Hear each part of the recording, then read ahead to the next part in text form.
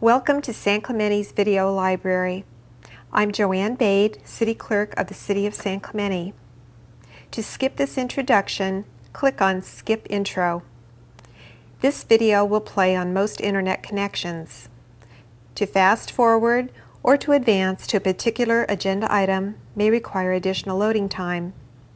To access a particular portion of the meeting, please click on one of the links on the right side of this screen. The Show Help link below explains various features that are available with this site.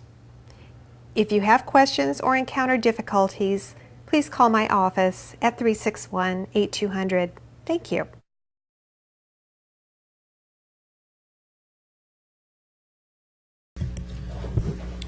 Welcome.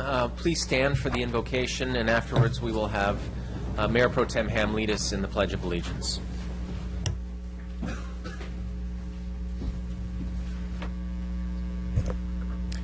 Will you please bow your heads with me?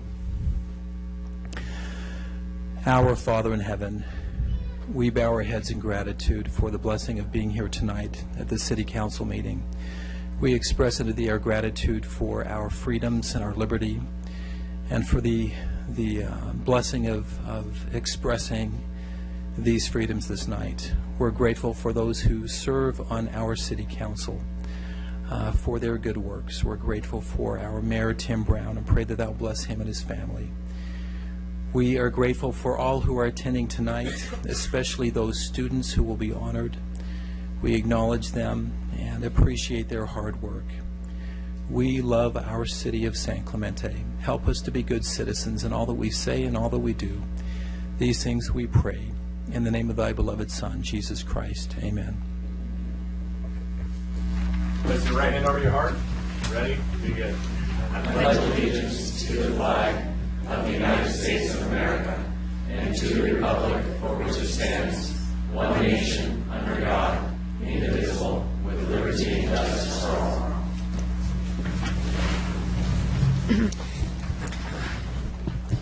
Councilmember Baker. Here. Councilmember Donchak. Present. Councilmember Everett. Here. Mayor Pro Tem Ham. Here. And Mayor Brown. Here. First item on the agenda is a report from Matt Garrettson and Gabby Meyer, student representatives of San Clemente High School.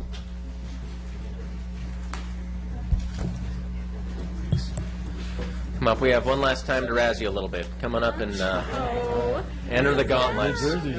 Yeah. Decided where our That's why we're all casual today for you guys. Very cool. all right, well, let's get into it. Okay, so for our last presentation, we had the dance concert on Friday and Saturday, May 30th and May 31st. The dance concert was a huge success. It sold out both nights. I didn't get a chance to see it, but I heard it was amazing. I got a chance to be in it, and Yeah. it was amazing. And that's also... No, it was amazing except for Matt. Yeah, The whole everybody thing else. was amazing. Yeah, and that's also a picture of our dance team, so... Actually, it was straight up amazing. I'm not lying at all. It was They're really, really, really great. talented. Yeah. Now all my children want to dance. Yeah, thank That's you. a good thing. Hey. Next one we have is prom. It was Saturday, June 6th at the Nixon Library. This is obviously a picture of me and Gabby up there. Theme was the Roaring 20s, and then they had inside their big ballroom, they had just like music playing in there. Outside they had a big swing and jazz band, which I thought was really cool. They had like a wooden dance floor outside, a bunch of tables set up. It was really just beautiful evening. Had carriage rides in the parking lot. That was kind of cool. Yeah. Also on June 5th we had our Best Buddies prom, and these are some pictures from that. It was supposed to be really, really fun. A lot of kids participated. Those are all the members of Best Buddies, and I heard really, really great things. So. You know, actually, one of the things that was probably one of the coolest parts of a dance concert is we had a few of the numbers that were amazing, and we had a number of different folks that participated from all the clubs and that were able to participate Yeah. in it. So it was really special. It was a really neat night. All right, now to highlight some senior things. We had the senior barbecue recently. We're going to have the senior sunset this Sunday. This is the picture of the senior brunch. Guy getting ready to eat some pancakes. And then grad night, which is the night of graduation. It's like kind of our last night at the high school. And the theme is Life is a Highway, if I'm not mistaken. Yes. All right, this is graduation. We'll have 688 seniors graduating. every UC and almost every Cal State is represented, along with a few Ivy League schools, and even the American University of Paris people will be graduating going to those. So it's Tuesday at our field at 4 p.m. Okay, so we also have our new San Clemente High School representatives, and if they'd like to stand up, it's Daniel and McKenna. Yay! So Daniel and McKenna are both current sophomores, soon to be upperclassmen, juniors. And Daniel plays high school basketball, and he's also involved in the theater program. If you've seen any of the plays and musicals, he's probably been in them for the past 2 years. So also McKenna does cross country, and she does ASV with me as well. So they're both awesome, and you guys are going to love them. And now for our last part of the last one we're doing here, have announced our colleges. As you can tell, I'm going to Cal Poly SLO, and I'll be majoring in industrial technology. It's about like 2/3 of engineering and another third of business. And I'm going to be going to the University of San Diego, as you can see. And I'll just be in the honors program. I'm going undecided for now. So, yeah, we're both really excited. Yeah. Only 2 days left of high school. Wow. Yeah. I'm sure this is a very trying time for you, but I think you'll muscle through it. It's bittersweet, actually. It's definitely something exciting to look forward to, but yeah, we've been living in San Clemente our whole lives, so. Well, before we bid adieu, we have a few certificates here. Hold on, don't run away. Okay. Stay there. All right, hold on. And as he's getting up to give you certificates, I think you both have done an excellent job at representing the student body of San Clemente High.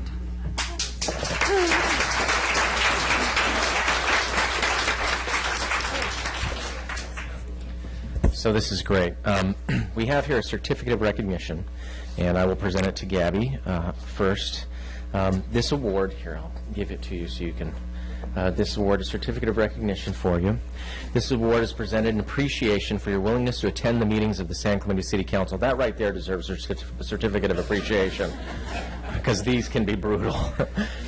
But it's to ensure that the council and the citizens of our fair community remain up to date on campus activities at the high school. In demonstration of your spirit, your presentations were always dependable, thorough, and carefully and well prepared. On behalf of City Council, the residents, thank you for your good service. We appreciate everything. Thank you.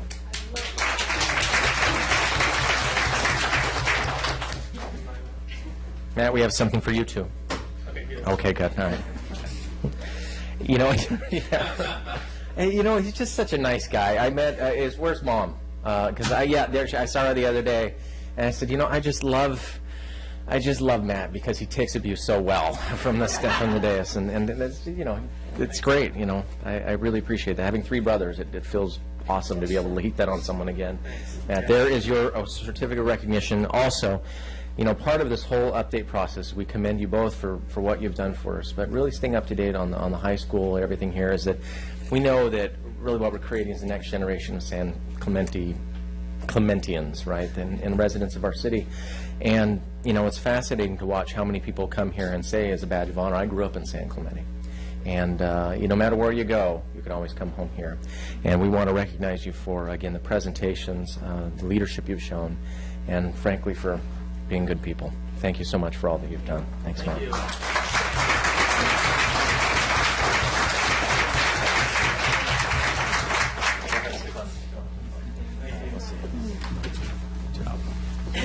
And Mr. Mayor, before you kids go, I'd just like to say one thing. Last year, when I was the mayor, I had the honor of handing out quite a few diplomas, and I got to tell you, anybody that says kids today and something negative doesn't know what they're talking about, because 99% of the kids that I shook hands with at San Clemente High School last year looked me right in the eye, gave me a nice firm handshake, and when I said congratulations, they had a big smile on their face saying thank you very much. It did my heart good. So congratulations, kids. Thank you very much, Matt and Gabby, for doing that for us.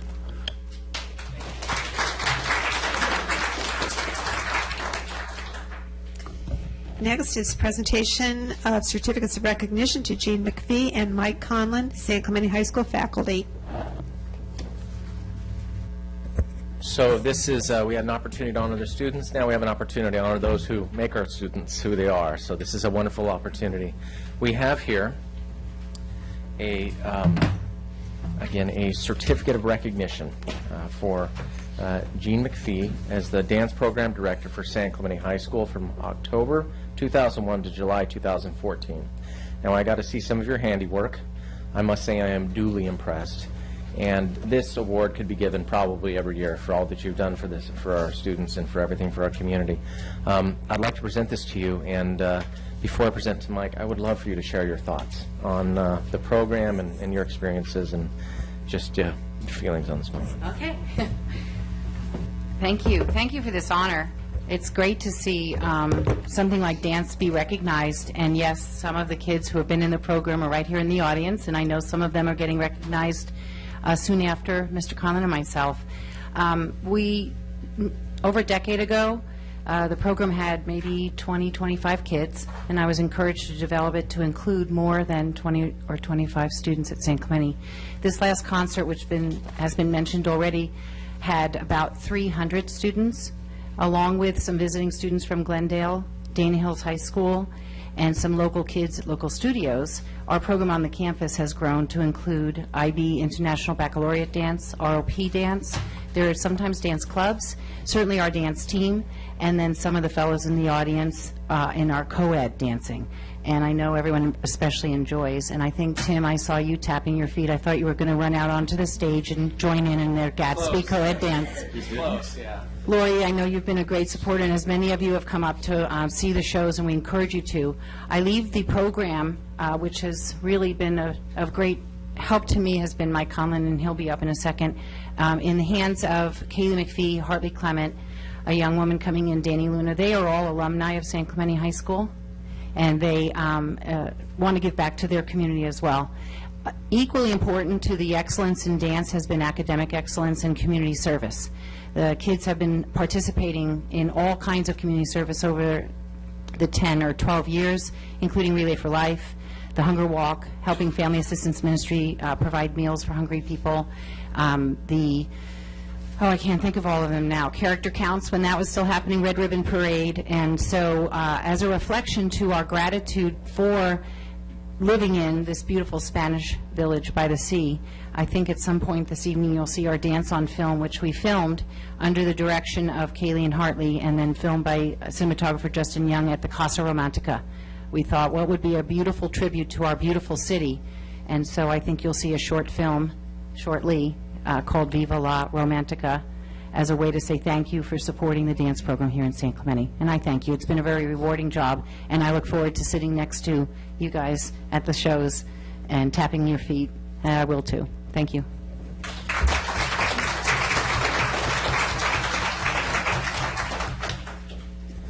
Now, Mike, it is my pleasure to present this to you as well, as a certificate of recognition for what you've done. As I was saying to Jean, it's hard to quantify, I'm sure, the impact you've had in all of your service on the students, on all those who you've advised. I know that I am the product of great advisors and great teachers which shape me and the way that I speak, the way that I think, and I still look back on them with great love and fondness. And I think for all of your years of service from September 1977 to June 2014, that is 37 years of instruction, support, and guidance to the students of San Clemente High School. Would love to hear a few thoughts from you on this one. All right, unlike in the classroom, I'll try and be brief here.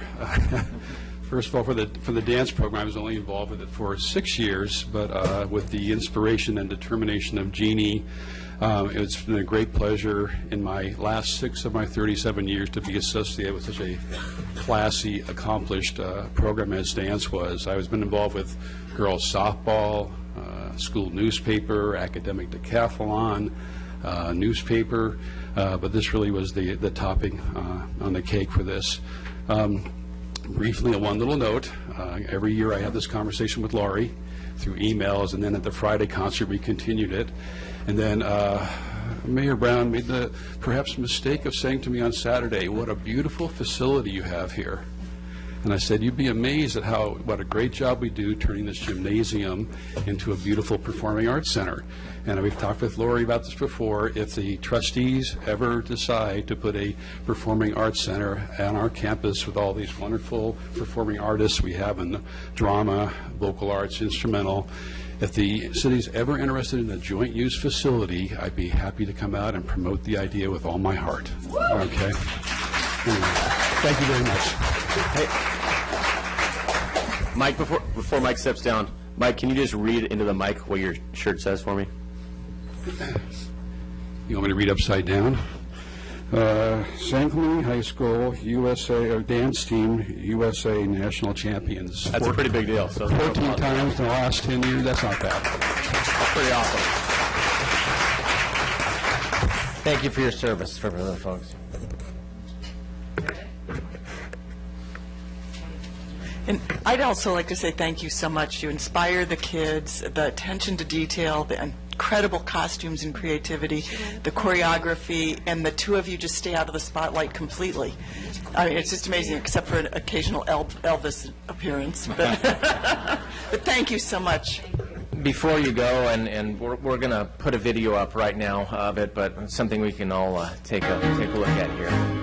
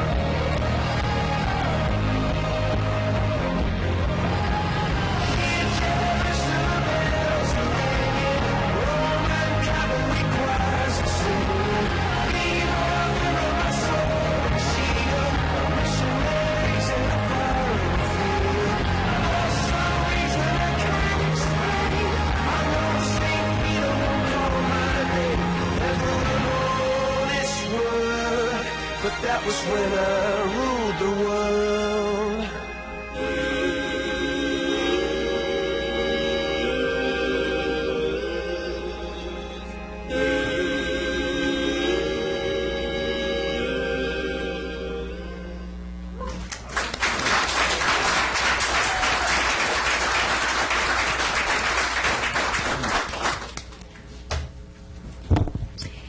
Next is presentation of award by Tiffany Townsend of Orange County Mothers Against Drunk Driving to San Clemente Sheriff's Deputy Aaron Schulte for his achievement in making 26 DUI arrests in 2013.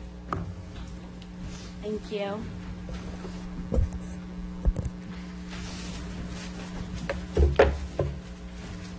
Good evening. My name is Tiffany Townsend, and I'm the program specialist for the Orange County Chapter of Mothers Against Drunk Driving. I don't really know what a program specialist is, but I run all the programs. I do the every 15-minute programs. I do all the law enforcement recognition, and that's why I'm here today, to honor one of your officers. At MAD, we obviously have great appreciation for law enforcement and all they do for the community. We have a saying that we never know how many lives they truly save. They could have saved your life and you'll never know it. So when it comes to DUI enforcement, obviously that's something that MAD is, it's our main mission statement. And we want to pay special acknowledgement to those officers who go above and beyond the call of duty when it comes to DUI apprehension. So thank you for allowing us to be here today. It has been resolved by the Deuce Ward Committee of the Orange County Chapter of Mothers Against Drunk Driving that you be honored for your exemplary service to the community in the apprehension of 25 or more DUI drivers in 2013. I would like to call Deputy Aaron Schultz and congratulate him for being your top departmental DUI arresting officer. He made 26 DUI arrests last year.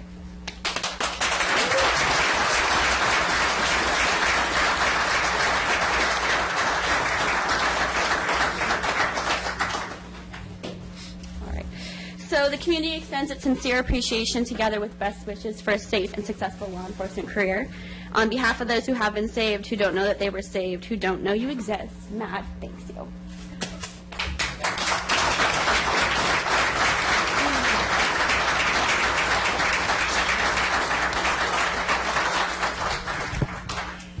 Next is presentation of a certificate of recognition to Associate Planner Sean Nicholas.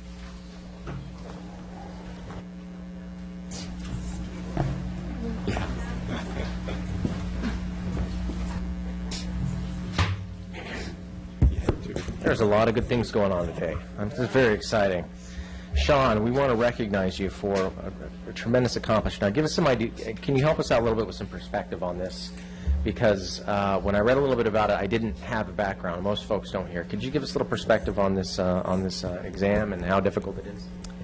Yes, thank you. This is the equivalent of the planning certification. This is a national certification similar to architect's license and engineer's license. This is the preparation examination to show a level of experience, ability, and capability and management in the field of planning. And it took me over a year in terms of preparation and whatnot to be able to take the test. So that's tremendous. Thank you. And so the name of it is he passed the Distinguished American Institute of Certified Planners exam. Just the name alone is imposing. I can't imagine actually having to take the exam of something named the AICP exam. But this is an amazing accomplishment. Frankly, I think it's something that the folks home should take great comfort that our planners are really taking this extra energy to provide this level of service, and I'm very excited to present the certificate of recognition to Sean Nicholas for the passing the Distinguished American Institute of Certified Planners exam. Thanks, Sean. Thank you, sir.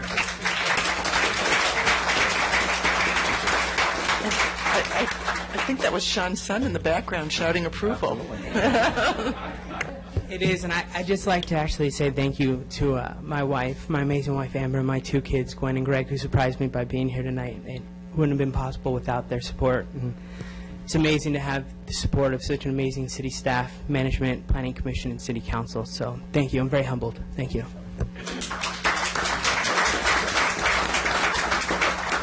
We should have a recognition certificate for Amber for being married to a person who had to pass the exam and caring for two children at the same time. Report from Kay Childs, Chair of the Human Affairs Committee, concerning Human Affairs Committee activities for the period of July 1, 2013 through June 30, 2014. Good evening, Mayor and council members and members of the audience. Well, you've read the report, so you see an awful lot of what we've been up to, but let me just highlight a few things and then maybe leave room for questions or things that you'd like to ask. First of all, we have been working at the high school with a counselor. The collaborative has put someone in there half-time, and that person has had 70 contacts, counseling sessions since the 1st of January through the school year. So it is something, a service that seems to be needed, and we're providing, and that's being provided. Excuse me, the most exciting thing that's happened to me in the last week or so is that we had at our last HIC meeting Camino Health Center come in and say that they are committed to putting a facility in San Clemente. It will be just down from the Presbyterian Church. They expect to open it by the 1st of January. It will be serving the underserved community still, but a physical facility with 6 exam rooms, and then another space upstairs to do some behavioral work on that in conjunction with the medical stuff. They also have some facility for dental for kids, which we don't have here, for free dental for kids or low-cost Medicare and Medicaid. So that's really exciting. Those are the big things. The smaller things, if they are small, the 76-unit apartment building for seniors is ready to open, and we'll have people in it in August. We've broken ground for another housing unit. We're doing so much here in San Clemente. One of the small things that's happening, which I really think is neat, is that the smaller communities have gone together with the library closed, and they're having free books available for the children so that the children can read through the summer. You know, school year when it's out, it's really tough when the kids don't get any reading in. So that's the main thing. One of the things that I heard today when I was listening to the people who were applying for the Parks and Recreation was that we needed a way to coordinate our volunteers in a more substantive, easier to connect way to get people out in the community to help each other, because that's what we're here for and what we're going to do. So we'll be thinking about that this year. We also have a group working on a senior, implementing more senior services, and that, I think, will come through too. Thank you. That's too dry. I should have brought my water up with me. Any questions? Can I tell you anything else about going on that you're interested in? So you said that they're ready to move in August into the senior housing there? That's what I'm told. That's amazing. Isn't that wonderful? And if you've gone by it at night, it's really very attractive. Although I don't know what that 76 sign's doing, but... It's 76 occupants. Oh, there you go. What? Boom, home. I'm on today. I am on. Yeah. Can you talk a little bit about the Stay Put program? You mentioned it in the report. The what? The Stay Put program. That's the program that we're beginning to work on, and Nancy Sutherland is working on that heavily. Staying put is staying in your house as a senior. The two things that seniors need is transportation and a bit of socialization. We also give them some of the other things here at the senior center, the Meals on Wheels and things like that. But this is for more of a middle level, a person who's lost their driver's license, but they're still living alone or at home, or a couple living in a house, don't have transportation to get to the doctor. And staying put means that the seniors get together as a community, and those that can still drive volunteer to drive. Those that, and they provide and plan social events and put those on so that the socialization and the driving gets taken care of. And it's more, it has to be sort of a grassroots things from the seniors. So that's what we're working on. We're trying to figure out who seniors in our community would be willing to start such a program and work with the senior center and the other. But Staying Put is the name of it. It's great. And Kay, I think on 60 Minutes about 6 months ago, there was a very exhaustive, well, one of the 20-minute segments that talked about staying put, that seemed like a wonderful idea for a community such as ours. Been very successful in, I think, was it Groton, Connecticut, or Hartford, maybe? This was in Hartford, I think, although it's Villages. Village to Village is the founding member, and then Staying Put was this one community. But again, it was the same philosophy. But it has to be driven somewhat from the seniors underneath. Absolutely. Who are willing to participate in the program and volunteer some of their time and pay a fee each year.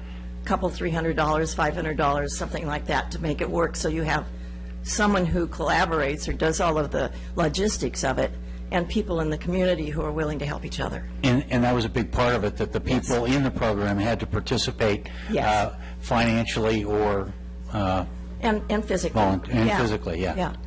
And that's what I think San Clemente has an advantage, because we are a village, and we can help each other very easily by just reaching out a little bit. Yeah. Any other questions?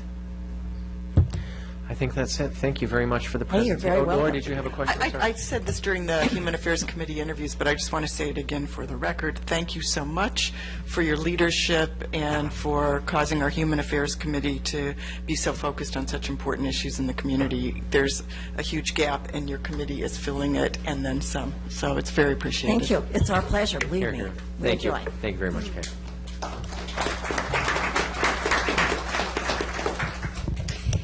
Next is presentation of the 2014 Human Relations Leadership Award to Kevin Mariano.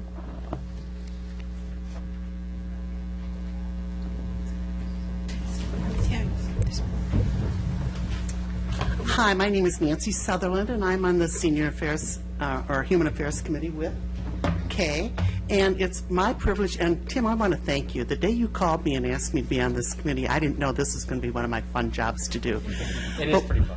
What I get to do, and two of us have gone to the high school, we interview some of the graduating seniors that are recommended by the faculty for their outstanding leadership, for their community service, for just the all-round wonderful students, athletes, art students, and the music performance, everything that they take part in. And then we get to take those nominees and select one to represent the city. This year, we have an outstanding young man. His name is Kevin Mariano. He's right here. And I want to introduce him and his father, come up here, and his brother, because it isn't just this young man, it's the whole family, because the time commitment, I just am going to let Tim read all of his accomplishments, because when you see them, you won't be able to understand how this young man could fit everything in that he does and still maintain a 4.37 grade point average. So I'm going to let Tim read the proclamation to him, but we are so pleased, Kevin, that you are part of our community and that you come from such a fine family. We're grateful to have you here. And it was an outstanding senior class this year. You said that earlier. When we go to these award banquets and we see the accomplishments that these students represent in our community, the time, the service, just their attitude, their wonderful demeanors, it's just heartwarming to think that they're citizens. And I hope that each one of them, when they graduate, will want to come back here and raise their family, because we need you to be part of our community. Congratulations. Thank you.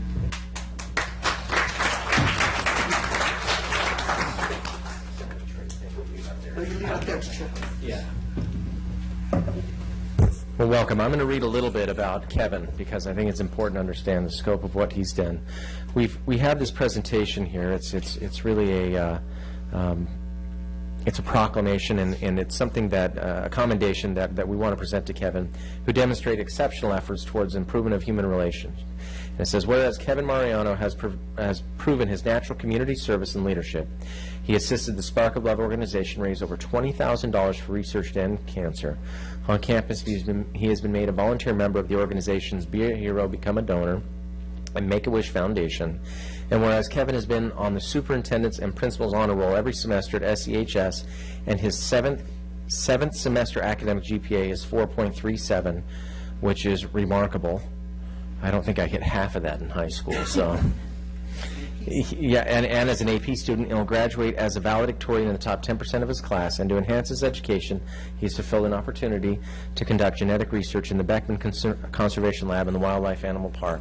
And whereas the City of San Clemente is grateful for your efforts as an exemplary student, leader, athlete, and volunteer for your community service, now therefore I, Tim Brown, Mayor of the City of San Clemente, acting on behalf of the City Council and the citizens of San Clemente, do hereby commend Kevin Mariano, and by doing so urge all citizens to join the San Clemente High School student body in their efforts to pursue excellence and to dedicate extensive service hours to those in need and educate the public about the special needs of our community. Congratulations, Kevin, and here is your award. Thank you, sir.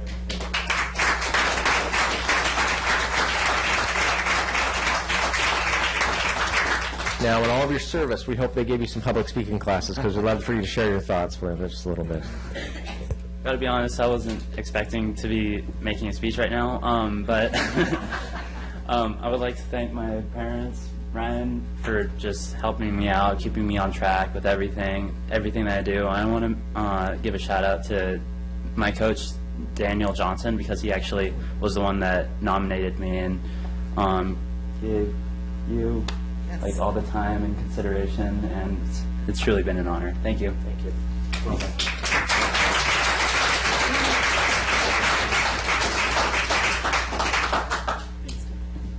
Let's get a picture of that. Where are you going? You look good here. Thank you. Good looking family. Thanks, guys. I really appreciate it. Because we have Mothers Against Drunk Driving here tonight, I just wanted to remind all of you that it was 20-plus years ago that grad night at San Clemente High School was started because of the Mothers Against Drunk Drivers who wanted to protect the seniors from going out and getting hurt on their graduation night. So thank you, officer, for making all those arrests, and I want all of you to support grad night in the high school because that will keep our students safe. Thanks. Thank you, Nancy. Next is presentation of a certificate of recognition to Ethan Gossick, San Clemente High School's Scholar of Scholars. I am so grateful that Joanne pronounced that last name before I walked up here, so I didn't have to kill it, because I would have. Now, Ethan, this is a tremendous award, and I read a little bit about your accomplishments. Now, it doesn't say anything on the certificate of recognition, so I'd like to ask you to tell us a little bit about what it is that you accomplished at San Clemente, this high school this year. This is going to be brutal, and this is actually good training to be a politician, because what you do is spend most of the time telling people how great you are. And so, not that I want you to be a politician, because you've already ascended way past any of our ilk here, but I would love for you to just tell us a little bit about how the year went and what you have in your future plans. Would that be okay? Yes. Okay, great. Here you go. Let me give you that before something to weigh you down. Come on. All right, well, I'm Ethan Gasick, and I am the San Clemente High School Scholar of Scholars for the class of 2014. And what that means is that my 8-semester cumulative academic GPA was the highest in my graduating senior class, up through the 12-week progress report of my senior year. And I had a 4.8 GPA. I'm an IB diploma candidate. I will be giving a speech at commencement, and other things I do. I'm involved in our instrumental music program. I play the viola, and I also take lessons at Chapman's Conservatory. And I'm on our varsity soccer team this year, and last year made some good runs in the CIF playoffs, and that's just an amazing experience, and the community support we get with that is just amazing and untouchable compared to other communities from what I've seen. This past summer, I did some research at UCI's Cancer Research Institute looking at epidemic analysis of with applications towards cancer identification, and that was about 200 hours of an internship from competitive application for which I was selected. And I've also volunteered at the Shea Center in San Juan Capistrano, which works with clients with physical, mental, and emotional disabilities. We put them on horseback and try to help them that way, just address their problems.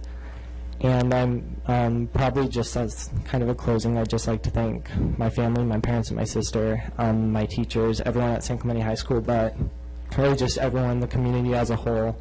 I think definitely as an athlete and then as a student at San Clemente, you definitely feel a certain sense of spirit and family that I really think isn't replicable in a lot of other communities or cities locally. And I will be going to Yale University in the fall of 2014, and with a major in applied mathematics and looking towards applications for economics and finance and financial modeling. But I definitely love to get back to San Clemente and help our community more than for all that it's given me as well. So thank you.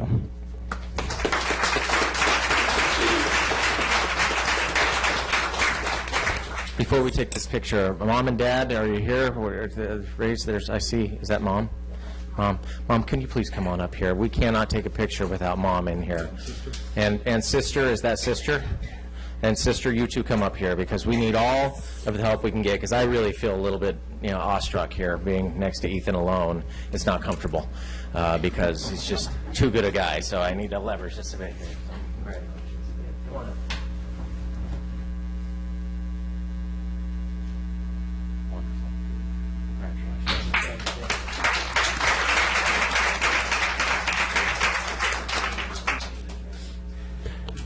And Ethan, we'll have opening on the Investment Advisory Committee one year in about 4 years for you, okay? Ethan chair. Yes, he'll bring his algorithms with him, and we'll do good. Ethan, was there a higher GPA in the district, or was yours the highest in the district? Oh, okay. 4.8 just seems pretty incredible. Yeah, right? And next is presentation of a certificate of recognition to Mason Delahook, San Clemente High School's Triton of Tritons.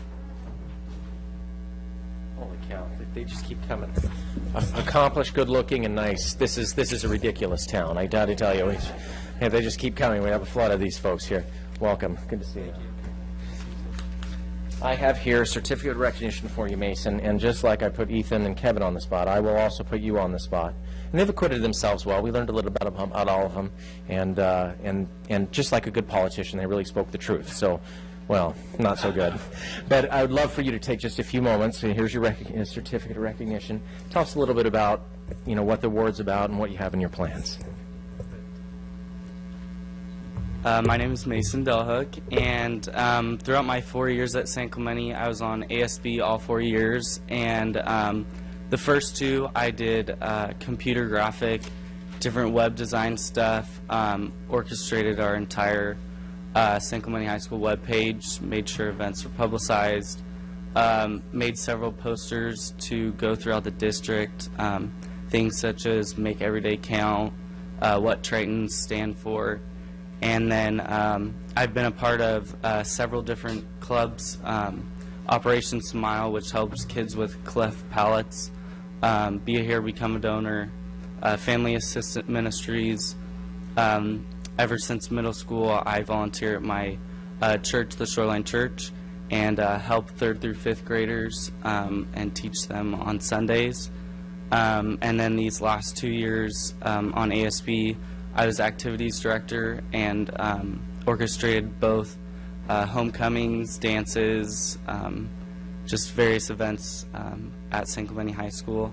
And I got to get to know all the faculty and staff there, and they're truly like one of a kind. I don't think there are any better people at other schools, and so I was very fortunate to get to know them and grow and mature as a young man. And I'd also like to thank my parents and my brothers and sisters for supporting me and putting up with me.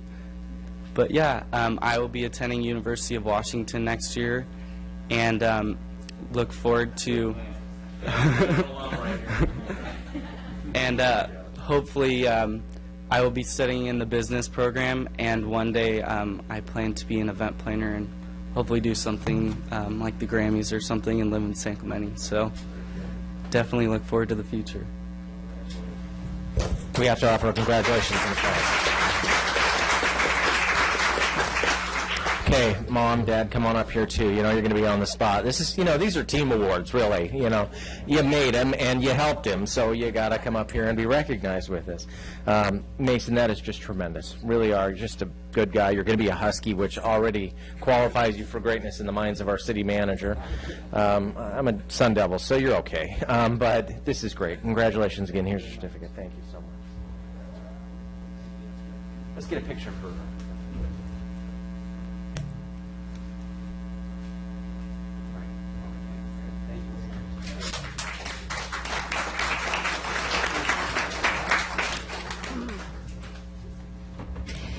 Members of the audience who wish to address council on matters that are within the jurisdiction of the City of San Clemente but not separately listed on the agenda may do so during the oral communications portion of the meeting.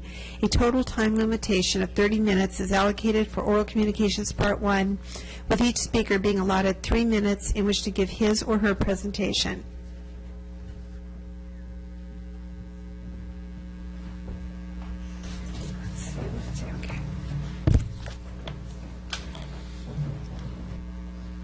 Okay, first we have John Dory, and following John Dory is Jancy.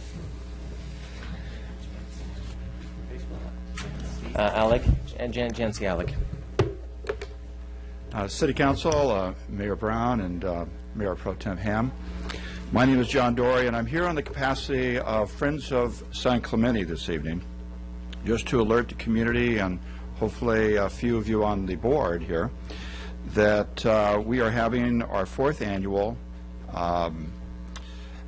charity golf tournament at the at the San Clemente Municipal Golf Course on June 27th. It's a shotgun start at 12:30. We start at 10:30.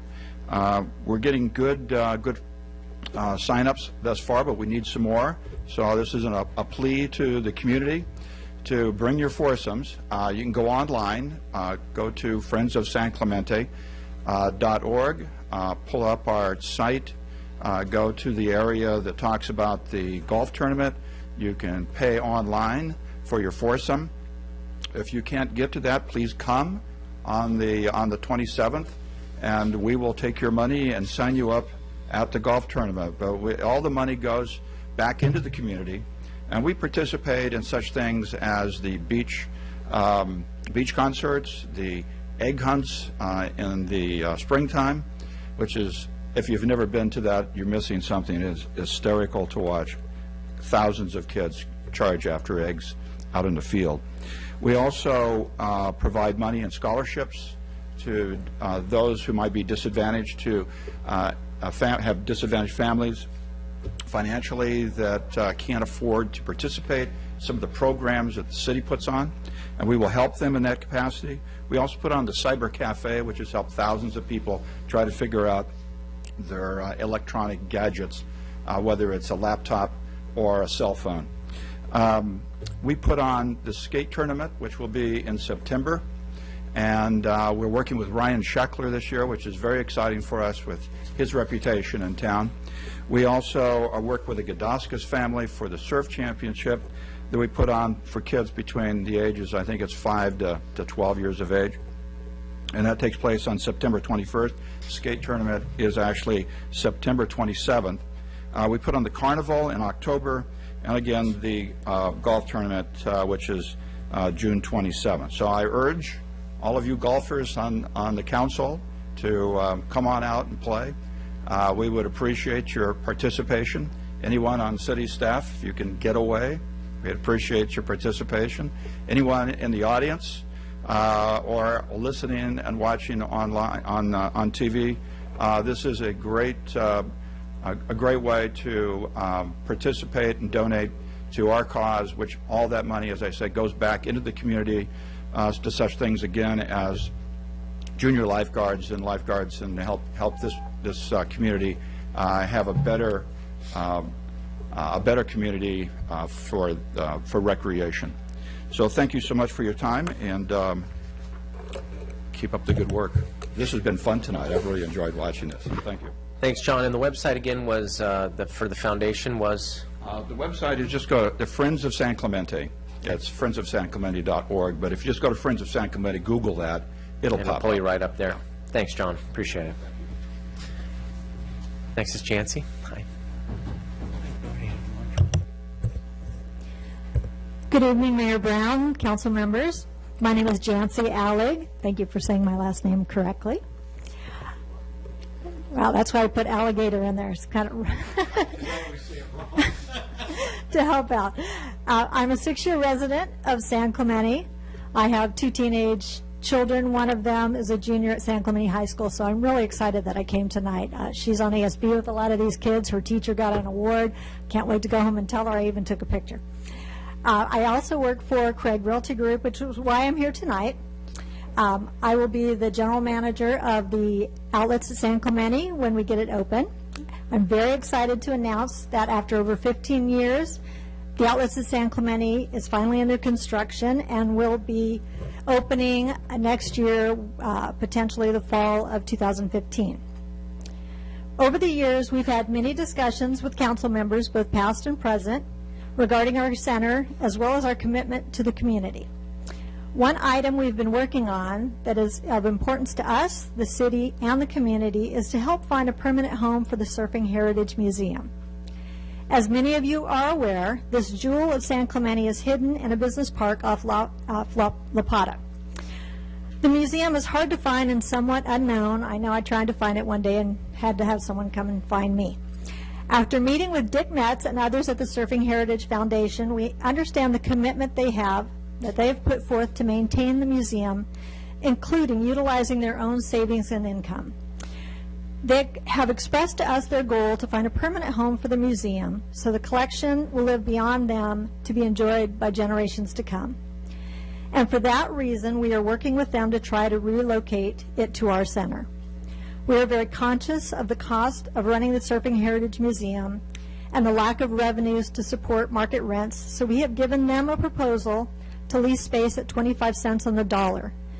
We are working with them on a business plan to calculate potential entrance fees and event revenue to offset their costs.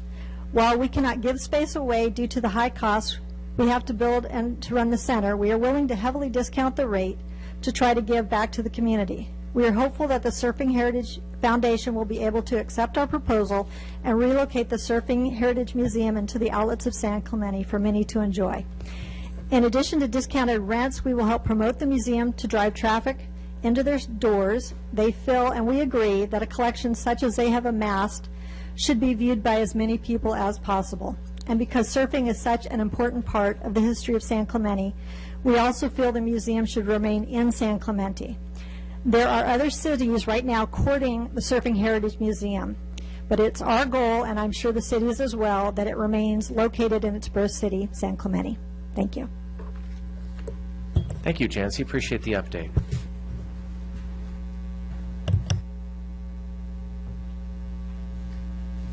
Next, we have George Brody.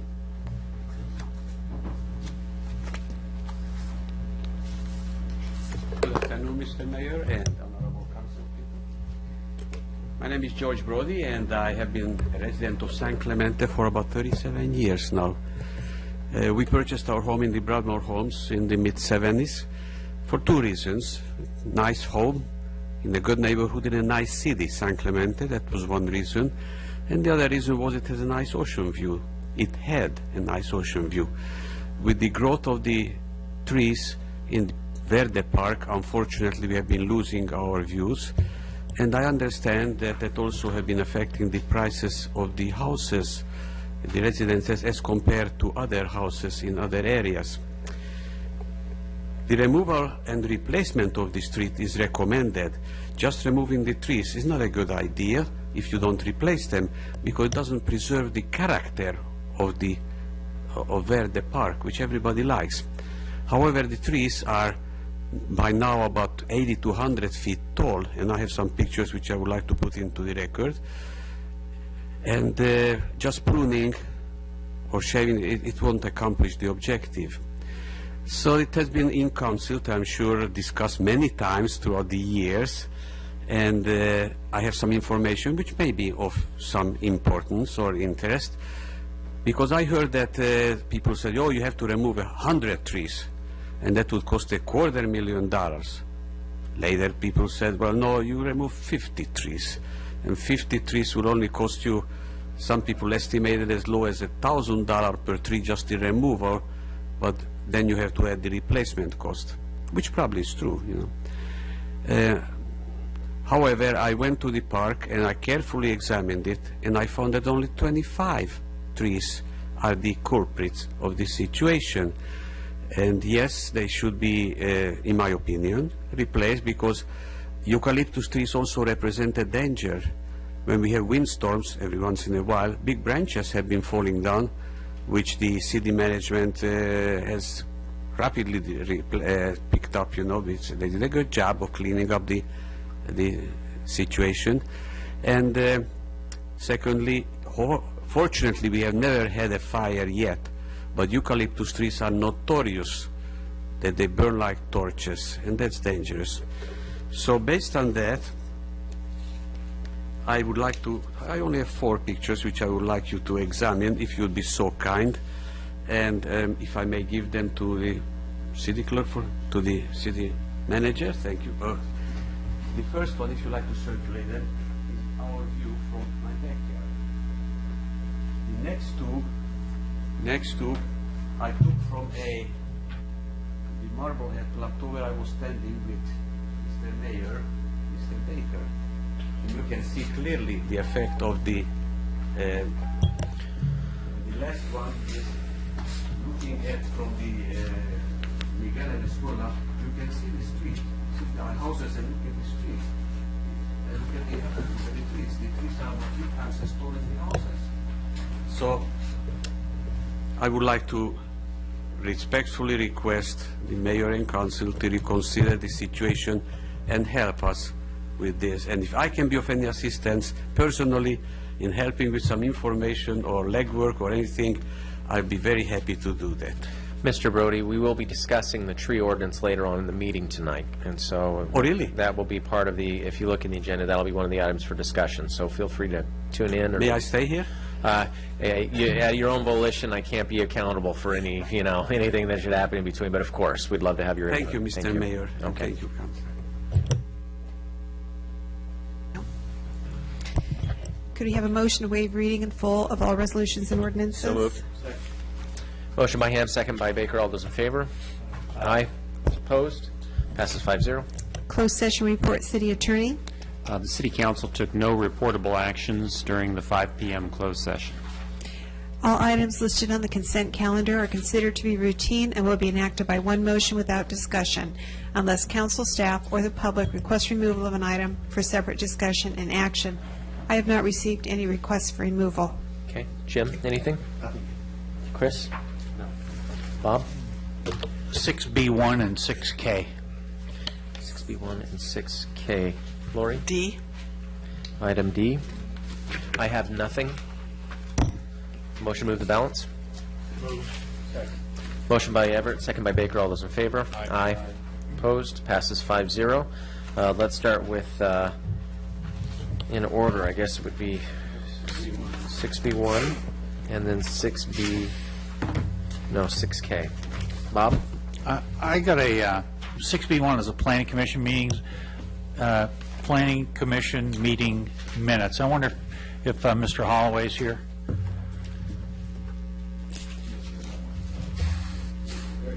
There we go.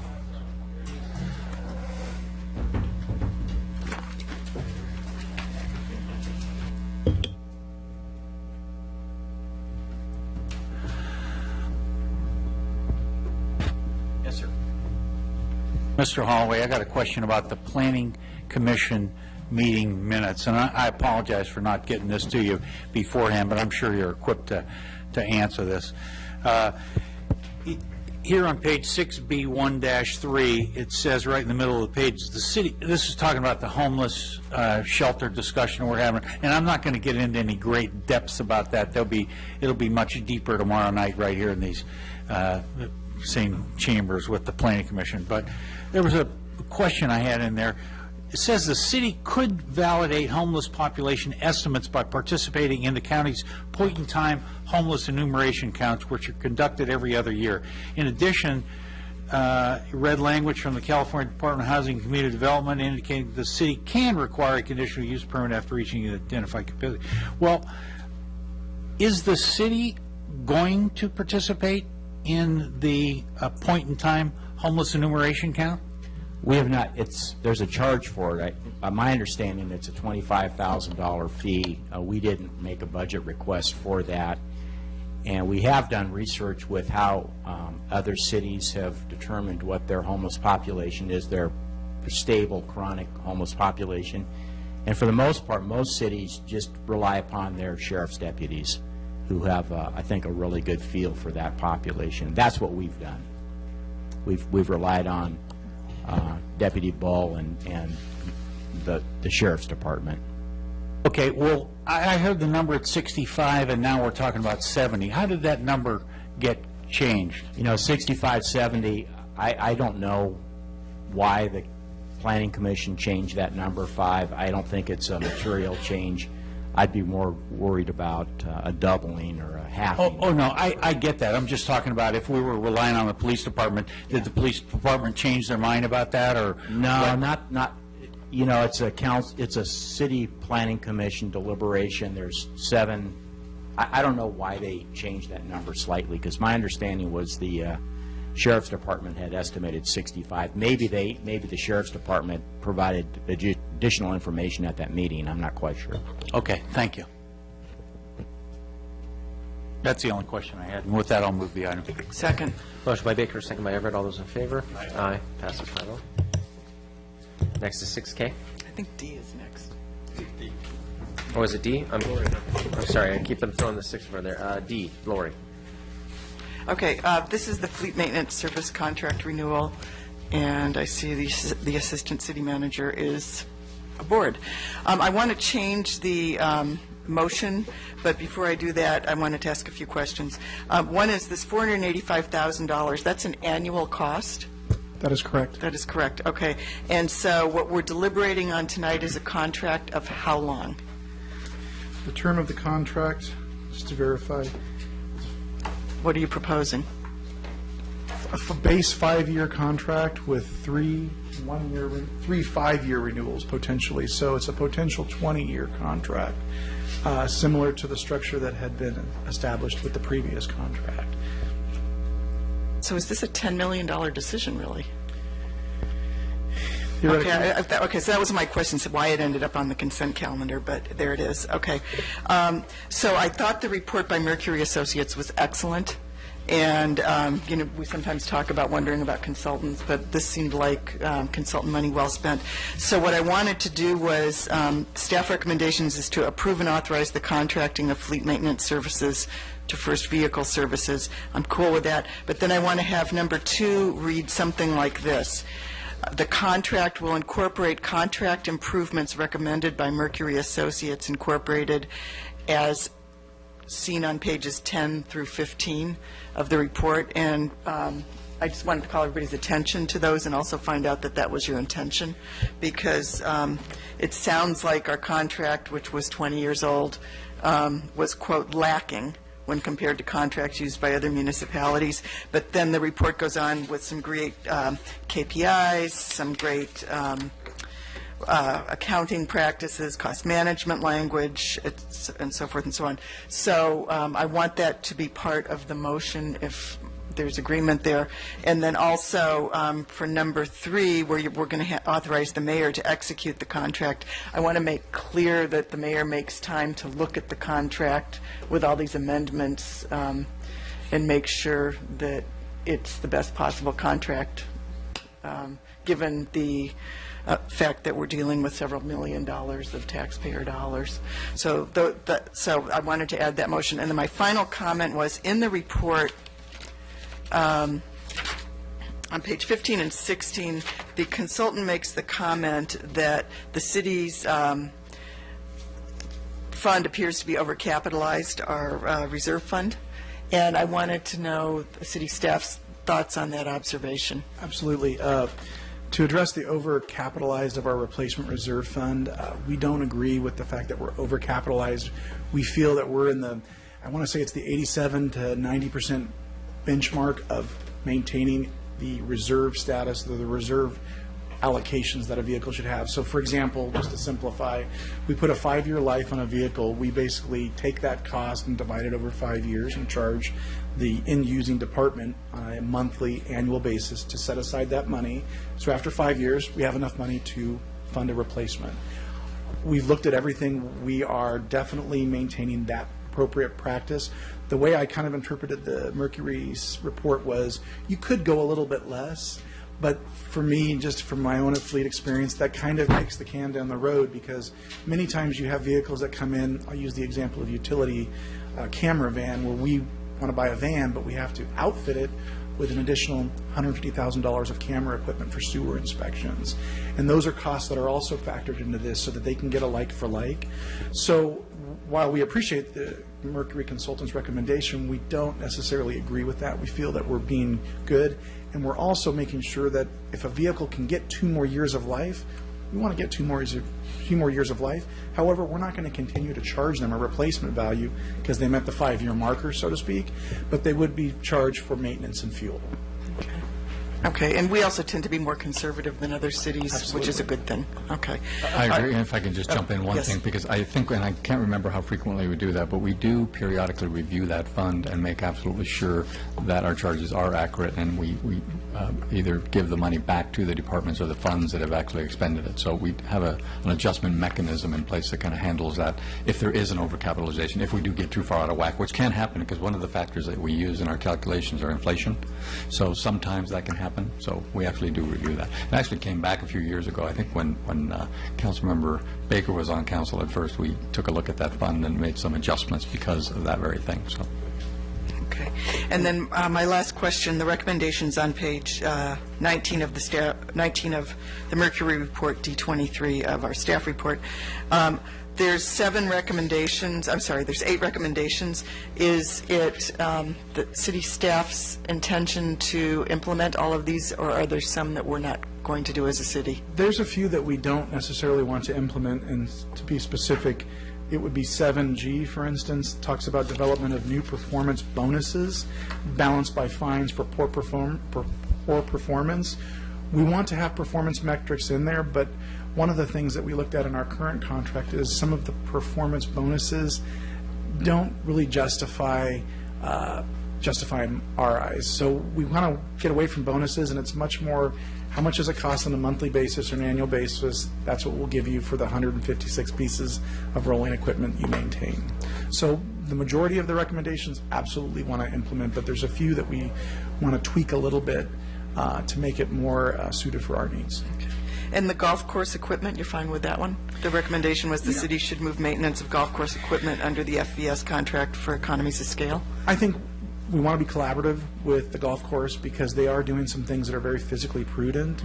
And I think we can come to a mutual collaboration with Gus to make sure both needs are met without inducing or incurring additional costs to him. So it might be a hybrid of this, but we will visit that.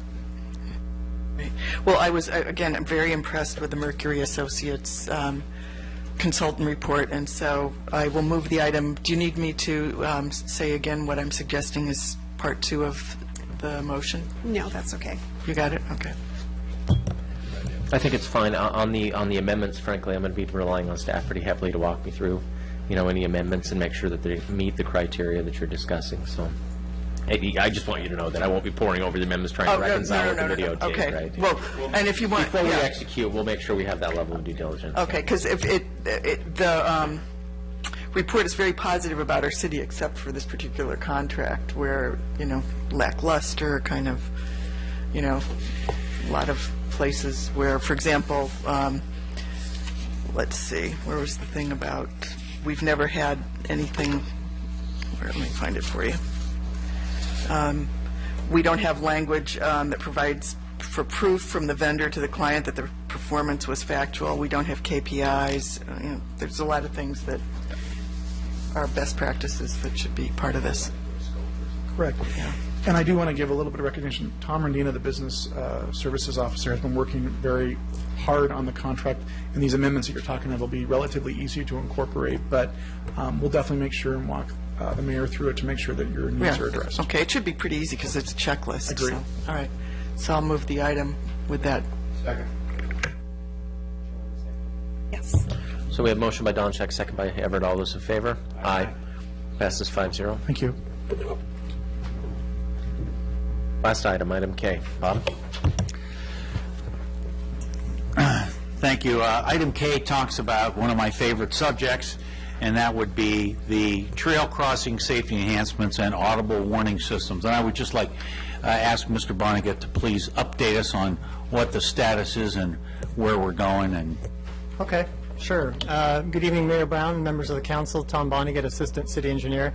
Let me try and give a capsule summary of briefly where we've recently been and where we're attempting to go.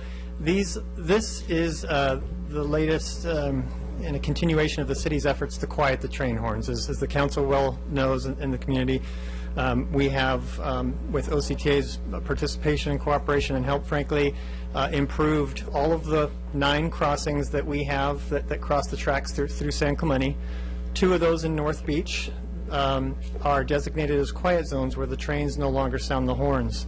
And we have been working to basically achieve that goal on the other 7 crossings. And there's a lot of background, but the long story short is, for technical reasons, those 7 crossings did not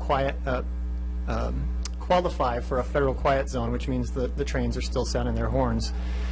So, and as I mentioned, there was a latest effort, and as part of this recent safety improvement project, we were pursuing what was called an audible warning system, which would provide an audible warning at the crossings and provide basically the warning to pedestrians using the crossing without having the train horns, rattle half of town, so to speak. Unfortunately, the appeals court ruled against the California Public Utilities Commission and basically denied their permitting authority for that. So we're taking a new approach, and that's what we're recommending tonight. And we have some optimism that our application for a waiver, which is what we're asking your authorization to do, will be met with a better reception than earlier efforts with the Federal Rail Administration, because we think they are now looking at this as their responsibility, where they were basically looking to the California PUC to handle it. Now that the courts have said, nope, it's not their authority, it kind of puts the focus squarely back on the feds. So we're working in close coordination with OCTA on a waiver that will take a multi-pronged approach. We're basically going to use every avenue to either establish a quiet zone or pursue certain exemptions, but any of the 3 approaches in this waiver will have the net effect of silencing the train horns. It's an administrative process. Even our federal lobbyist, Marlin Company, mentioned that we should, if there's an opportunity to do something administratively, go for that, do that first before you try and spend a protracted effort doing something legislatively. So that's what we're looking to do, and the application involves, it would be submitted by the city manager, and we do need formal authorization to do that. As the council knows, there's a subcommittee of Mayor Brown and Member Donchak who have been your representatives on this issue, following it through.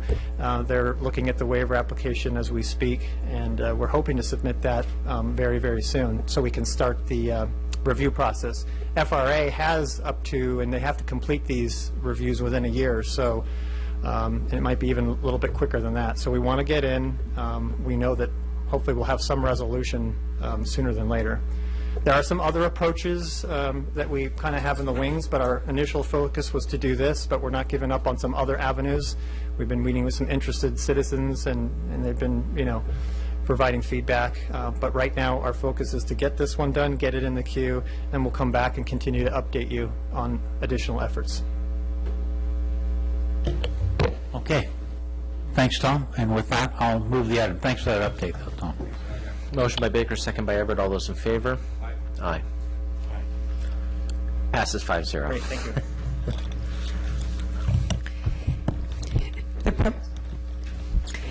The public hearing process includes a staff presentation, a presentation by the applicant not to exceed 10 minutes, and public testimony not to exceed 3 minutes per speaker.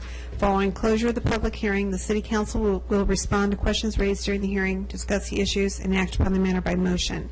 The first public hearing relates to the possibility of modifying the city's water rates. Good evening. Thank you. So the first item to start the public hearing off is the City Code modification amending Section 13.04.220 subsections A and B and C of the San Clemente Municipal Code regarding water rates. So I have a brief presentation, and I also have Jim Kaler from Utilities as well as Tom Rendina to address any details the council may have. So 2014 water rate review summary. Potable water, based on the report in front of you, we're recommending a 6% rate increase. On non-potable water, we have a flat rate of $2.15 per unit, which is a decrease from the existing rate of $2.55, and eliminate the contract rate.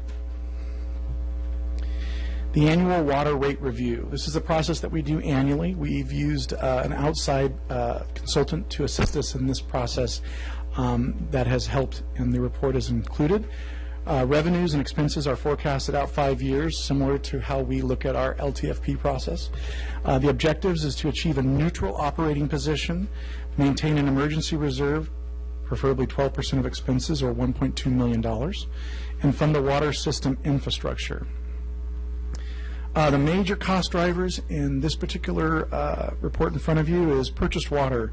We buy 90% of our water, or I should say 90% of our water consumed in San Clemente is purchased. We'll use the term imported. Water costs have increased 5.2% on January 1st of 2004, and we will be seeing another increase of 3.7% on January 1st of 2015. Depreciation of expenses are increasing. Older assets require more money to maintain, and the infrastructure that the water system is on is a critical and important infrastructure for delivery purposes. And as I've indicated, the infrastructure is aging, and harsh soil conditions also affect the asset lives.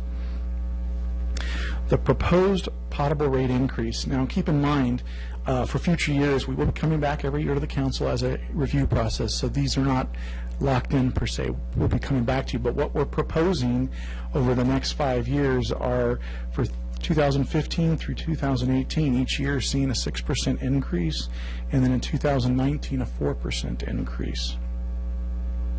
Historical rate increases, just to give you a snapshot of our history. Starting in 2008, we saw a 9.2% increase, and then we've jumped to 15.7, 12.6, 12.6, 7%, and 6 and 6, just to show you that. Impact to the average potable water bill based on the 6% rate increase. The current bill for a single-family resident is currently $50.03. With a 6% increase, the proposed bill would be $53.01. And for a commercial account of $191.24, that bill would be $202.71 with this 6% increase.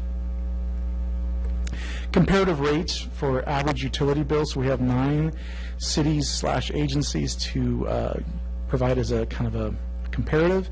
And as you can see, San Clemente is right in the middle of, on the number 5 slot, with the monthly user fees on average being $91.71, and you can see Oceanside being $169.17 on the high end, and Molten Miguel on the low side at, actually I should go to the $58.29.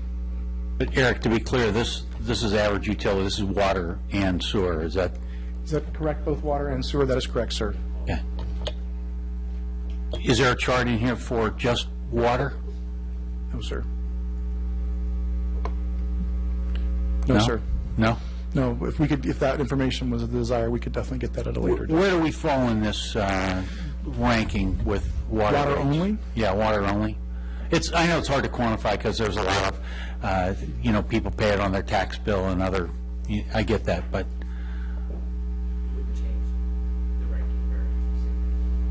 Ranking is the same? More or less. Okay, thank you. Non-potable or recycled water, the cost of service study performed to model the impact of the expansion project on rates. Recycled water production will double, 932 additional acre feet of production, and 130 irrigation accounts will be covered over the next 3 years. So this is something that I know that has been brought forward a couple of different times by David Rievendorf's, talking about how this expansion will be going for some golf courses and some other things. So we're very excited about this. And homeowners associations as well, correct? What percentage do you think it will go from? I mean, there's a certain, from what I recall, there's a certain percentage of water usage right now. Is it around 10% right now that goes for recycling? I'd have to defer to Jim if he would know that, or Mr. Bill. I just want to get an idea of the order of magnitude. Yes. I'm not sure I understand the question. So what percentage of just water in San Clemente? So if you have 100% water usage, what percentage of the water right now is recycled water that we currently... recycled right now? Yes. Less than... well, I can tell you, when we get our 100 customers with the reuse system, we'll have about 270 million gallons a year, or 750 acre feet, which is about 10%. Oh, so, okay. So at the end of this process, because I remember it being not a significant amount, but at the end of this process, we anticipate around 10% of our Yes. water supply coming from this recycle project. Yes. Fantastic, okay. Right. Currently, about 800 acre feet a year is consumed by the existing non-potable customers. So out of roughly 9,000 acre feet a year. So it's maybe 8-9% today. probably nearly double, going to 14 or 15% after expansion. That's fabulous. That's a big chunk. Just want to get an idea of the order of magnitude. Thank you. Appreciate that. Then the other thing was we examined the price strategy, flat rate versus tiered, and we discovered, based on the consultant, the flat rate structure was the most common for non-potable recycled water. That concludes my report. The staff recommends to adopt and approve the ordinance as specified in the staff report, and we stand ready to answer any questions or open it up to public comment since it is a public hearing. I will note, and I'll defer to the city clerk, we did receive protests. However, they did not meet the criteria for protest, if you would like to elaborate. Yes, the city received 46 protests. We have 17,234 properties in the city that receive water, so the 46 protests do not represent a majority protest.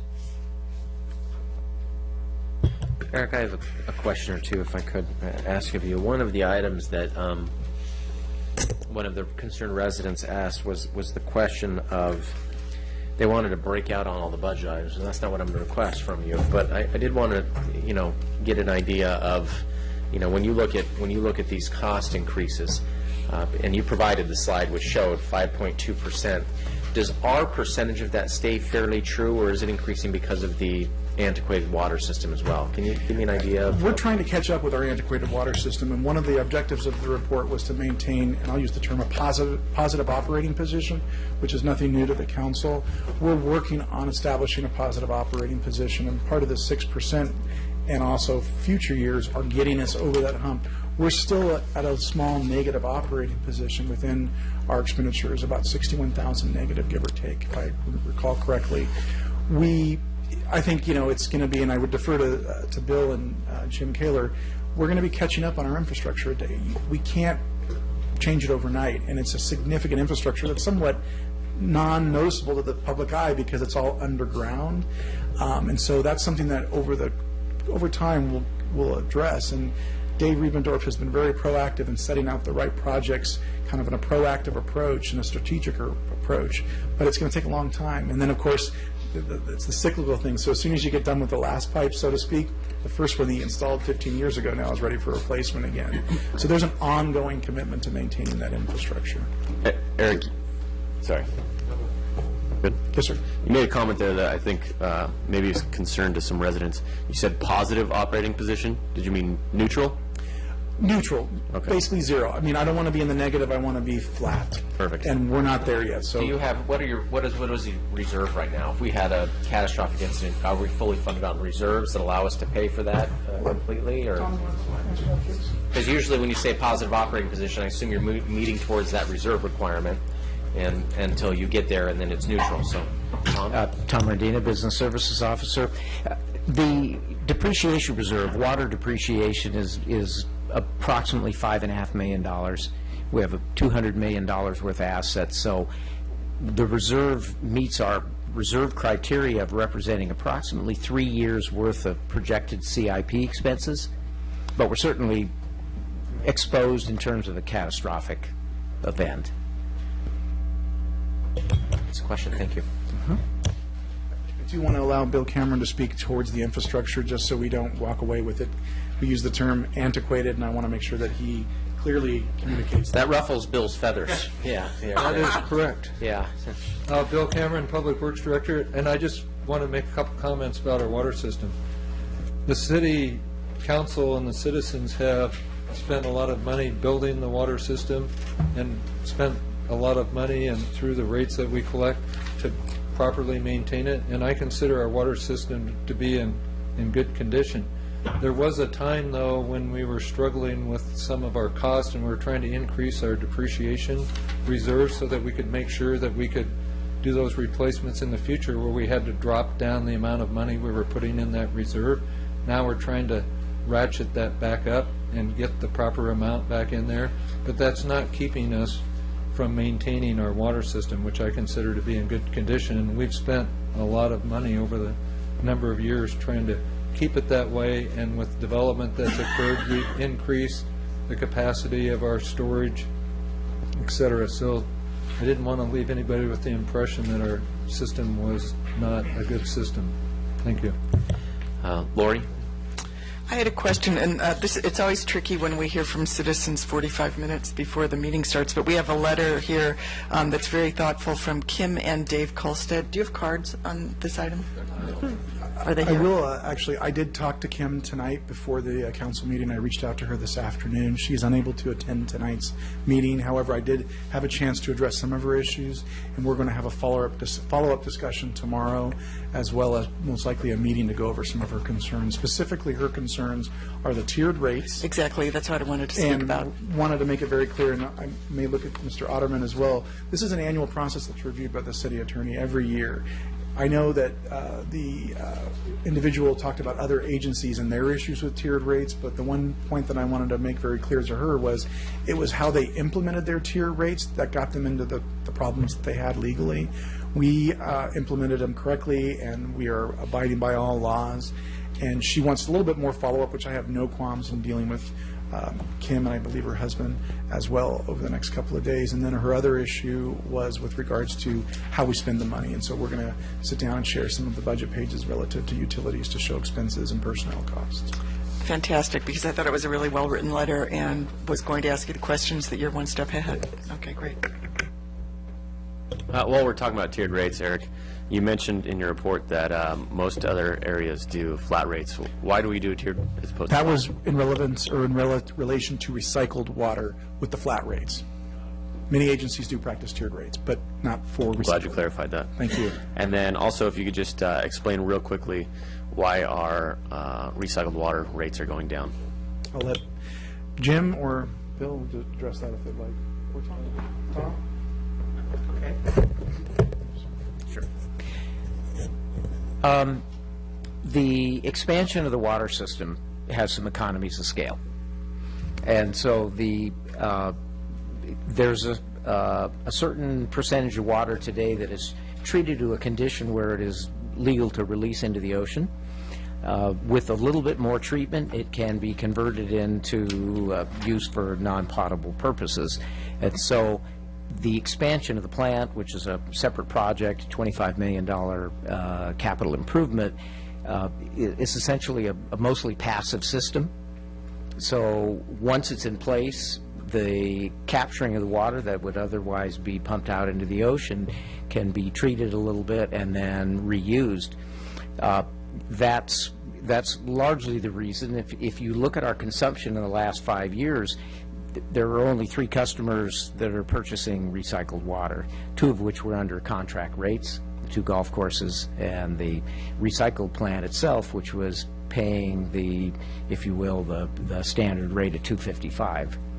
So with the expansion of the system and the costs projected forward, when we hit capacity with the conversion of the 130 new customers that are currently irrigation customers using potable water, converting to non-potable, the weighted average cost to essentially operate the recycle plant in a neutral position is $2.15. So it's actually very, very good news on a number of fronts. We conserve water and lower costs to all of those users. Thanks, Tom. Sure.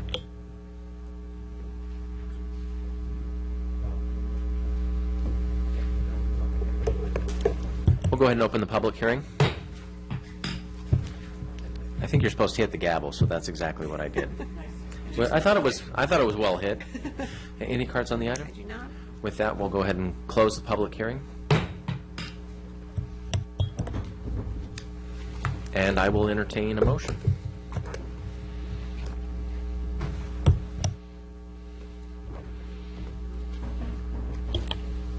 Sure, I'll read it.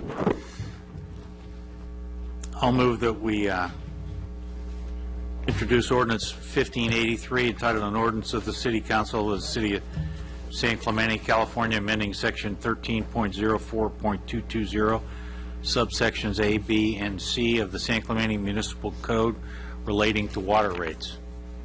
Second. We got a motion by Baker, second by Ham. All those in favor? Aye. All those opposed? Passes 5-0.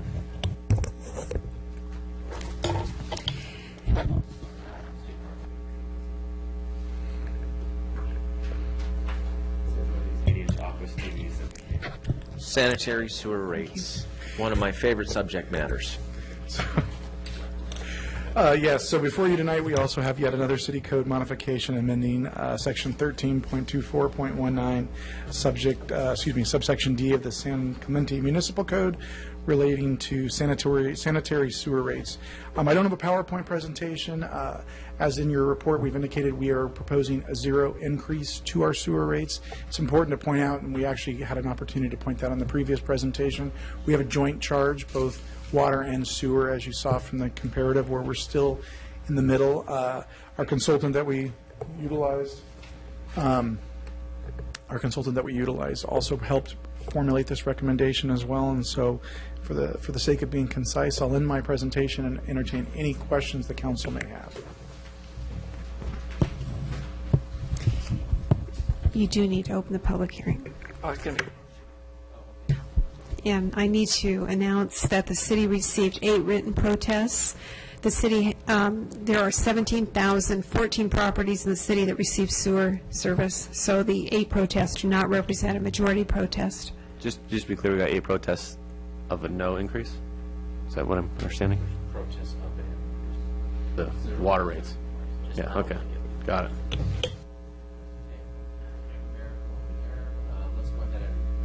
We'll go ahead and open the public hearing. Do we have any cards on the item? I do not. And we will go ahead and close the public hearing. Entertain a motion. I'll make the motion that we introduce ordinance number 1584, entitled An Ordinance of the City Council of the City of San Clemente, California, amending section 13.24.190, subsection D of the San Clemente Municipal Code relating to sanitary sewer rates. Motion by Donchek, second by Ham. All those in favor? Aye. All those opposed? Passes 5-0. Thank you. Thank you very much, Eric. Next item is a report from the director. Joanne. Yes. Mr. Randine, I want to thank you very much for your good work on this issue, again, as in past years. Thank you, sir.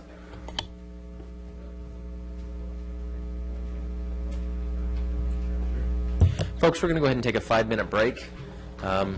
Let's reconvene at 7:45.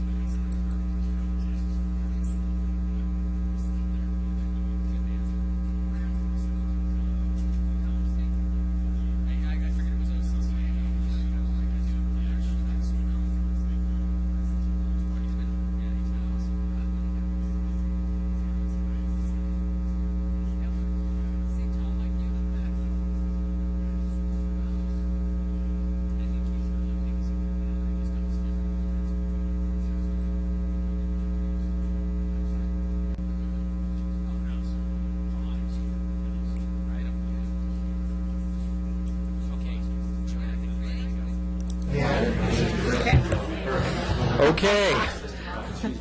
Let's go ahead and get started again. Okay, We're on Nick. to new business items. And this item is a report from the Director of Beaches, Parks, and Recreation concerning the possibility of amending the city's policy regarding removal, relocation, or replacement of public trees. Good evening, Mayor and City Council. This item is brought back to you. We did discuss this some months back, and you did give us some direction that we would focus on the question of potentially removing or altering trees in public landscapes. We routinely get complaints from residents about one neighbor's tree maybe blocking another neighbor's tree. We've also gotten complaints that locations in parks or golf courses may be blocking views. And so previously we brought to you an item and you narrowed the scope for us to look at. You asked us to look at what we might do in public spaces, so our beach areas, our golf course areas, our park areas, and residential streets, to look at how we might amend landscapes that were causing issues with views. Currently, our policy does not allow us to adjust any landscapes for view purposes. You also asked us to look at best practices, and so we researched other cities and what their practices were. It sort of runs the gamut. There are communities that are very protective of trees and you need a permit to cut down anything, and then there are also communities that we listed in your report that have view policies and do address the concept of views. What we found is that views are a very difficult item to address, not only because one person's view may be blocked from one area, but other persons may not, so it definitely changes depending on the location that you're at. There are also just differing values with trees, so while one person may have a view and the value of that view is very important to them, there are other folks that have the value of trees for their environmental purposes, shading purposes, and helping with oxygenation. So it is definitely an item that can become very passionate in a community.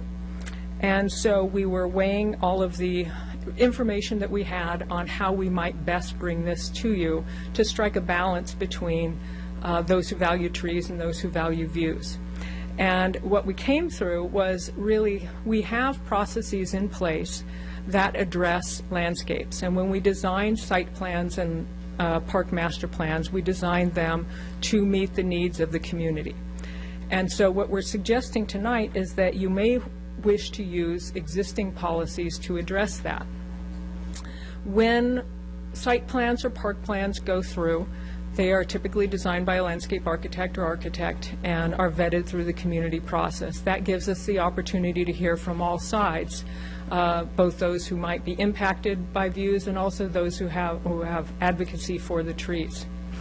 We do suggest that this is a very difficult process to go through, and that currently the existing policy, I think, does not address it because it is a difficult thing to imply that you may have a guaranteed view. The communities that do try and address it also address public and private, and then they also tend to address built and non-built items. So whether a building is going to affect a view besides just a tree. But because the question that you asked us was about landscaping and on public properties, what we're suggesting is that we refer this item to the various commissions that would normally review either master plans for parks or site plans to be able to vet this more publicly and get some public input. And if we end up with the interest in doing this, what we would suggest is we currently have a process that vets things quite nicely. When we do park plans, it goes to the Beaches, Parks, and Recreation Commission. The neighbors can come out. Everyone can weigh in on whether the landscaping is appropriate or inappropriate. And so what we are suggesting is there may be landscapes that should be altered. There may be landscapes that have outgrown their usefulness. And so that it would be relatively simple to amend those landscapes. And the process that we're suggesting is that if someone or a group of people have issue with a landscape, they could make application to amend a landscape. They would, just like anyone would process something, come up with an alternate plan It would go through the approval process where it could be vet from all sides of the discussion.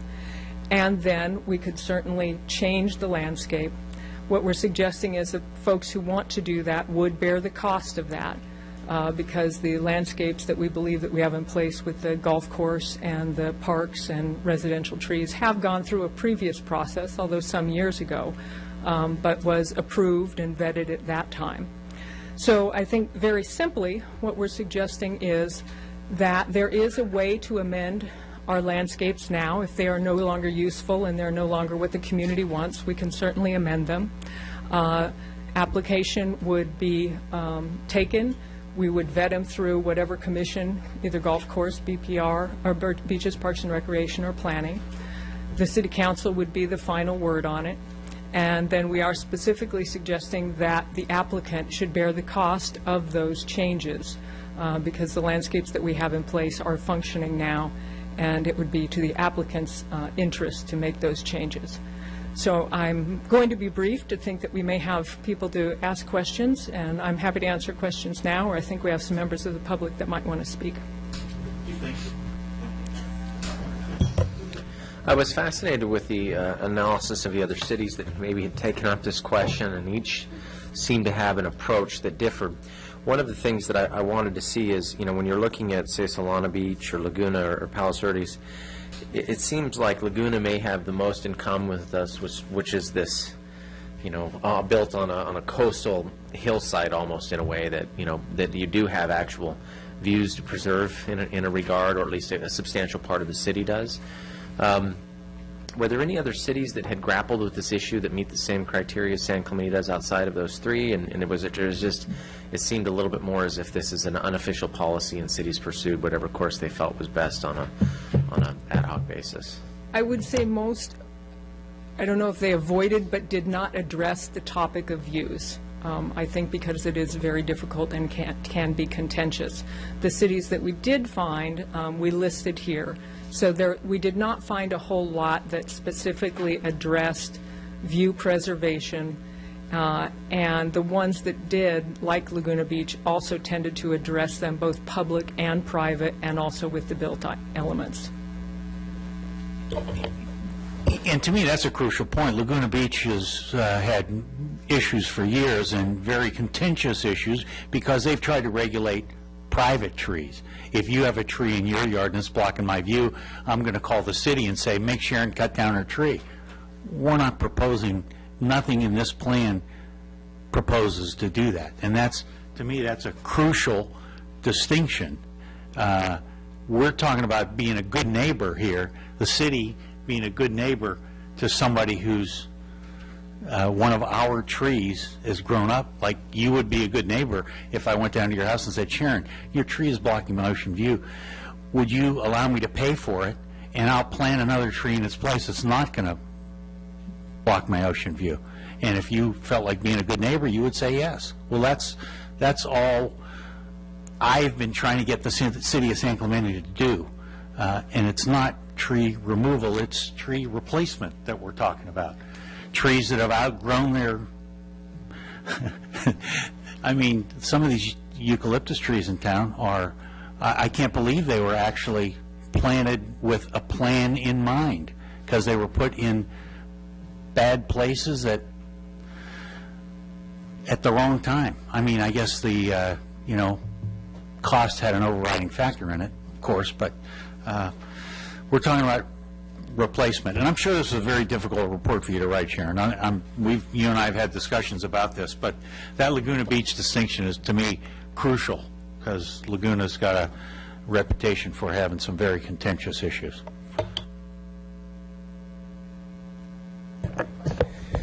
Yeah, I would just like to add to what Bob has said, because in essence I agree with him in terms of we're talking tree replacement.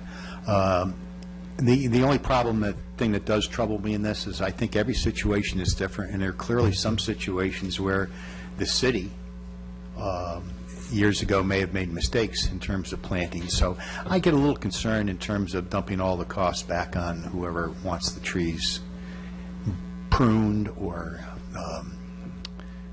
replaced. So other than the dollar issue, I like the idea that we can have some flexibility to fix some of these situations by replacing the process. And I'm also not sure we want to go through a laborious process on each and every case. I think there's some out there examples that we've looked at that are simple cases that we as a city council could take a look at with some staff recommendations and clean up right away. Like trees planted, eucalyptus planted around water reservoirs. I wanted to talk about two things. One is staff, and the second is community input. And I'll start with community input. In the staff report, you talk about noticing people within a 300-foot radius. And what troubles me about that approach with this topic is it's basically we're going to do this unless we hear a protest. And so I was trying to think of a different model for that, and I was thinking about the undergrounding where a petition has to be filled out by the people that want it. And I'm wondering if there's a different way, because we're talking about public benefit here, and we're talking about, as you eloquently put in your report, what I see and what you see from the same tree may be different things. And so I was wondering if there was a more proactive way to get the affected parties to kind of sign on to it before it comes to the city, rather than it having to come, with a public noticing, and we're going to, only people within 300 feet are going to get to deal with it.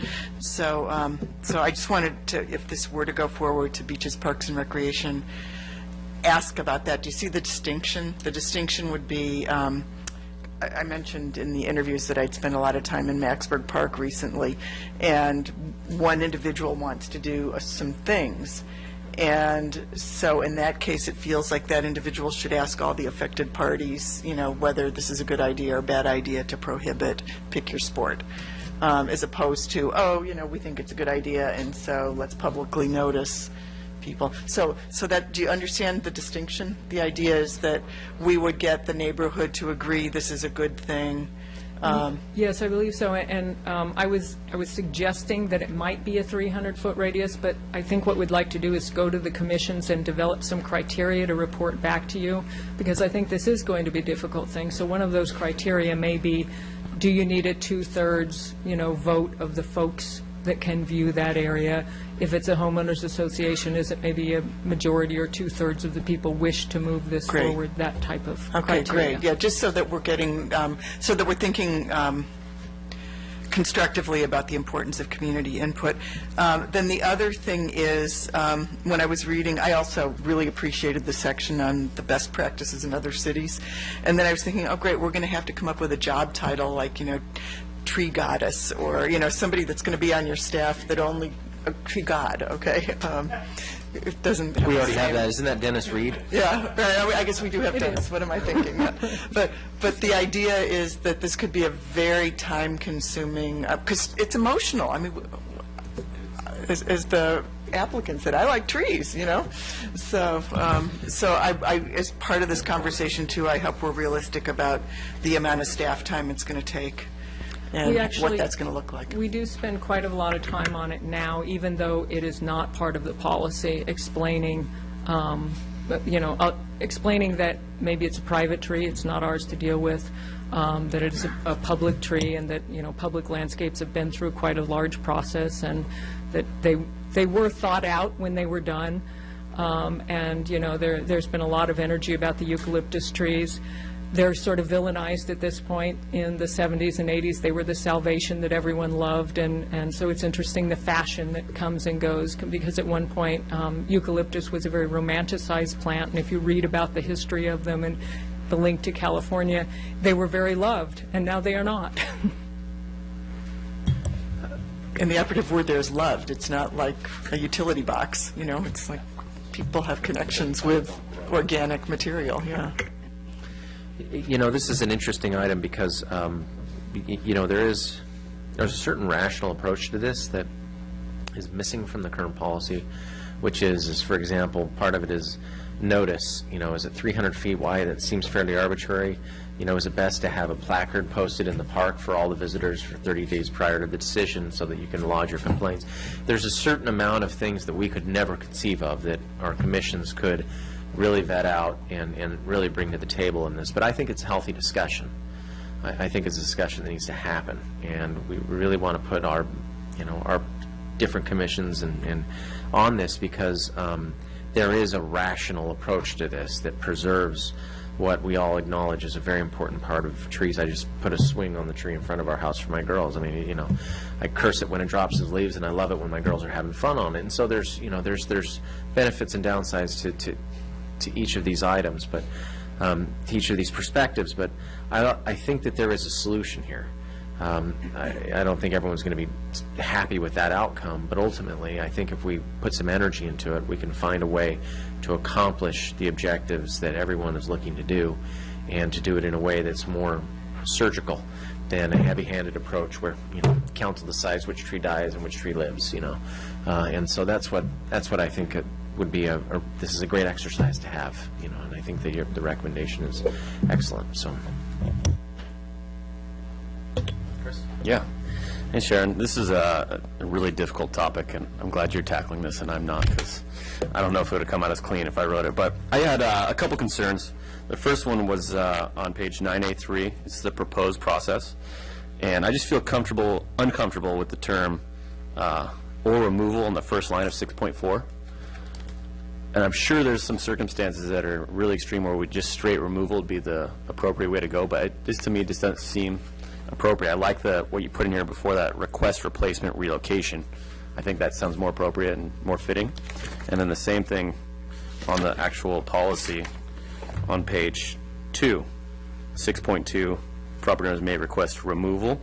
And to follow up with that, and I think outside the box pretty often, one of my thoughts was if you truly are just going to remove a tree, not relocate it, not replace it, there could be some sort of public benefit gained by you removing a tree for your own personal benefit.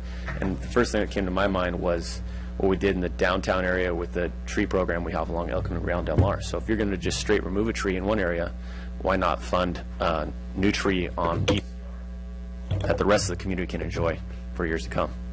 So I don't know if that was anything that was discussed or thought about, but that to me seems like it'd be a reasonable request. Okay. So it's a win-win for everyone. Should we hear from members of the public on this item? I just wanted to add one more thing while it's in my brain. In 1986, there was a tree ballot that was voted on by the community. As part of the process going through the commissions, that should be in the appendix for them to look at and what the results of that initiative yielded. I don't think it succeeded, but I don't remember the margin, and I don't remember if it's directly comparable to what we're contemplating here. Have you looked at it? Yeah, I have, and it is not, I mean, you can make anything germane to the discussion, but it talked about regulating private trees, neighbor-to-neighbor trees with the city involved in the middle, and that's not what we're talking about here. So that was private trees, and that's what we are steering away from. Okay. Let's go to hear from members of the public on this item. Okay, first is Alan Corson, and following Alan Corson is it Brood Walls? Yes. Yes. Okay.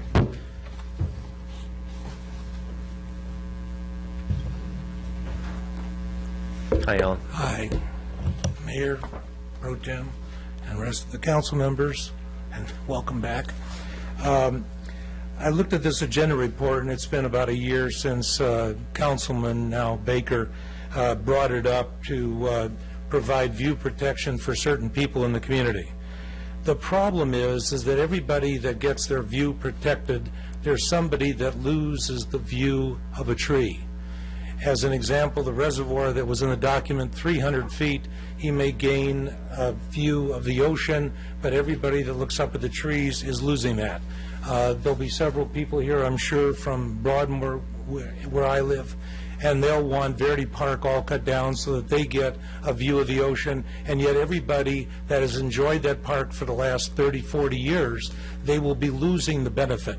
Somebody that I talked to today said there was just a wedding down there last week, and I guarantee you that the reason they had the wedding down there was because of the verdancy of the park. Our daughter many years ago used to have a day camp for kids when she was a kid herself, called Camp Verde. And we participated in that. It's been a lovely source of enjoyment for the entire community. It's a neighborhood park. In all the discussions, as you all know, I was one of the co-chairmen of the General Plan Advisory Committee, and in none of the discussions that happened did anybody get up and say, wait a minute, we got to have a section in there about view protection. Everybody wanted the city to stay the way it was and to protect its verdancy. And if you look at in the vision document, one of the things is sustainable environment, protect our urban forest. This in no way protects the urban forest to sit there and take down a mature tree and put in a sapling or a 15 or a 25-gallon tree that may take another 40 years to mature is not replacing like for like. The only person that might benefit is that person which has a better view of the ocean. He's one person, there's 65,000 other people within this community that might benefit from the presence of that tree, and I think those people ought to be taken into consideration. Yes, Laguna Beach does not protect, they don't separate public and private. They don't take down any trees for public view. They do for private view, but it's a very lengthy process between the person offended and the offender. And also in the city general plan, which was adopted by the panel up there, public view corridors, UD 6.08, tree preservation. We make every effort to preserve mature trees before considering tree removal. Preferred approaches, where possible, include modifying street improvements to preserve trees, or using best horticultural practices such as watering, fertilizing, pest control, et cetera, et cetera. The whole point is that we should be protecting trees.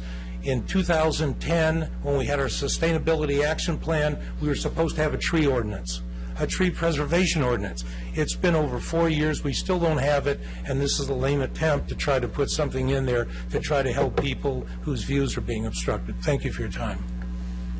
Thank you, Alan. Next is Brood. Good evening, folks. How y'all doing? Good, thank you. My name is Bruce Walls. I'm a 30-year veteran Marine, and I've lived at Kelly Squella for 19 years. I live at the entrance of Verde Park. And those 5 or 6, half a dozen trees that are along the road that goes up to Verde Park is shadowing my house and probably about 5 feet away from where the branches are going to start hitting the roof. Also, there's some eucalyptus trees up there that are about 75 foot high. If one of those branches break off, it's going to land right in my living room, dining room area. And I worry about that a lot.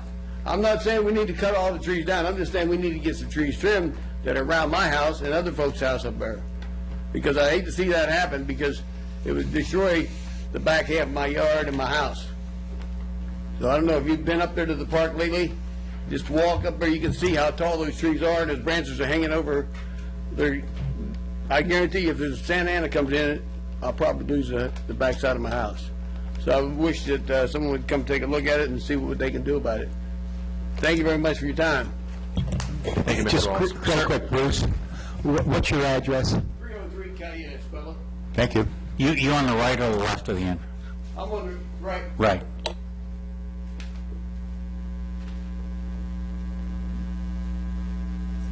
Next is Mike Leitner, excuse me.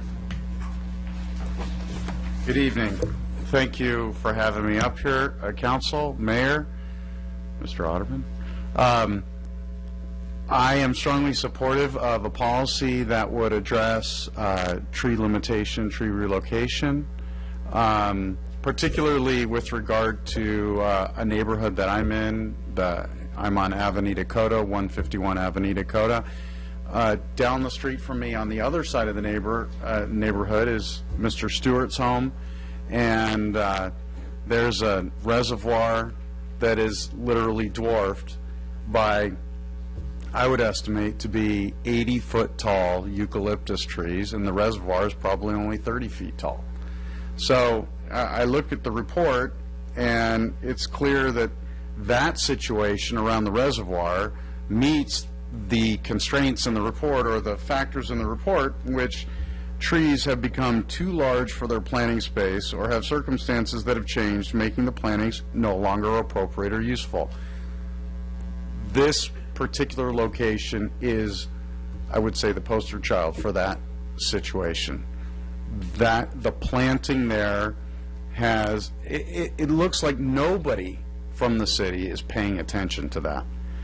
And it's clearly dwarfing the reservoir. It's not being a good neighbor, and we strongly support the council in implementing a changed policy that doesn't require the property owners or the neighbors to go through an exhaustive bureaucratic process to have trees like these changed or constrained. And I think there is a balancing with regard to the costs, but I could see, unfortunately, a exhaustive, very expensive bureaucratic process to go through to get trees that are truly out of proportion to the surroundings and not providing any public benefit, to get them removed. So that, I really think, is the concern that we have, and that is, if you apply a policy that makes the applicant pay for both the investigative staff time and then elimination of the trees and relocation, that could be very expensive for those 80 to 90-foot trees. There's probably 15 or 20 of them, more than that. They're not providing any public benefit other than some gentlemen refer to them as possible torches. So should the reservoir be screened? Absolutely. Should there be trees? Absolutely. Should they be that high around that reservoir? Absolutely not. So we strongly support a change to this policy. Thank you very much. Thank you, Mike. Next is Georgette Corson. Any other cards on this item?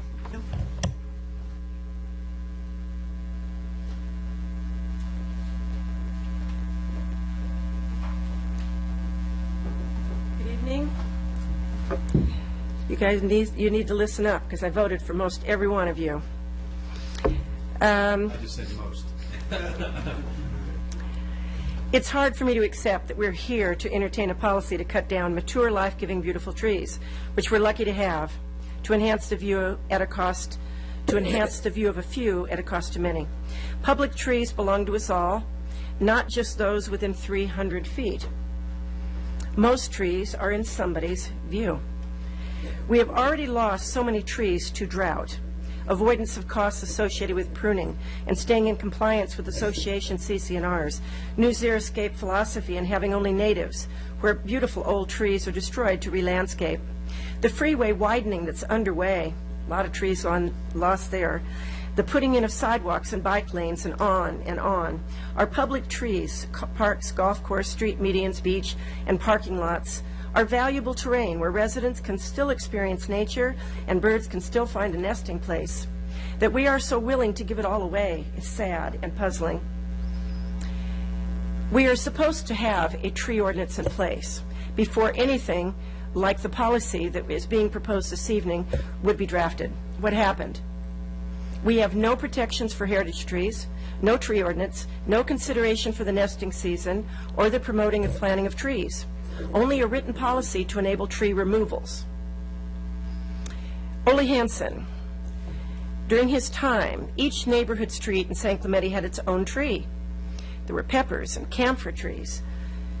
Every tree, every street, up and down both sides. There are a handful left. It's hard to even determine what tree was on that street. The Tree Foundation wants to do a tree tour. We're having trouble finding any trees. We can't figure out which was the original tree. It's sad. Where did I leave off here? As a resident of Broadmoor and San Clemente and a stakeholder in the beauty, value, and benefits of our public trees, I would like to express my opposition to this effort to remove trees and have them replaced with small young trees. Trees do not effectively begin to remove carbon from our air and produce oxygen until they're approximately 25 years old. They provide beauty that calms the soul, and God knows we could use a bit of that here. They give watershed, reduce temperatures, and offer habitat to birds that are nesting now. They enhance the shopping experience. We're in a severe drought. We have recently experienced sustained, record-breaking temperatures close to 100 degrees and have a freeway bisecting our city that fills the air with carbon. Many of our trees have already been lost due to a lack of water and the diseases and pests brought about from this stress. I don't know if you noticed, you have 2 ficus trees in your parking lot right here. There's nothing hardier than a ficus tree. You've got 2 of them that are dying, clearly dying. Please reconsider the tree removal policy and instead provide the protections that the trees we still have deserve. Thank you. Thank you, Georgette. Next is Mr. Brody. Yeah, Mr. Brody, I would like to offer a review to well, rebuttals are fine, sir, but you have stated remarks regarding tree removal. So if you'd like to be specific to the policy yes. that we're deliberating on, that's fine. But we ask that, again, that in respect to everyone else who's got comments here, that you of course. change it up. Very brief. Okay, thank you. I had the pleasure, I had the privilege of knowing Alan and Georgette for the past 15 or 20 years. I understand their passion for the trees, the birds, the mating season, the oxygen, etc. But in as much as though the fact that they do not have the problem of the Verde Park view, I suggest that Alan and Georgette should recluse themselves from discussions on the subject. Thank you. Okay, next we have Jeff Chambers. Any more cards? Okay. Good evening. I'm a resident of 34 years here in San Clemente, and I know some of you folks. This ordinance, and I believe it's an ordinance which you're discussing, talks about trees. What it doesn't really talk about is those of us that might live behind the trees or having trees that affect our views. A lot of us live in San Clemente because we love the views. We have beautiful ocean views, and some people are lower than others, and those trees affect them. When your planning commission and you council approve landscape plans on development projects, you don't always take into consideration the size of the trees. These trees grow, they get out of control, and now you're talking about implementing an ordinance for a certain amount of trees, but not all the trees. There's homeowners associations. They don't control their own trees. And I'm specifically talking about Broadmoor, where Broadmoor doesn't allow trees above a certain height, and I think it's 18 feet, and yet they don't enforce those rules. They let people's trees go higher. How you're going to control this ordinance is very important when you ultimately enact something. So for those of us that have views, that we live here because of our views, we love looking out at the ocean, enjoying a beautiful sunny day, I understand what you're trying to do, but you have to take into consideration all of us. Trees start at 20 feet in height or 15 feet in height, and they end up at 50, 70, 80 plus feet in height. You have to do something about that. That's not what was envisioned when those trees were planted. They don't do any better shielding at 80 feet than they do at 30 feet. They can be trimmed. It's costly. I don't know if this is a cost issue for the city, but do something that works for all of us. Preserve the trees, keep them trimmed, preserve the views. You control our city, and we are being jeopardized by losing our views. And I think over the years, the city has done less to preserve our views than what we think as residents you should do to preserve our views. And so I'm here to say it's very important for myself, my family, my friends, my neighbors, that you do something that takes into consideration views for all of us. Thank you very much. Thank you. Okay, that concludes public comments on this item. Any comments, or I'll entertain a motion? Let me just add one comment. I'm ready to help us move forward with what Sharon has proposed, with one caveat, and that caveat be that one of the main items of discussion is the process. I know the whole thing is process related, but the process in terms of some alternatives. It seems to me that we don't want it to be a huge bureaucratic process. And that really concerns me. And it concerns me that there may be a need to have some checkpoint in there where something can be fast-pathed without going through a huge process if it's a no-brainer. And I think there are some situations that will come across that are no-brainers, and that people shouldn't have to go through a costly, long process to resolve. So that's my only comment at this point in time. I have a different question about process that I wanted to ask Sharon. I was looking at staff's recommendation, and I was trying to imagine how many meetings, if it goes to the golf course committee, and then it goes to beaches, parks, and recreation, and then it goes to planning commission, and then it comes to council. No. And were you thinking of an all-hands-on-deck kind of a meeting? No, it would depend on what site we're talking about. For instance, if you were talking about a utility site, a reservoir, for instance, that is not under beaches, parks, and recreation purview, and it's not under golf's purview. So that would most likely go directly to planning commission, and planning commission makes the recommendation to city council. If it were a park, it would go to the beaches, parks, and recreation commission. If it were a golf course, it would go to the golf course committee. So I'm suggesting it is really one meeting to get the public out input, and then, unless it gets continued for some reason, then it would go to the city council. So it depends on the project, but what I tried to do is write it to be consistent with the way we would do any development or any park, which is there's a process to move a project along, and, if you're doing a park plan, you would do a landscape plan, it would go to BPR commission, then it would go to city council for approval. Okay, you're the boss, because you're going to have to make this happen, but my instinct is that it's going to be very confusing, and it seems intuitively like you might want to take 2 from golf course, 2 from beaches, parks, and 2 from planning commission, create some sort of a task force so that the right hand and the left hand know what they're doing, and that we get some kind of core principles. I'm sorry, I misunderstood what you were talking about. I thought that you were asking me if someone wanted to do this, what would No, their I'm at the process- policy level. I see. And the idea of we're going to have policy that's project-specific was for... I could certainly No, I'm- get subcommittees together to vet this policy. Well, what's your recommendation? What's My the process you're recommendation that recommending we to would go create the policy? That we would go to each of them and get their opinion on their specific area.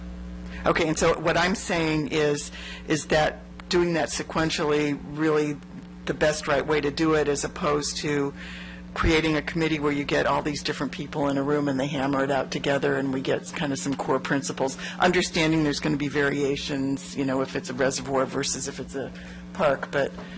Well, the reason that I did them separately was because Golf Committee doesn't necessarily understand the purview of beaches, parks, and recreation, and the Planning Commission would have purview over utility sites, but not necessarily golf course or parks. So I tried to just have them, because they will be separate subjects. So you want to do it separate, okay. Well, that Because was I'm a real fan of simplicity, and so this is going to, so if I were the citizen going to the website because there's a tree that's bugging me, I would just want to know what the 10 things are I'd have to do, as opposed to, so if it's golf course related, I go over here. No, you're absolutely right. There's kind of 2 things going on. I'm suggesting for this policy, for our information, I would go to each one of these and ask them about their particular area of expertise. We would come back to the council with, these are the things that we heard from those. We would then create the process. So if I am Mr. Smith who wants to do a project, if it's a utility project, I would go to the staff and I say, I wish to amend this landscape. And staff, just like we would with anyone, would direct them to the correct process. So for a utility project, Mr. Smith would say, I need to go to Planning Commission, and that will go to City Council. That's the process for utility sites. For a park project, I would go to Beaches, Parks, and Recreation, and then to City Council. If it were a golf course tree, it would go to Golf Committee, then to Council. And I It would be did reviewed that. under the same criteria, policy, that whatever is developed, everyone would be playing on the same field. You just have different review committees that would be more specific. Right, and it is consistent with how any project is processed now, if it's a utility project or if it's a park project or a golf course project. So I was actually trying to make it very simple and consistent with what we do now. And I'm going to belabor this because it's important. So before you do all this, then, should we have a public meeting? We only know of Verde Park, the reservoir, and the golf course as 3 of the flashpoints right now. But for citizens that want to engage in this process, should there be some sort of a public workshop? We would notice each one of those meetings. But that's not fair to the resident, because it's, you know, it's like, oh, okay, I only care about the trees on hole 18, so I'll go to the golf course committee. But I'm just wondering if there's a way to set up a public workshop, and maybe you could have stations in the workshop so that if they care about things to do with parks, they care about things to do with their HOA or whatever the issues are.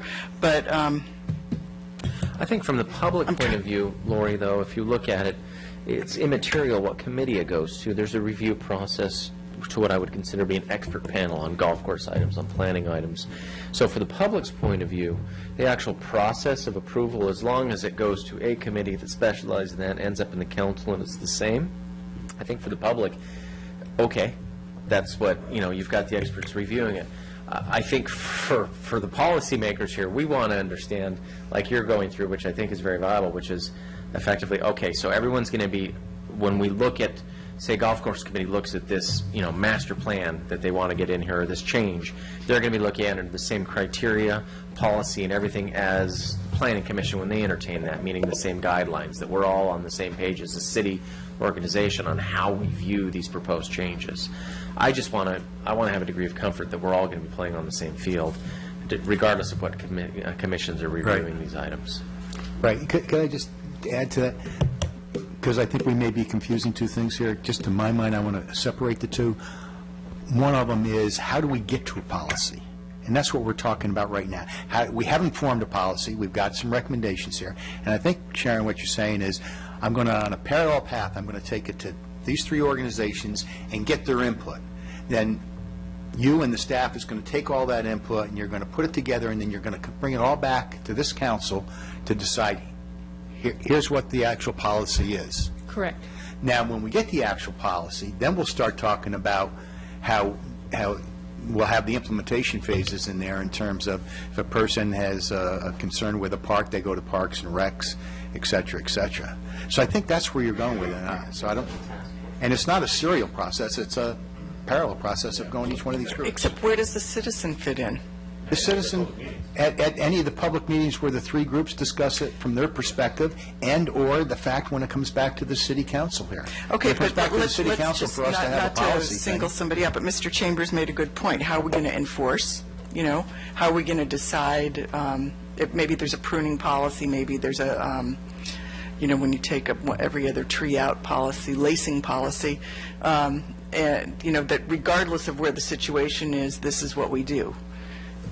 So, as opposed to angry citizen comes and says, this palm tree is now blocking my view, I want to replace it with a Douglas fir. Well, Lori, I think that'll all come back to us as a city council in terms of finalizing a policy. What she's looking for is just input for a recommendation back to us that says this is what the policy will be. We're not at that point yet. Well, let's hear from Sharon on this. Well, in here, we also talk about we do probably need to develop some criteria, and I think that's what you're looking for. So I think that's what we would like to do at the various commissions and committees and when we hear from the public, so that we would bring back to you a policy with some criteria that, as you would say, would level the playing field and would be so the marching orders when this goes forward to either any of the commissions to be able to weigh the requests against. I guess what I want you to hear is that I'm really concerned that citizens have a way to weigh in on this that goes far beyond the 300-foot rule as part of the policy development. And also, let's keep it really simple so that the everyday homeowner can figure out what they need to do to fix what's bothering their. The only point I'll make on as a follow-up to Lori's point is that one of the things that's interesting here is that property owners may amend or create a site or park master plan. They may request replacement or location removal of city park trees by amending or creating a site or park master plan. I would be more comfortable on a policy level of a homeowner saying, a group of homeowners coming to a policy-making body and saying, here's our concern. We will, we've got these trees here, here's the end state. As policymakers, we're expert at developing master plans. That's what, that should be something that should be more staff-driven as to how to answer those concerns, as opposed to them showing up with a finalized master plan. Hey, we've done this for you. Can you just implement this for us? And so it's almost as if the process, this process should be maybe a collaborative one where staff has a seat at the table, or is guiding the discussion, where you're not going to show up and a homeowner submitted saying, hey, what I've decided to do is replace all of these eucalyptus with Christmas trees. I hope you enjoy my master plan. I mean, all these eucalyptus with Christmas trees. I mean, I'm being facetious, but, let me put it this way. With more of a collaborative process, we want to make sure that we're not being presented with a series of master plans they're spending money on that will have absolutely no chance of ever happening because it doesn't coalesce or doesn't fit well with the policies we've dictated. So I do think at the end of this is a discussion we should have. If anything, at the end of the process, we may come back with the commissions committees with very different points of view that we haven't even thought about tonight. But it's important that we do advance this, because I do see a need to manage this. For example, the Monterey cypress that we treasure here in town, that's a 100-year-old tree. So those are dying with regularity, and we don't have necessarily a good replanting policy for those. And so there's a challenge, but the eucalyptus could live to 200 to 400 years. And so does this mean we're going to be looking at those eucalyptus trees for the next 100 to 200 years? Yeah, well, I certainly am not going to be. Maybe if I get a hyperbaric chamber sometime. But what I'm saying is that there has to be some way of being able to make these decisions intelligently that we currently don't have tools at our disposal. So. I got a question here, Tim. Sharon, I got a question for you and for all of us here, and about the process.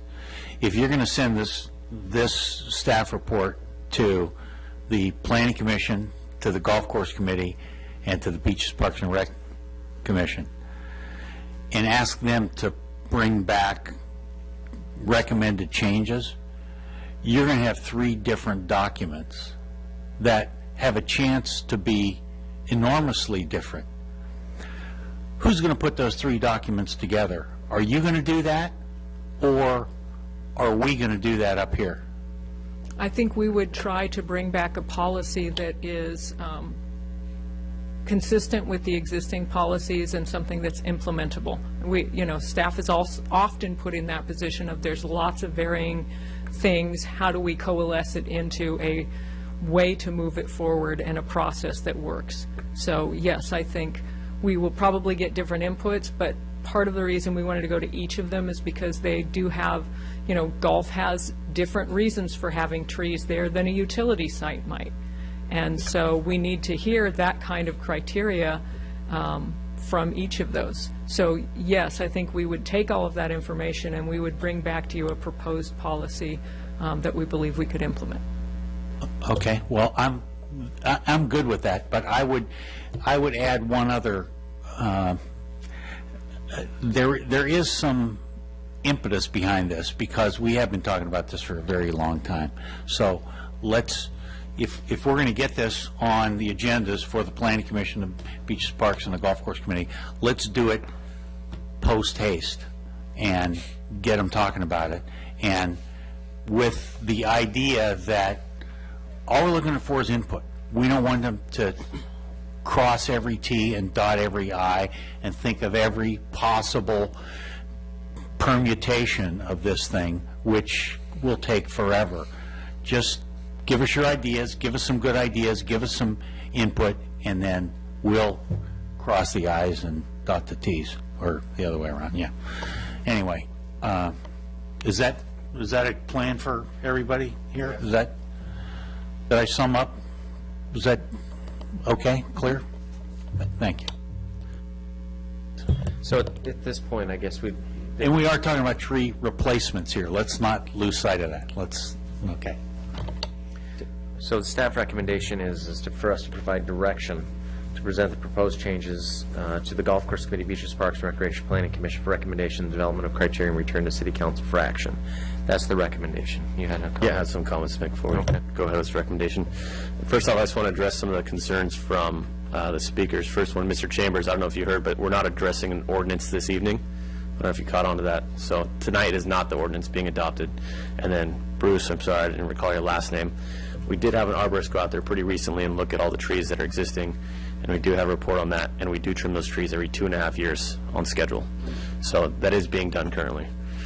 As far as the staff's recommendation goes, I'm in favor of it. I think, Sharon, you might be getting some direction from a couple other council members that I'm slightly opposed to. I think your original idea of having sort of a flow chart where you come and say tree replacement, and then where's your tree located, and it flows down to Beaches, Parks and Rec, flows down to Planning Commission, flows down to golf. I think that's a fantastic idea because all three of those have completely differing issues. And so to have one policy that addresses all three, I think would be the wrong route to go. So I like your original idea. I'm in support of it. As I mentioned earlier, I think I'm still really uncomfortable with the term just straight out removal in this language anywhere. And if we are going to maintain the term removal, that spitball idea I had with the replace a tree in the downtown area or some other area, I think would be a fantastic opportunity. And I know Jim and maybe Bob or somebody else wasn't in favor of the citizens bearing the cost of it, but I think if they're going to bear the benefits to it, they should be responsible for the cost of it as well. There's going to be a tremendous cost to the citizens that lose those trees, and so it needs to be a sharing factor there. So I liked the report. I thought it was very good. The only concerns I had were with the terms removal. So I'm going to be completely in support of it as long as we get rid of those removal terms, and then if we add some language that addresses maybe some sort of downtown replacement or downtown addition tree project, something like that.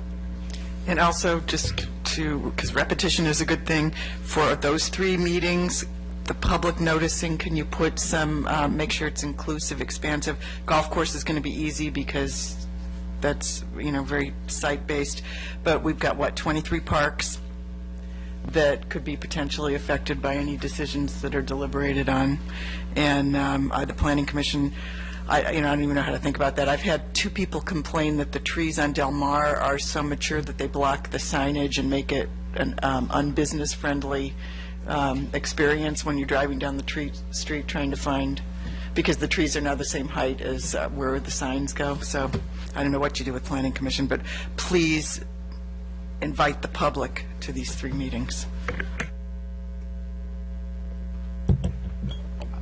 I think Fred will help with that. Yeah. You think? So our task tonight was to provide direction. Sharon, do you feel like you have the direction you need to proceed? I do, thank you. Thank you. Okay. Thank you.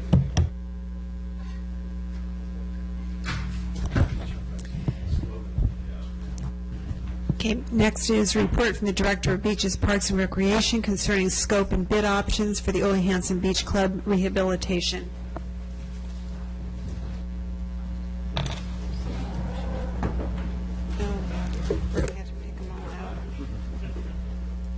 Good evening, Mayor, council members. This is Amir Al-Khanipur with Public Works Engineering, and today, right now, I'd like to update you about the Ole Hanson Beach Club cost estimates that we just got and get some directions for you to go ahead with bidding, get actual costs. The council approved a scope of work for the Ole Hanson Beach Club rehabilitation project with additional funding of $655,000 for a total budget of $3,155,000. Then Architectural Resources Group, ARG, our consultant, completed the design and prepared cost estimates based on detailed construction documents and drawings, and came up with approximately $860,000 or the budget amount, approved budget. The cost estimating was done by a third-party estimating consultant, and later on was confirmed by specialty contractors. The higher cost estimates are reflective of the current bidding climate that the city is also experiencing in some of our other projects. So after these high cost estimates, ARG, in consultation with the city staff, spent some time in refining some of the non-essential design elements and fine-tuning the cost estimates. And still, we are about approximately $600,000 over the approved budget.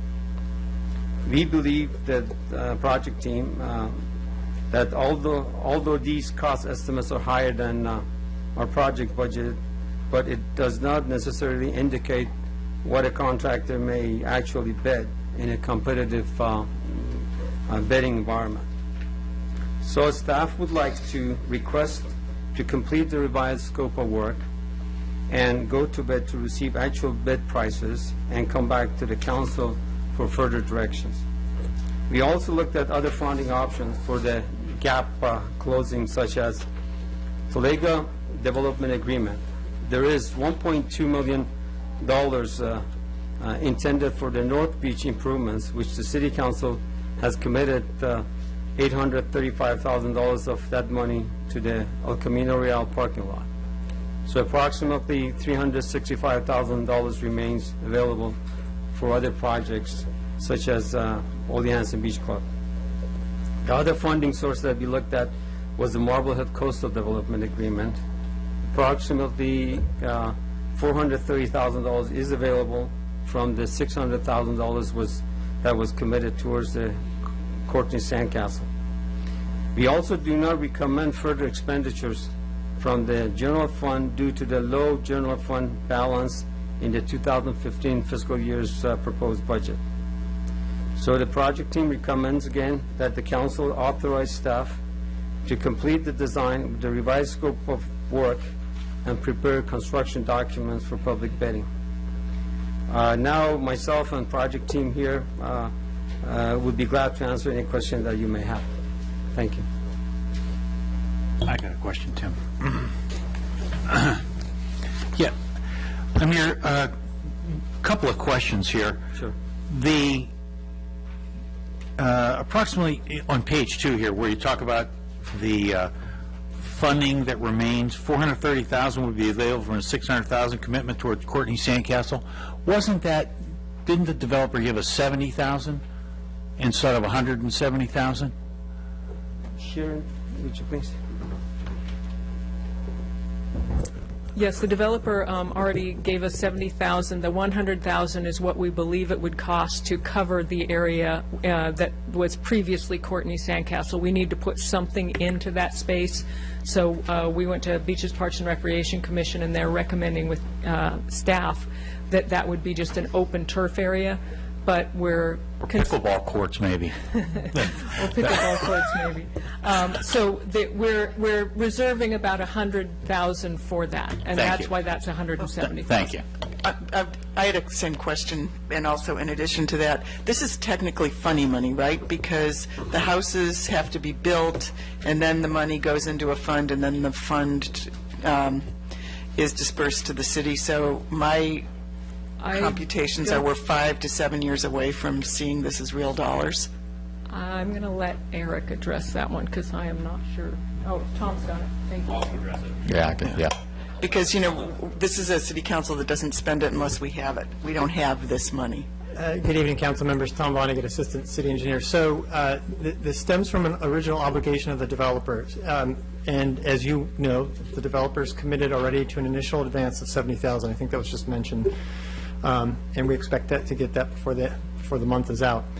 The balance, the rest of it, the improvements, this turf area, they're tied to the original obligation, which the sports park and everything within it, which would be this area, I believe, off memory, has to be completed and open for public use by the 200th certificate of occupancy on the residential. We don't know exactly when that's going to be, other than, as you've heard, Taylor Morrison expects to start model homes first quarter of next year and continue on. But when the 200th, I don't think that'll be in 2015, maybe in 2016, but it's out there, at least measured in a few years, 2 years minimum, is my best guess.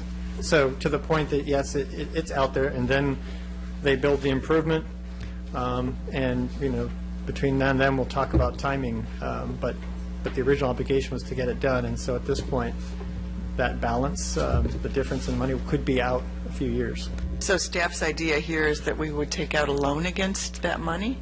Like we borrow from ourselves? Is that the concept? That I can't speak to. I'll have to turn to someone else. Yeah, I think that's exactly what we do, is probably borrow from the general fund. It's not the kind of loan I like to do, but what I'm really hoping will happen is that the estimates we won't even have to go there, that we would tap the Talega development money first, and hopefully that's enough, and then look at options at that point. And like I said, hopefully we won't have to do that, but we could borrow for that gap, kind of a gap for it, which might be a year, maybe two. Or we could skip that parking lot, or have I mentioned that before? I think Which parking lot that was was humor. that? I'm not going there, but which parking lot would that be?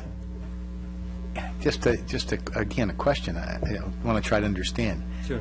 And I know the climate and economic climate is better, which makes the bidding climate, but how can we be 27% off in 1 year?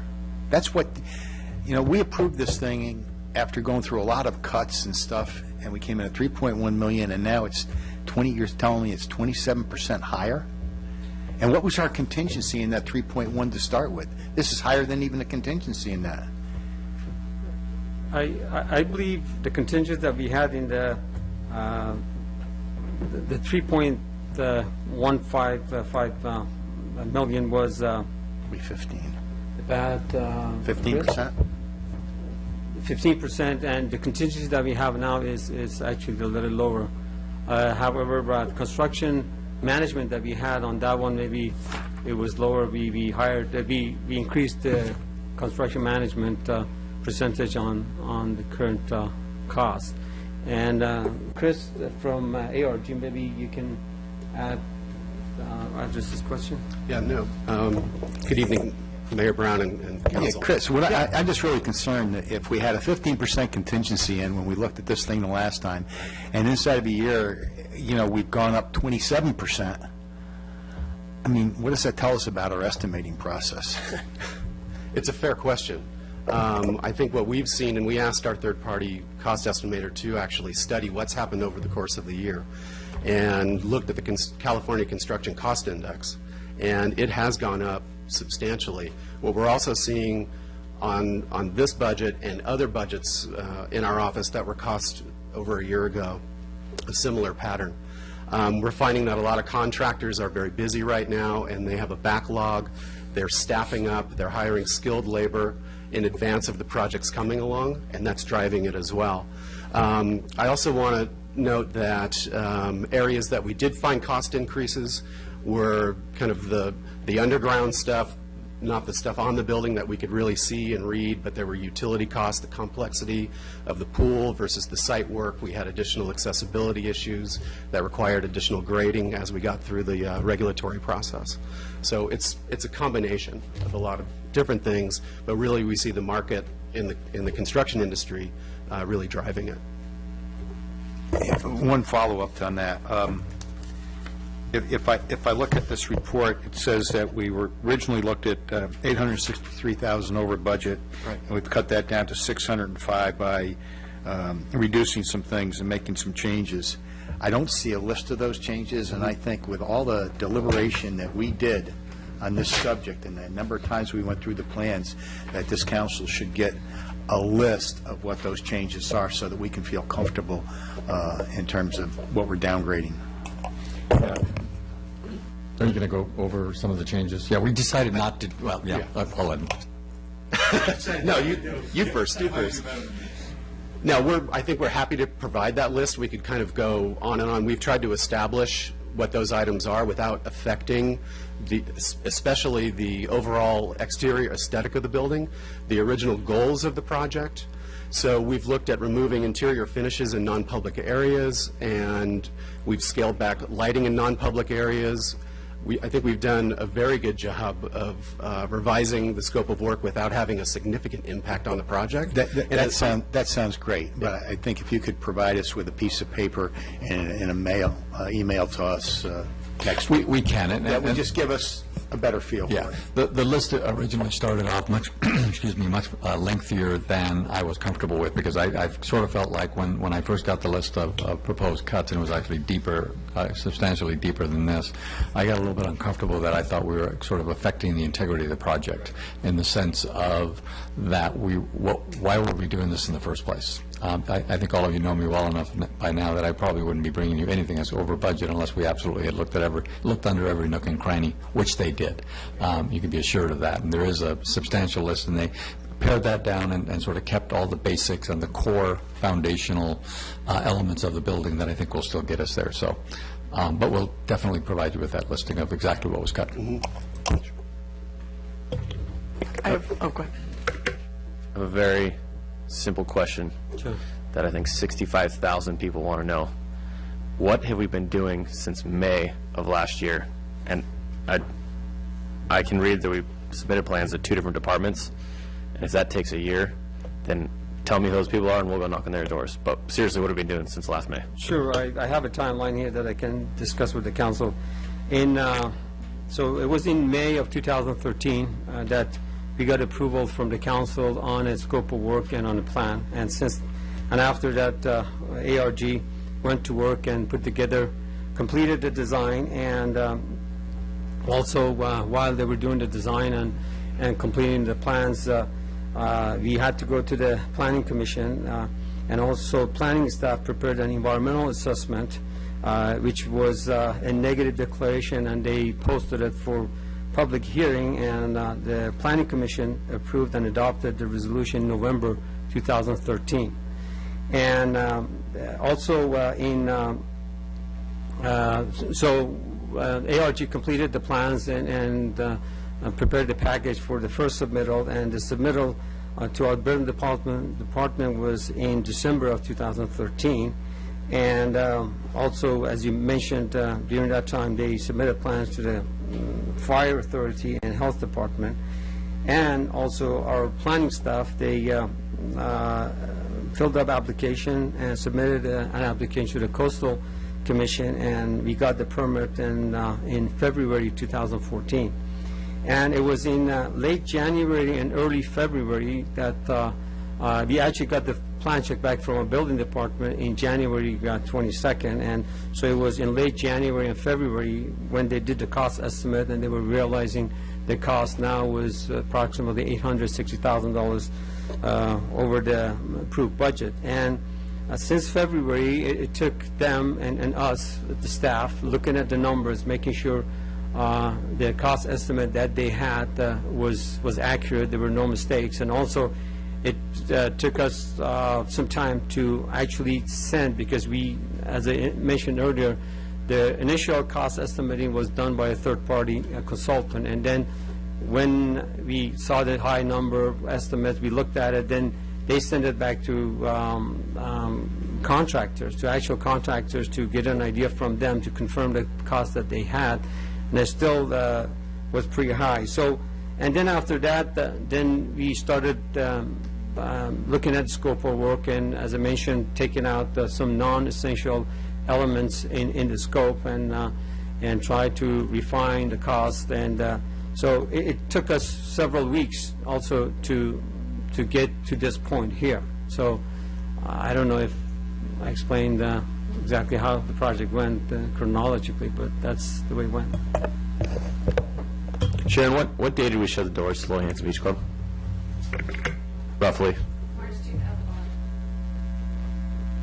You know, Well, so to finish that line of conversation, okay, this goes out to bid, when will the doors open for public use? We are thinking of winter of 2015. So we're thinking we start, I'm sorry, we're thinking the bidding is going to start in September, and we allow about 3 months for by the time a contract be awarded to a contractor, so it'll be in December or so. So we're thinking about 1 year of construction, and that will take us to winter of 2015. Mayor, can you walk us through why bidding will start in September if we approve tonight? We were ready to resubmit for the second submittal when we encountered higher costs. So it's going to take ARG maybe about a month by the time they get themselves ready and revise the plans, because the plans need to be revised a little bit to make them consistent with their reduced scope of work. And by the time we resubmit to the building department and get the permits and everything done, we think it's going to be in August. And so in August and September, the bid package be put together, which, as I said, takes approximately 3 months before a contract can be awarded to a contractor. This whole thing is so disturbing. I mean, we look at businesses and we hear their complaints about going through our process, and here with a city function going through the process, and it's just ridiculous. And I think that we should get the people involved in the process, Paul, and that independent of us moving forward here, that we should take a look back at the steps and what has happened in the last couple of years on here. So how can we prevent this in future projects, and how can we improve our process? I mean, could we have done things in Paradol that we did in the serial process? I mean, like the Coastal Commission. It just seems like it's just taken forever with this. To piggyback off that thought, Paul, and this might be a crazy thought, but this is the city's project. We're going through this, and Amir just said I think it'd take 4 to 6 weeks for our building department to review our own plans. Whatever staff's rate is, at $35 an hour, let's pay somebody time and a half to hang out for 2 hours or an hour a night and get this done in half the time, as opposed to whatever it takes. And to your thought, I mean, for anybody else who wants to fast track their project, if they're willing to pay overtime for staff time to fast track a project, I mean, it just seems silly to me that here we are 3.5 years later. I should mention regarding the planning department, they were very helpful, and actually we have been in consultation with them all along after the first submittal, after the first plan check. They've been very helpful, and the 4 weeks that I'm talking about is going to take ARG a couple of weeks to put the plans all back together and resubmit to the building department. As a matter of fact, we had been, as I said, in contact with the building department. They had promised us that once the plans are submitted for the second plan check, they're going to be very fast reviewing them and turning them around. So they've been very helpful to us. We will do it as quickly as possible, that's for sure. Message received. I think we should go to bid on this. I'm also concerned at the timeline. One of the things that bothers me about this is the loss of revenue for 3 years, related to the beach club. That I don't know how. I guess we all had different expectations going to this, but I would say that maybe in the future, when we're looking at projects like this, we ought to really, if this is what the process is looking forward into it, it'd be great for us to all be on that same page looking forward, so we can all have the right expectations. And the problem is you're standing there taking the bullets, and I'm sorry for that, because it's, it really is that. But we understand there's constraints in process and other items, but I think we could do better. And so, I think that we can always focus on process improvement, but we want to give you the tools to be able to move forward and get this done as soon as possible, because I think the city of San Clemente needs the beach club back, So I think unless I heard any opposition here, I think we should proceed with the bidding and the improved scope of work for rehabilitation only against the beach club. I'll second that. Okay. Is it a vote, or do we just need to provide direction, Joanne? I prefer vote. Oh, do we have comments on this item? I'm so sorry. I didn't realize we had blue cards. I haven't received any cards. We haven't received any cards on this item. Okay. Come on up and go ahead and speak, Alan. You can just submit it afterwards. Okay. So if anyone has public comment on this, please submit just raise your hand and submit a blue card afterwards. Alan Corson. Alan Corson, citizen, San Clemente. I've sat through most of the hearings on this particular item, and I got a suggestion, which of course is going to run contrary to the council people that are up there now, and a way to save some money.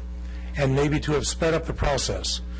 You have a national historical resource, and in an effort to honor the integrity of a historical resource and to save money, don't redesign the north-facing elevation of the building. I have no idea what it's going to cost, but you could keep it in its pristine condition as it was originally designed by Virgil Westbrook back in the 20s, and it's been in place ever since. Leave it there. Maybe it's $40,000 you could save. I don't know how much it's going to help your efforts. And anyway, it would be a suggestion that I would have to offer. Thank you. And I know they're nouveau architects. This guy was an old-timer, and he seemed to do a pretty good job up till now. Thank you. Thanks, Alan. Anybody else on this item? By the way, the closure date was September 2012, not 2011. So that was correct. Okay, good. I know it doesn't help the entire situation, but clarification. Sounds a lot better with 2012. Okay, so we're providing direction yeah. here. Do we need to vote on that, Joanna, or are we just providing I direction? prefer the motion. It's clearer in the minutes. Lori, you want to take Okay, a crack direct at it? staff to proceed with bidding the approved scope of work for the rehab of the Ollie Hanson Beach Club. Aye. All those opposed? Passes 5-0. But before we move off this item, I'd just like to make a comment that, you know, we direct a lot of concern at staff, but I think we need to take some blame on this ourselves, and the fact that it's taken this many years, and I don't think anybody's brought this issue up since we approved it last May. So maybe it's something that we need to be thinking more about in the future in terms of, you know, some of the other projects we have coming online and getting updates from staff where we're at. You know, I would hate to see our beach restroom project a little much smaller than this, you know, in 3 years us go, hey, yeah, those beach restrooms are sure looking good, and it's, you know, still cinder block and closed to the public. So just a thought. But Chris, in defense of staff here, when Amir gave that timeline, to me, that seemed reasonable. I mean, it took them time to save us some money in this project. They got back a big bill and said, wait a minute, we got to look for some cost savings here. That took some time. Now, whether it took too much time or not, I won't debate that. But to me, it seemed like the timeline was relatively reasonable. I mean, those folks did a lot of work since we approved this project. And that's exactly my point, is that the timeline may not be unacceptable, but definitely we needed some updates along the way to say, hey, this is where we're at, and let public know we are making steps forward towards the ultimate goal of reopening the Ollie Hanson Beach Club. Because to the public's eye, it looks as though nothing's been done in the last year. And that's my point. It was nothing about the timeline specifically, just that as a group, we should be more on top of providing those updates. Next on the agenda is a report from the Assistant City Manager concerning adoption of the fiscal year 2015 city budget.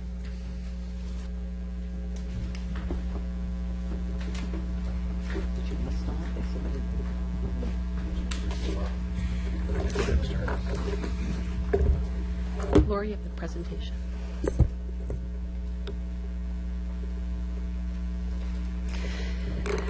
Good evening, council members. Our 2015 budget process continues tonight with council being asked to adopt the fiscal year 2015 budget.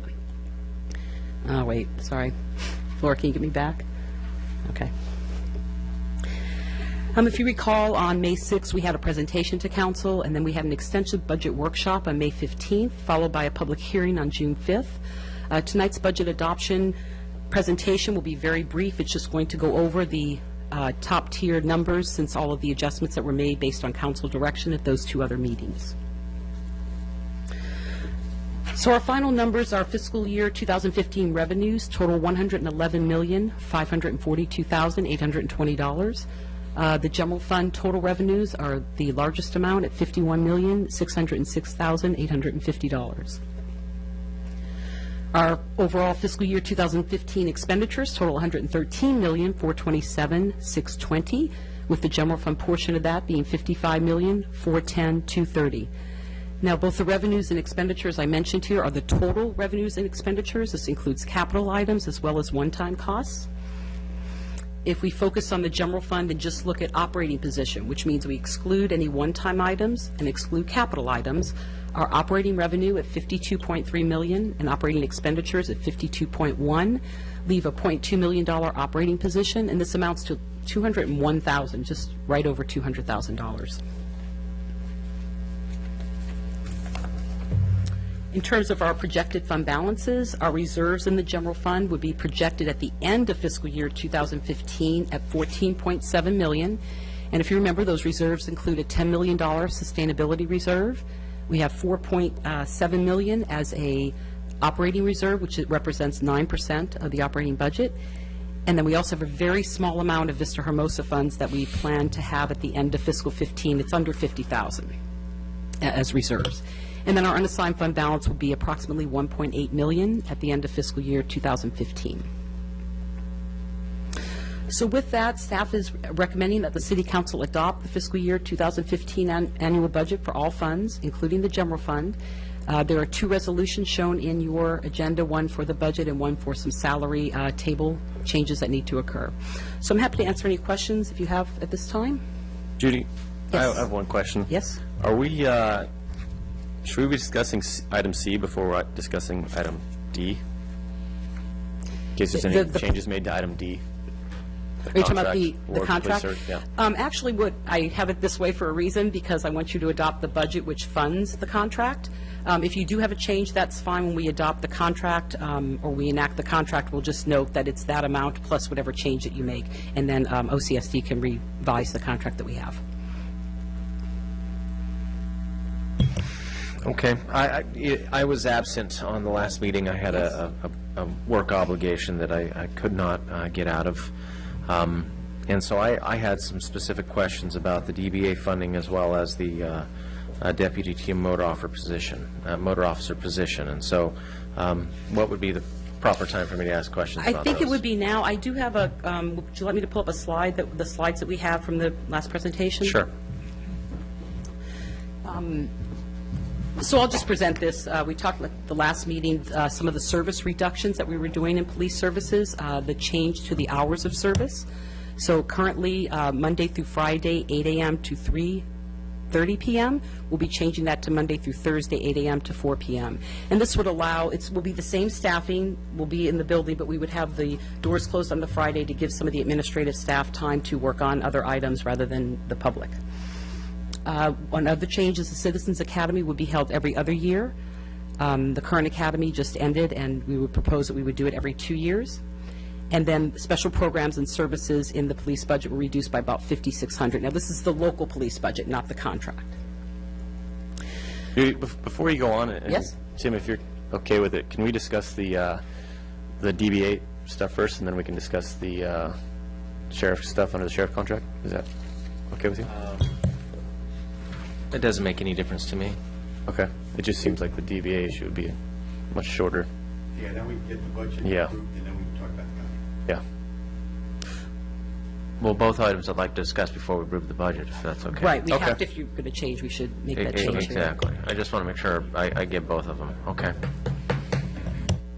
So originally, the proposed staffing reductions were one office specialist, a vacant deputy 2 position, and a motor officer. The reduction of the motor officer also involved a revenue reduction, so the net impact of reducing those 3 positions was a savings of about $457,000. At the last meeting, council had asked us to bring forward some options for if we wanted to bring the motor officer back into the contract. So what we proposed was adding back the officer as well as the revenue. We reduced the contract by $35,000 for extra help.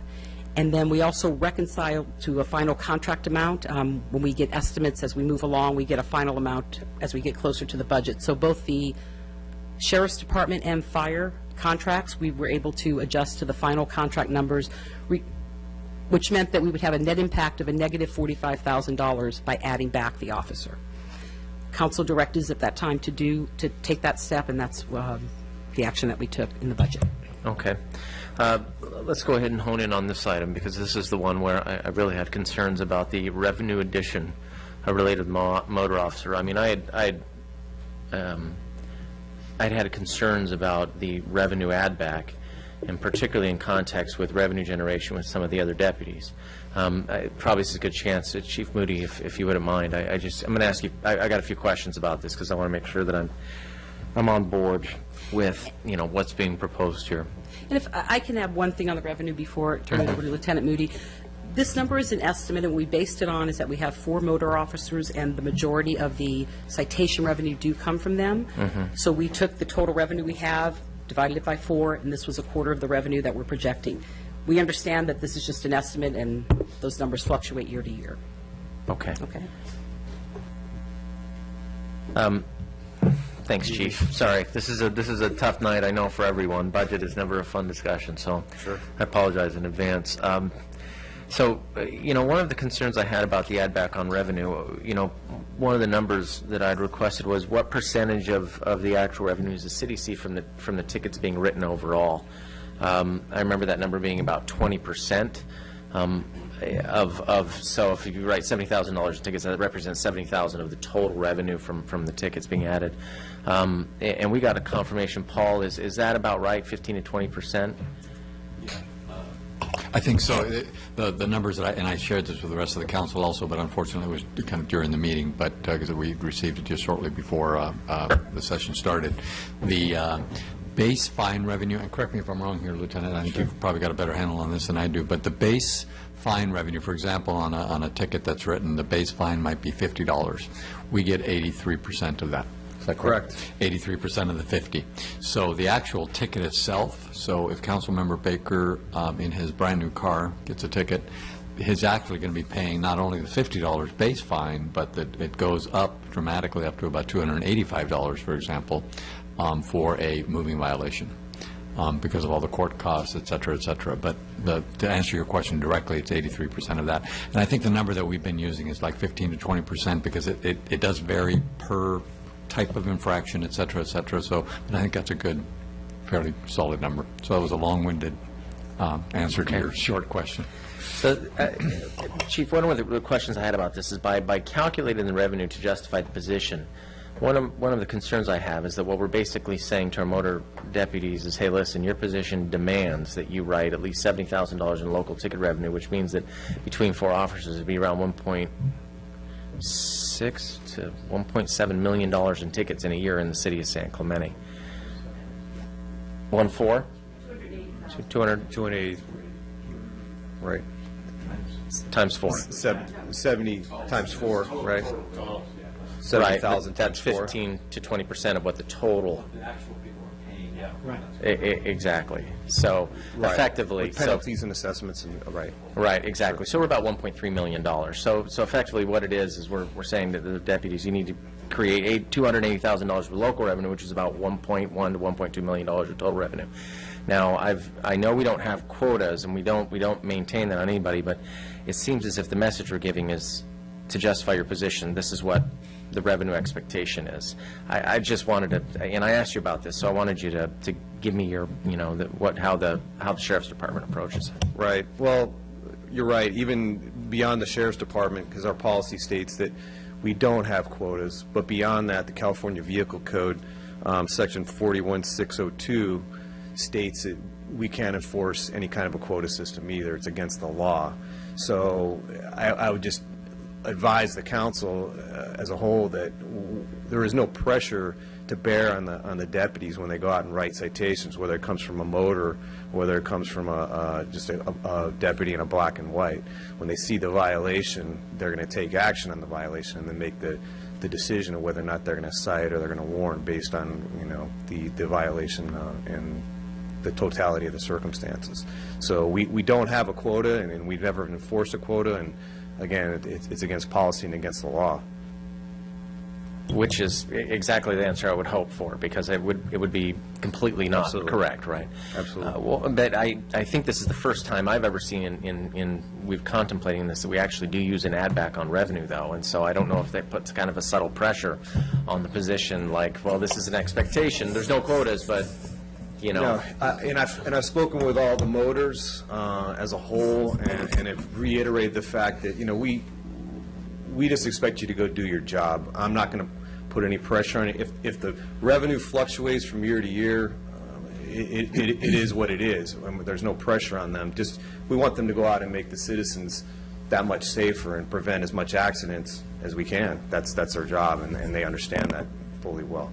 And the only reason we added it back, by the way, was because we did subtract it out when we had originally, so if we were recommending the motor disappearing, the revenue went with Right. it, so It's this was just an add back. information to So help it kind of make a financial it decision. sticks out. We just wanted to show the net cost.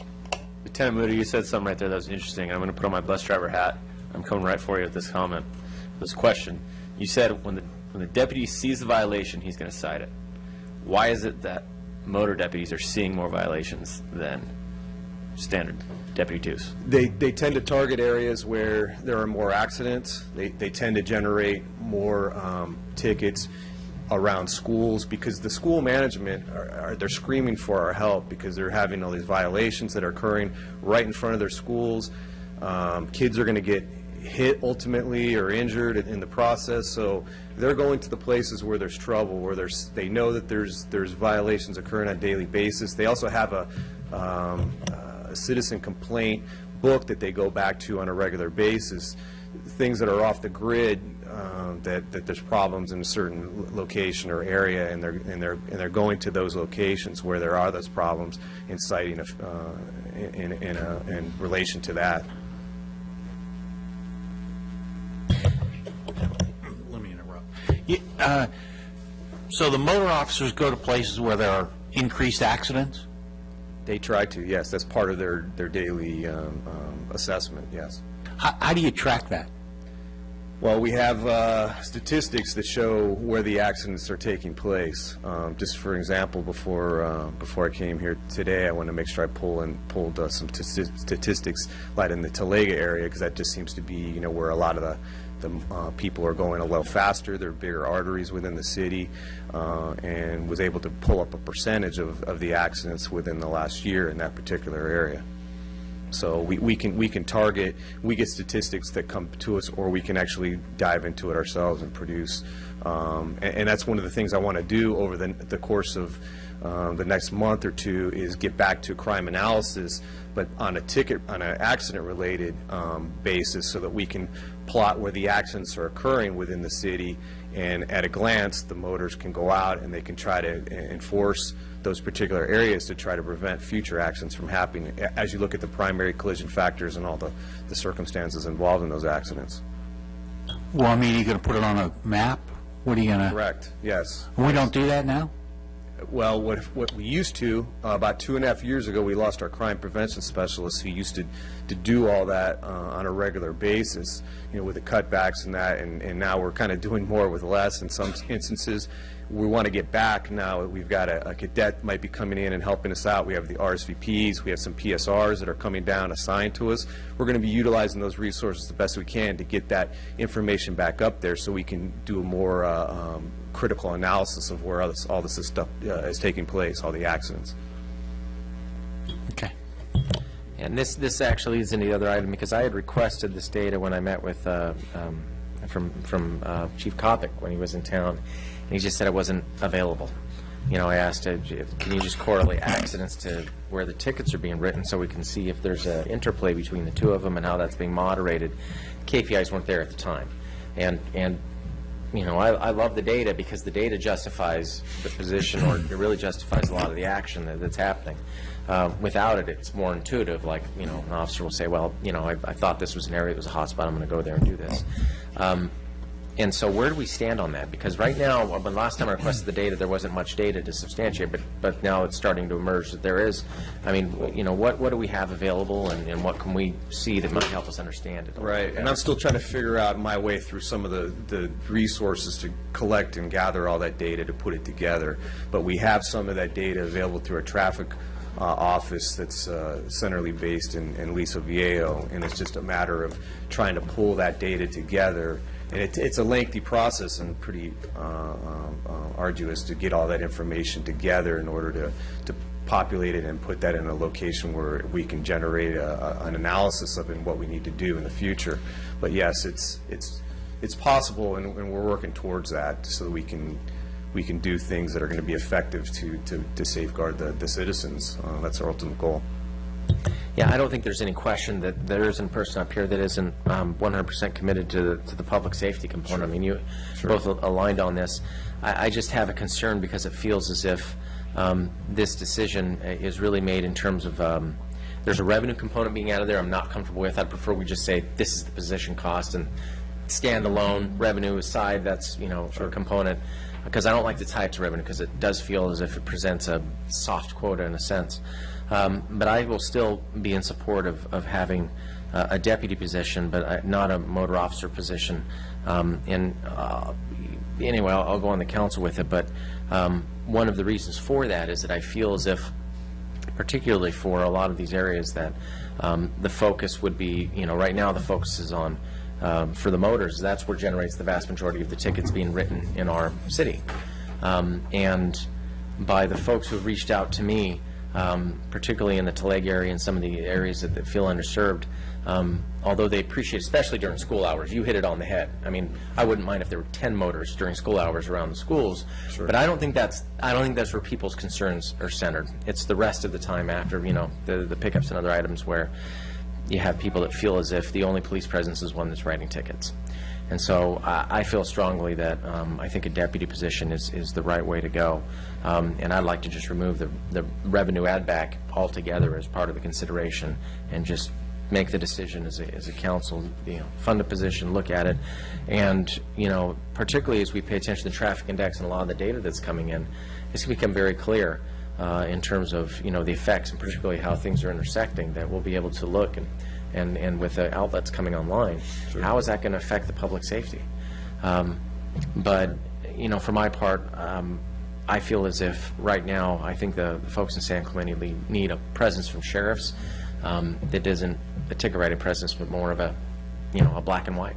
And for that reason, I want to support that. So, I mean, those are my 2 cents about this, and I know the council had made some different deliberations on this item, but I wanted to say that before we move forward on the budget. So, I will make I guess with that, unless anybody has any comments. I would just like to add in, I'm still supporting the motor. I like the analogy or the point that was made very strongly is that if he has a motor, he can always put him in a car. If he has a guy in a car, he can't put him on a motor. I think that's very important. So I think we're talking an additional person for the sheriff's department, and I think it's wrong for us to sit up here and to dictate to him what those people should be, the makeup of the people. I think that's their responsibility. If we have a problem with the way they're writing tickets supposedly, or people complaining about people, we should address that as an individual problem, not in terms of the way they do their job.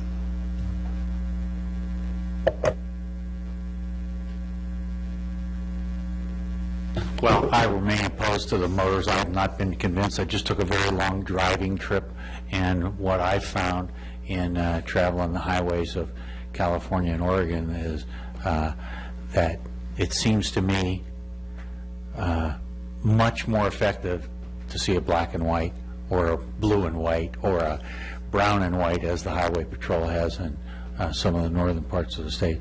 It just seems so much more effective to me in slowing down the traffic. I mean, some places the Highway Patrol just parks a empty one on the side of the road. It's pretty doggone effective, I think. Anyway. We've had this discussion before. Yes, sir. Yes, sir. Yes, sir.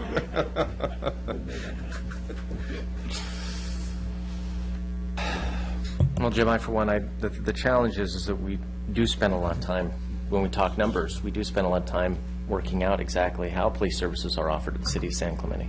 I mean, we're the citizen voice in how this contract is administered. All I'm doing is reflecting what I believe is a very important part of our community that says we'd like more of a police presence, not necessarily a motor presence or a ticket writing presence in this area. I don't know, how many complaints have you gotten, Tim? 100, 500, 1,000? You can walk out into any community in Tallahassee and ask the question, how do you feel about the motors in your community? And you'll get plenty of answers. I will, because I think there's a lot of people up there that request them to be there. Okay.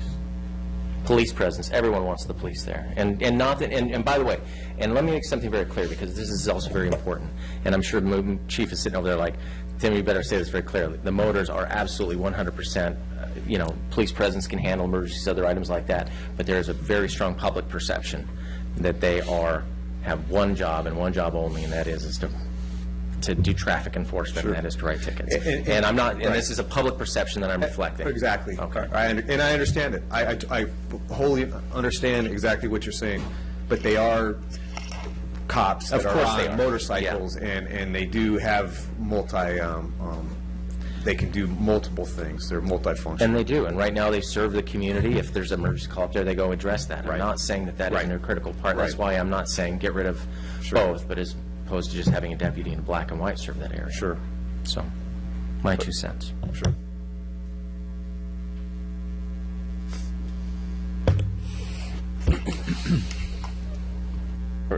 Are we going to discuss the sheriff's item on the next item, or are we just going to keep this one open? Are we moving on to the DBA? You can discuss the DBA, I guess, at this point. DBA. Thank you, Chief. Appreciate it. Don't go anywhere, because your item's up next. So. Quick. DBA? Yeah. I know, but his item's next. That's the whole I know. that we should have.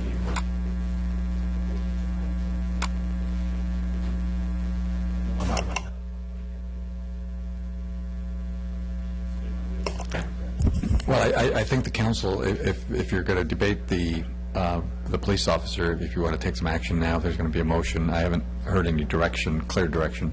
I mean, I sense where it's going, but that's up to you. You can make the decision now, and then we can come back with the contracts. Yeah, I think so. Parliamentary question, though, because we voted and it had a majority, and so can we bring it up for a new motion? Joanne? Yes, that,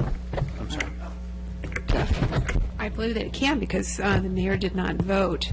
So if he had voted and he was not on the prevailing side, he could not, but I don't see a problem with it. So at this point, would it be appropriate to entertain a motion? Well, I move that we fund the deputy position, and going forward for the 2014 budget and 2015, excuse me, for the 2015 budget, we fund the deputy 2 position and not the motor officer position. Before you make that motion, I got a couple questions of staff. What was the difference between the two? And have you already planned that out? And how does it affect our reserve? So it'll be kind of a team effort. Well, yeah, and that's precisely the problem with exactly Tim's motion.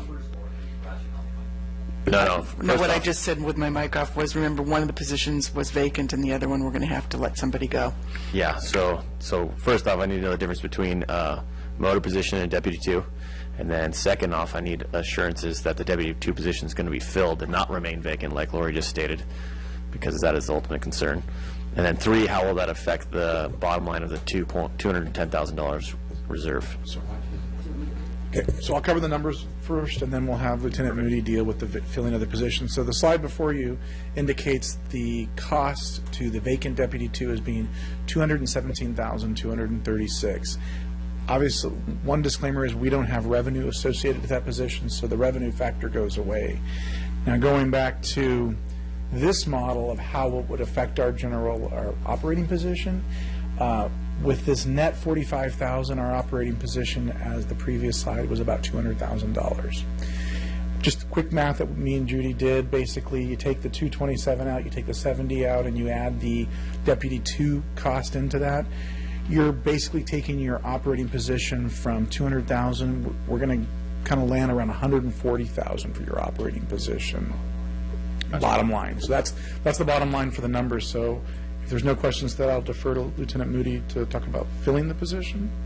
Yep. Okay. Correct. Thank you. Okay, currently we have one vacancy as a Deputy 2 in patrol. That position can be filled.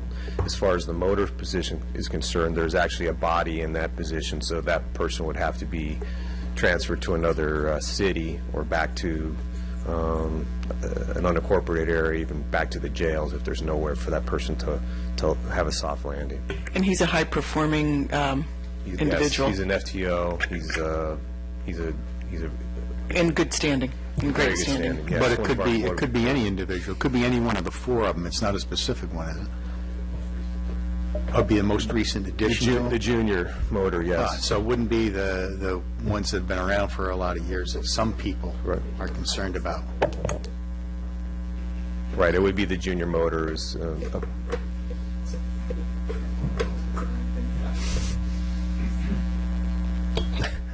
I thought he could drive a black and white, though. Just humor, sorry. He could, but I don't think he's going to want to give up the motorcycle. He put a lot of time and energy in getting trained in that. So you have a motion out? If he Is that what you got? stays as a motor, he can be transferred to, if the chief feels he needs it black and white instead, he can transfer him. That's what we meant by that. Did you get your second? I don't think my question was answered though. So if we eliminate the motor position, what happens to the deputy 2 position? You're going to fill it, or you're not? I will fill it. I will fill it. Yes. Right now it's vacant with the anticipation that was going to be cut. So once we had a deputy transferred to another division, we left it open with the anticipation that we're going to be cutting it. So we didn't actually have to move a body in that particular situation. Gotcha.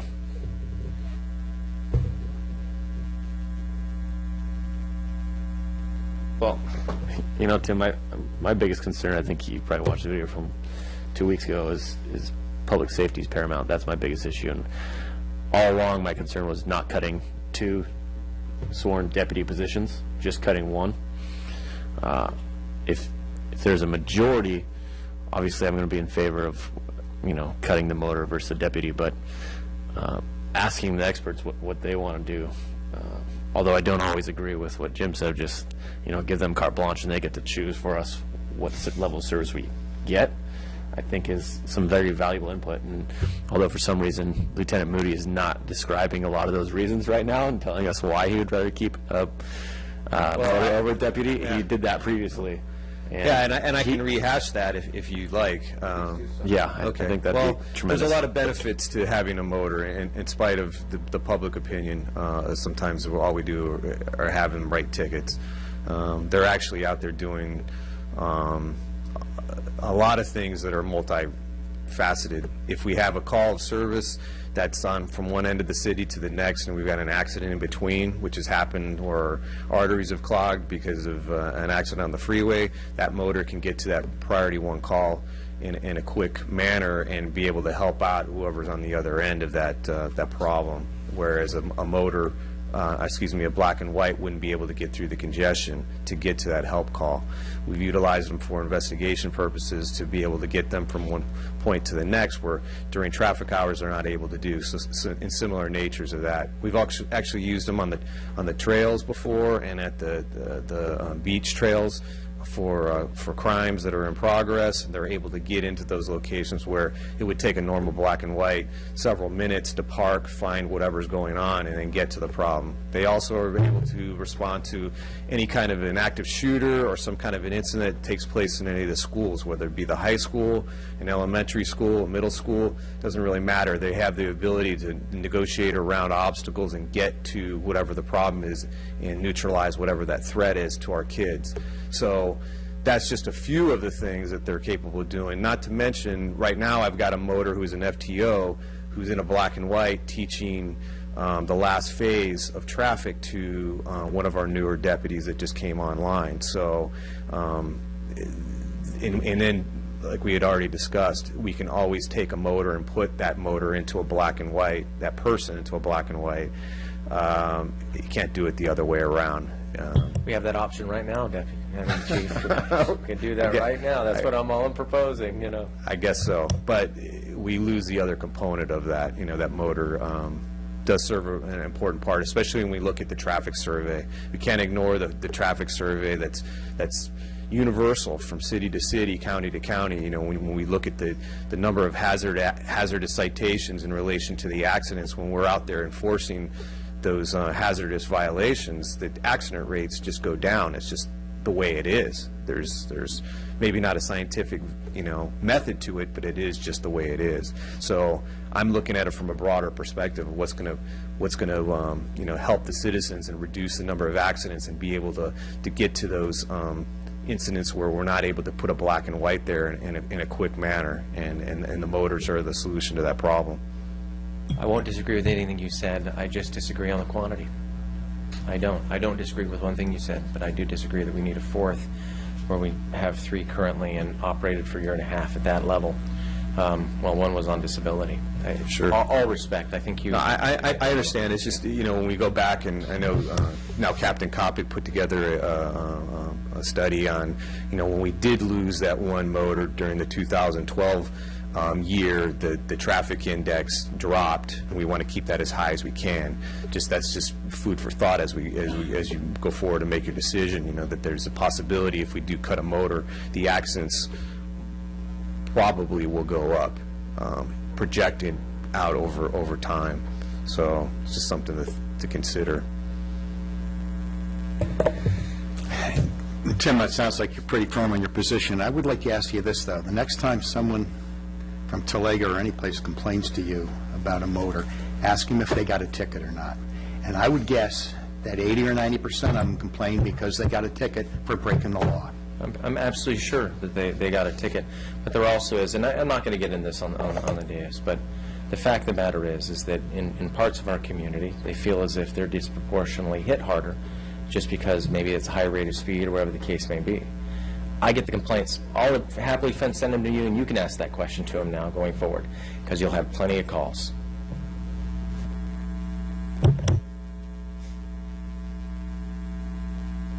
I still have a motion on the table. So. Second. Any more questions, Chris? No, but I will let you know, Tim, that a motor sits at the end of my street and stops me from rolling through the stop sign or not obeying a yield sign all the time, and I get really frustrated, so I'll start sending you emails on that one, too. Okay. And like I said last week, or last time we talked, I'm probably the only one of the guys here that's got a ticket from one of the motors.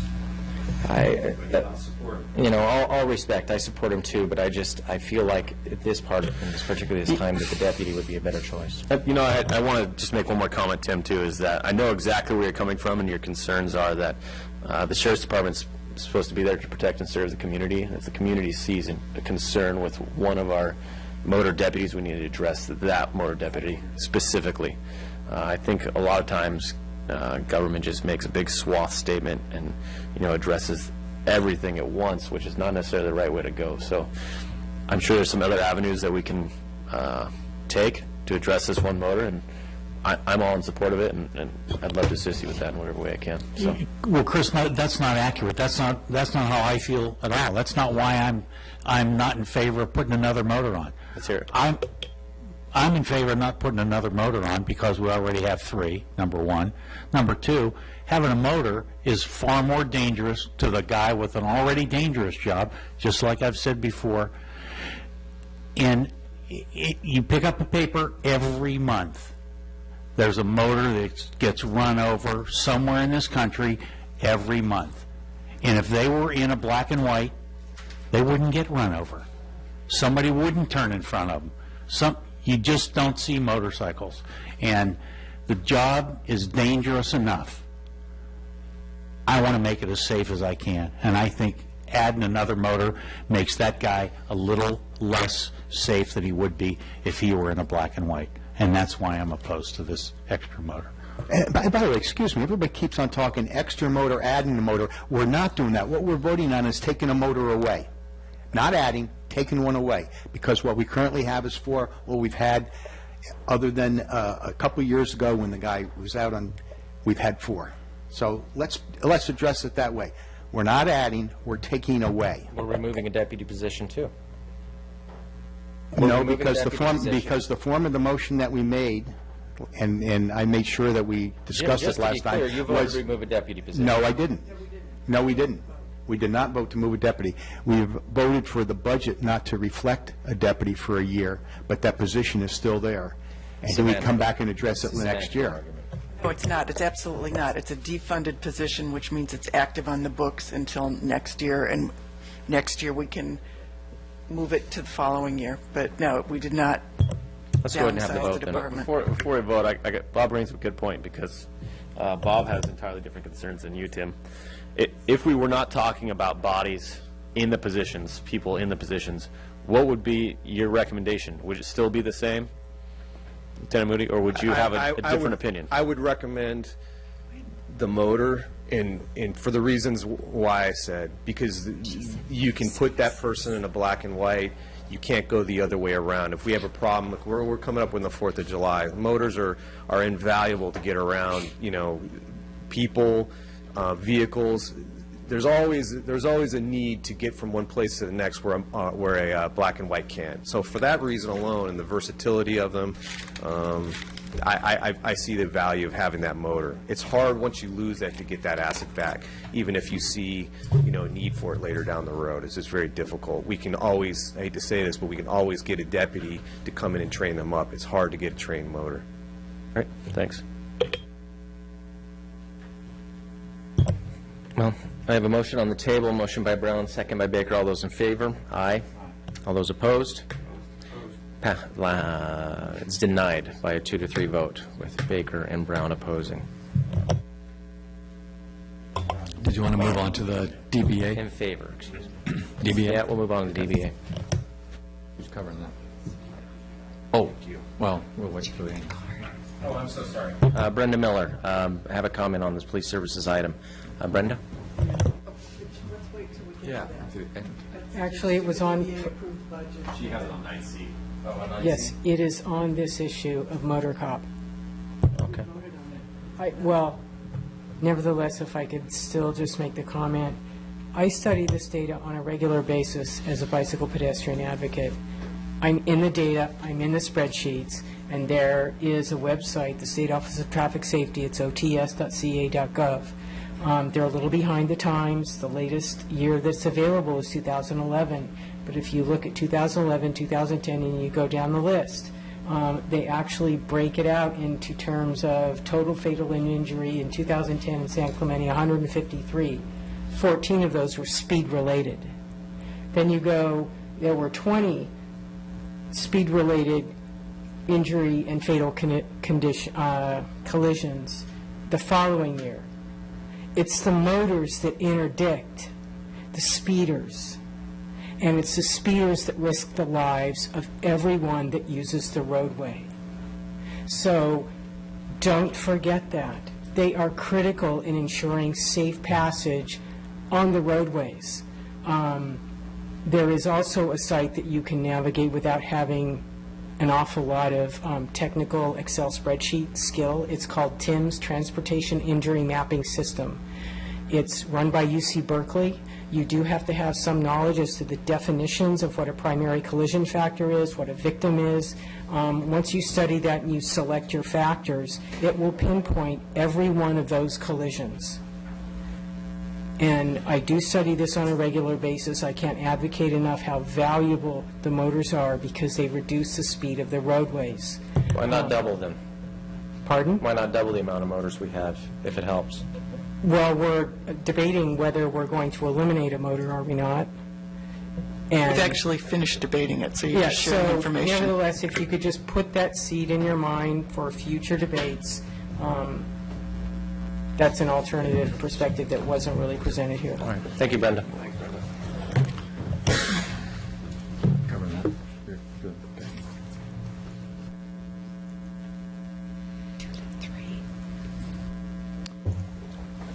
So really quick with regards to DBA, just to kind of go back from what we did at the hearing. We presented the council originally with a decision package to fund the DBA, and there was additional monies requested. So in the original budget, not the budget before you tonight, we had proposed continuing with the funding of $40,320 as we had previously budgeted in 2014. However, the DBA had actually asked for more than $40,320. That $4,880 is the additional amount that they wanted. In addition to that, there was a total of $21,000 asked for landmarks on Del Mar to do the bulb out programs. And then there was a $25,000 ongoing operating expense. What council approved at the hearing was to fund the DBA for 2015 at $40,000, and there was a motion and a second and an approval for providing $7,500 for the DBA for the bulb out program. And so that's what's reflected in the proposed adopted budget in front of you tonight. Just really quickly, one of the concerns I had about this was the 40,320. We had a 10% year-over-year decrease that we'd kind of publicly stated. You know, what was the, and I know this happened last video, but just for the benefit of everyone at home, what was the amount that we awarded in 2013, or fiscal year 2014? 43. I think you asked the question for 2013. 2014? This past year. Okay, that was the 40,320, which was in the 2014 budget. And in 13, we were at 44? Approximately. And then why did we settle on 40,000? That was just what they asked for, and that's what we gave? No, the council, No, Tim, you were gone, and I know, I'm being facetious. Yeah, all right. Yeah, so basically what happened, Tim, was I saw a clear delineation in the sand between where Lori and Jim were ending up and where Mr. Baker were ending up, and I was attempting to get a reasonable solution through. And make a message. And, well, I made a message, that was clear. But, $320 message. yeah. Would I be in favor of another 10% cut? Absolutely. But was a 10% going to get cut, going to be achieved last meeting? Absolutely not. So I made do with what I had.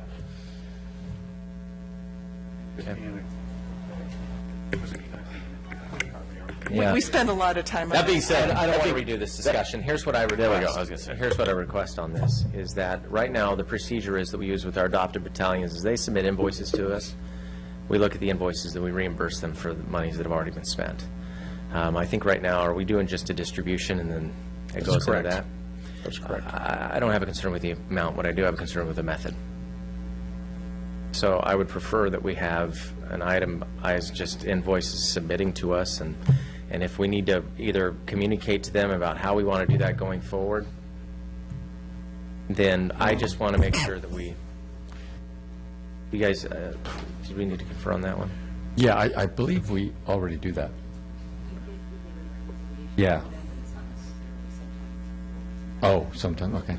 But I don't see any problem in doing that. Absolutely No, not. that's over. I think we're good. Would you say that with a microphone, please, Judy? We do receive a reconciliation for certain items if they're putting on the glitz. For instance, we may front that money, but then after the event, they'll send us the documentation showing what the money was Of spent all, on. how the money was spent on everything? Correct. Okay. But we could, if you... No, but we do sometimes give the money before we get that documentation. So if you want us to change that process. I think so here's what the heartburn is on the council, at least from my perspective, is that, you know, part of it is it feels as if, it goes into this, fund and just gets spent in a variety of ways. And I think the council might benefit from seeing, maybe some of what this reconciliation looks like. Where's the money being spent and how it is? Not that we want to dictate how we want to do our business. We just want to make sure that, like anything else, I mean, even for the Marine Corps, some of the items that we fund, we just want to know it's going to the proper folks at the right time, and that it's being spent wisely. I don't want to be writing $5,000 checks for a consultant to manage, shows and do different things like that. It's just not, in my mind, that's not what the purpose of the funds are, right? It needs to be into the DBA, into the things that really are going to be serving that area.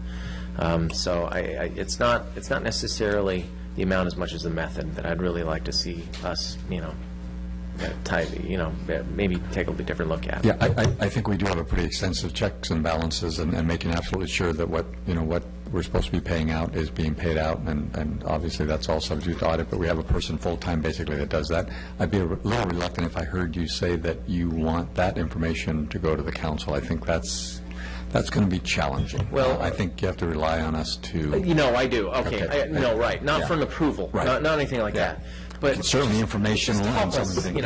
help us understand where our money's going. And to Tim's point, last year, when they came to us with that exact line item sheet. And Yeah, we they saw did. it. They So- did, yeah. We can absolutely do that. I didn't want to agree to something that I wasn't really comfortable with, but I got it.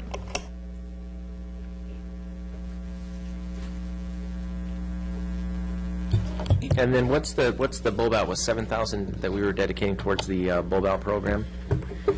So originally, there's about, I want to say there's between 4 or 5 more bulb outs that need to occur, and then that project is complete.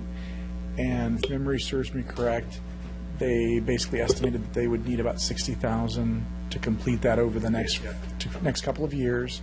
And we were looking at basically a one-year picture, and the council compromised with a $7,500 approval to help supplement that cost. Hey, Tim, I think the key thing on that one was that we viewed it the way it was presented to us as an ad, and for all intents and purposes, it wasn't. The city has been contributing part of that program going back a number of years. I understand the background to it. Okay.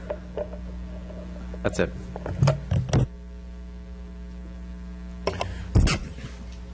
You ready for Wait a minute. I want to talk about last year's DBA funding. I was under the impression that last year, when we cut the DBA funding by 10%, that was going to be something that we were going to continue in the future. I was very surprised when this number was the same as it was last year, frankly. I thought we were under the understanding that that was going to be cut by 10%. And that didn't happen. I was surprised by that. I just wanted you to be aware of that. You ready for a budget motion? Okay. Everybody ready? All right. I make the motion that we adopt Resolution 1423, entitled "A Resolution of the City Council of the City of San Clemente, California, adopting and approving the budget at the fund level for the City of San Clemente for the 2015 fiscal year and the commitment of fund balance," and that we adopt Resolution number 1424, entitled "A Resolution of the City Council of the City of San Clemente, California, adopting a revised salary schedule and new classifications and amending Resolution number 13-28 and any other resolutions in conflict therewith.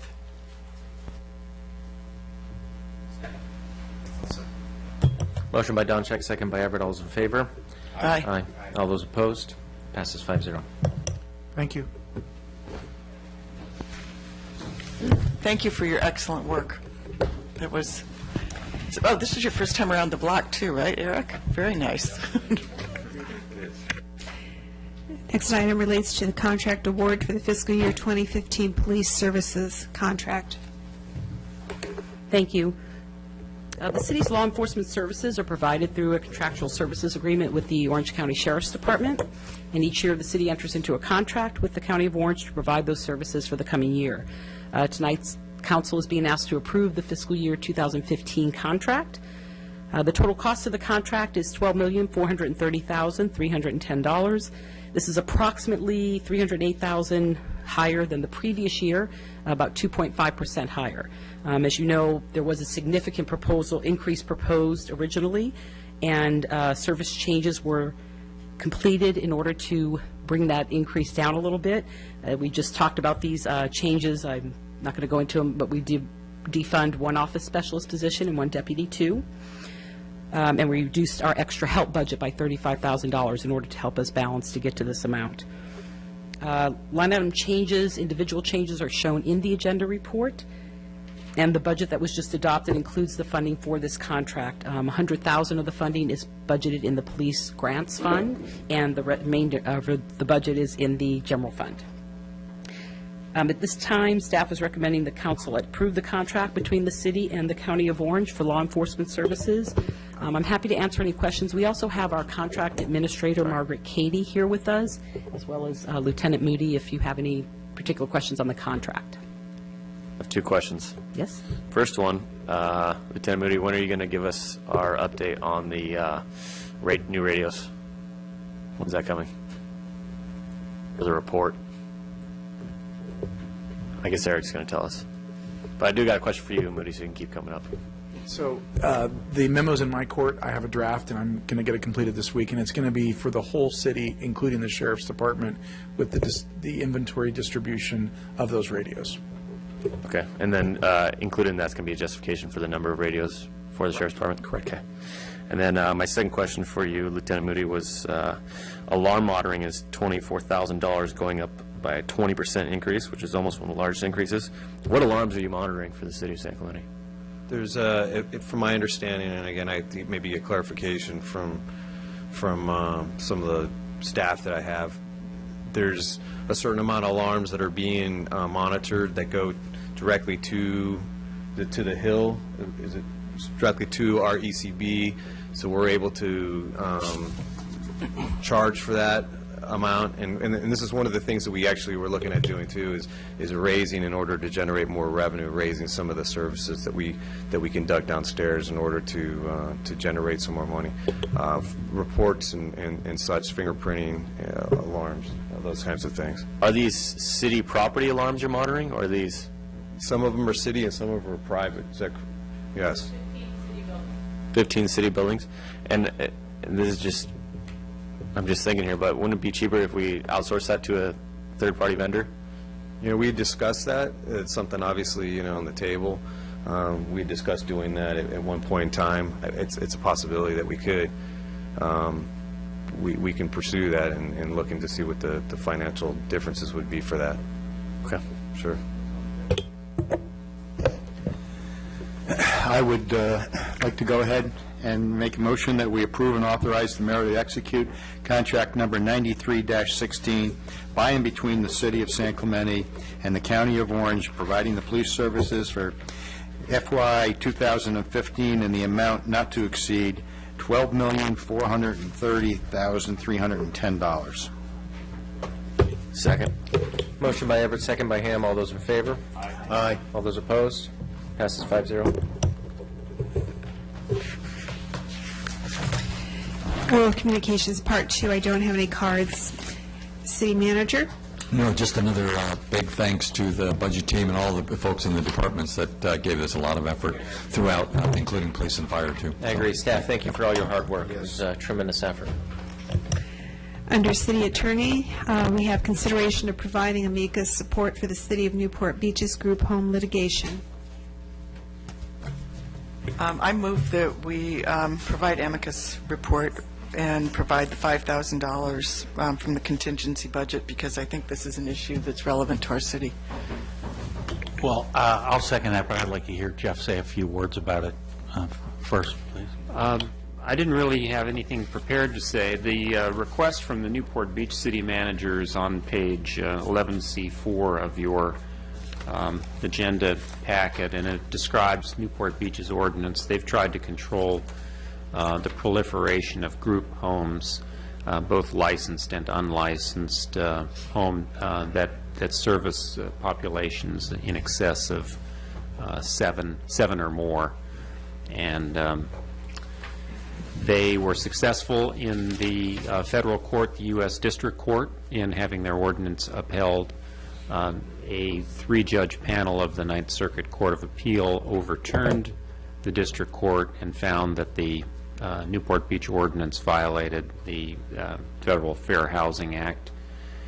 And and then in a rather unusual move, the city requested a hearing by the entire, I think it's 15 judges in the Ninth Circuit Court of Appeal, what's called an en banc ruling, and the court, the full court, declined to hear the case, but there was a very strong dissent which is unusual in that kind of situation, by 5 of the judges of the Ninth Circuit Court of Appeal in support of the city's position. So this is a real cutting-edge area of the law. It's obviously an issue that's of major concern to California cities, particularly coastal cities, which have had to absorb, let us say, more than their fair share of this type of facility. So Newport Beach felt that even though the U.S. Supreme Court accepts a tiny fraction of the cases that are sent to it for review, but given the strong dissent from the 5 judges of the Ninth Circuit and the generally low esteem with which the Ninth Circuit in general is held by the United States Supreme Court, the city of Newport Beach feels that they do have at least a reasonable chance of getting this case pulled up for review, and if so, a good chance of having the Ninth Circuit ruling overturned, which would establish a very strong precedent in favor of reasonable regulation of this type of facility in cities like this one.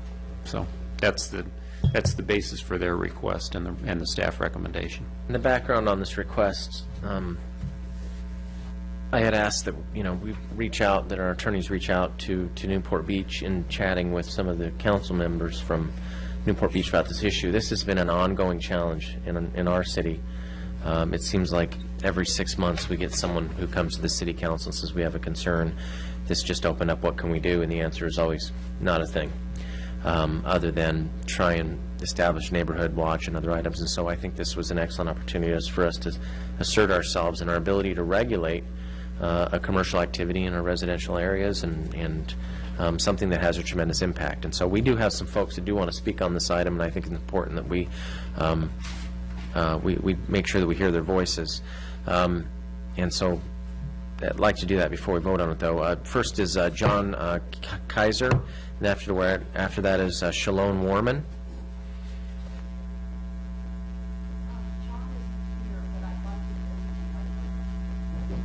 Did he submit a card? Okay, what's your name, sir? Harold. Come on up. Is Shimon here? Yes, Shamon's here. Okay, here's Harold. We got you. Harold Warman. There you go, sir.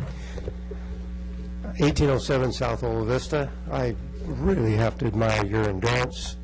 I think most of the cards you're going to call have left. We had probably 2 or 3 rows back there when it began, and dogs and kids and business took most of them away. I've lived on South Ola Vista for 30 years now, a little over. And as you must know, it's a major artery for surfers going to the beach, kids going to school. There's bicycles, there's activity there all the time. Your mission statement says, maintaining a safe, healthy atmosphere in which to live, work, and play. I just wonder if you've run that by the Ninth Circuit. They probably wouldn't approve. But we have a problem. We have a police presence down there. We've had SWAT action down there. We support this brief. But our problem isn't really an official home. It's kind of an unofficial boarding house. Single family maybe being defined as 6 people or fewer with like mind.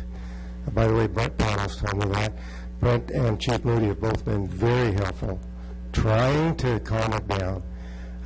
But fights in the street, syringes in the rose bushes, people crawling through windows, language that we don't use. We watch it on television. We don't use it. There's danger to the kids and a threat to people who aren't kids.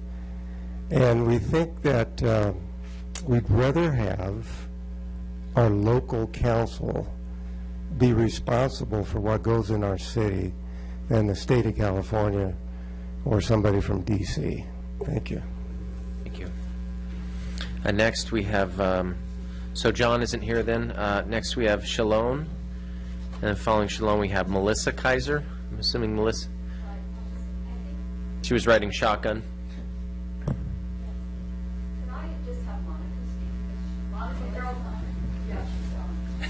Monica Burdick? Come on up, Monica. Maybe we're related. Do you know any Burdicks from Arizona? We're the Buricks. Buricks. Oh, sorry. Yeah. I can't read. Yeah. So, welcome, Monica. Thank you. You know, I have prepared remarks, and I hope this thing doesn't beep on me. But 2 things I really noticed when I came here today. The high schoolers, amazing, amazing. I've seen their classmates come in and out of the house at the bottom of my street. Sweet young girls that are going in there and doing God knows what to get a hit of drugs and coming back out. And the people standing out front looking both ways to make sure no one sees them. These kids are high school kids. Some of them are going in and out of houses like this. You know, and then flashing forward a little later on in the meeting, the very interesting discussion of the trees and the passion people feel for the trees. You know, I feel that passion for the kids that are coming in and out of this house. And, you know, to have the answer be that these people are defining themselves as a family, so therefore we're strapped, our hands are tied, there's nothing we can do. You know, citizens, go sue them, Safe Streets Now. These are all great things the answer has to be that the city takes a strong position on houses like this. Newport Beach made a mistake. They got up there and really started putting down these sober living houses. We need those. The girl I saw about 2 weeks ago walk out of that house after she probably exchanged her body for the drugs she received in that house. You know, she needs the city to tighten their reins here and make sure that we adopt whatever rigorous zoning restrictions we can come up with. She needs that sober living house. So I am not arguing that we don't put those in our neighborhood. Those need to be there. In fact, I think there are others that are there. But we need people like this guy who's running a business out of his house, who's renting floor space to multiple people without leases and calling it a common household or a single-family dwelling. We need to stop waiting for Newport Beach. They made a mistake. We need to be better than that. We need to go in and we need to enforce every law there is on the books to protect the children that are walking in and out of that house. You know, it is so upsetting to me watching it happen, and it's so upsetting to me to learn when I see this mediation agreement the city has so wonderfully assisted in putting together for this particular situation, that the best we can hope for is any number of people that want to live there for a 1 month or longer period of time. That's the best we can do. And then when it comes to the nuisance created here, and one of my friends that had to leave wanted me to make sure that I pointed out that Eula's children picked up a nuisance. They picked up a wallet about a block away from that house. It contained a syringe filled with drugs. Her young daughters who were walking back from a friend's house, these girls aren't even in 4th grade yet. This is a public nuisance, and as much as I appreciate the efforts of the police to bring forward this Safe Streets Now program, I will sit on the committee. I will take this to the broader public. This needs to happen. I agree with the program. It's wonderful. We need to bring it to our city, publicize it, teach citizens how to file these, you know, actions to get rid of people like this. As much as I like that as a solution and agree it has to happen, the city needs to set its foot into this, and its money, into this whole debacle. They need to go under the health and safety code, and they need to go under the statutes on the books to get rid of this public nuisance. This guy is not a safe house. He is not a, you know, sober house. He is a guy running a business out of his house, and the business is drugs. I don't know if he's doing it or the tenants are doing it. My kids are suffering. The girl I saw walk out of that house that I don't know, it's probably a San Clemente High student, is suffering. And we need to be, you know, adopt some more rigorous standards.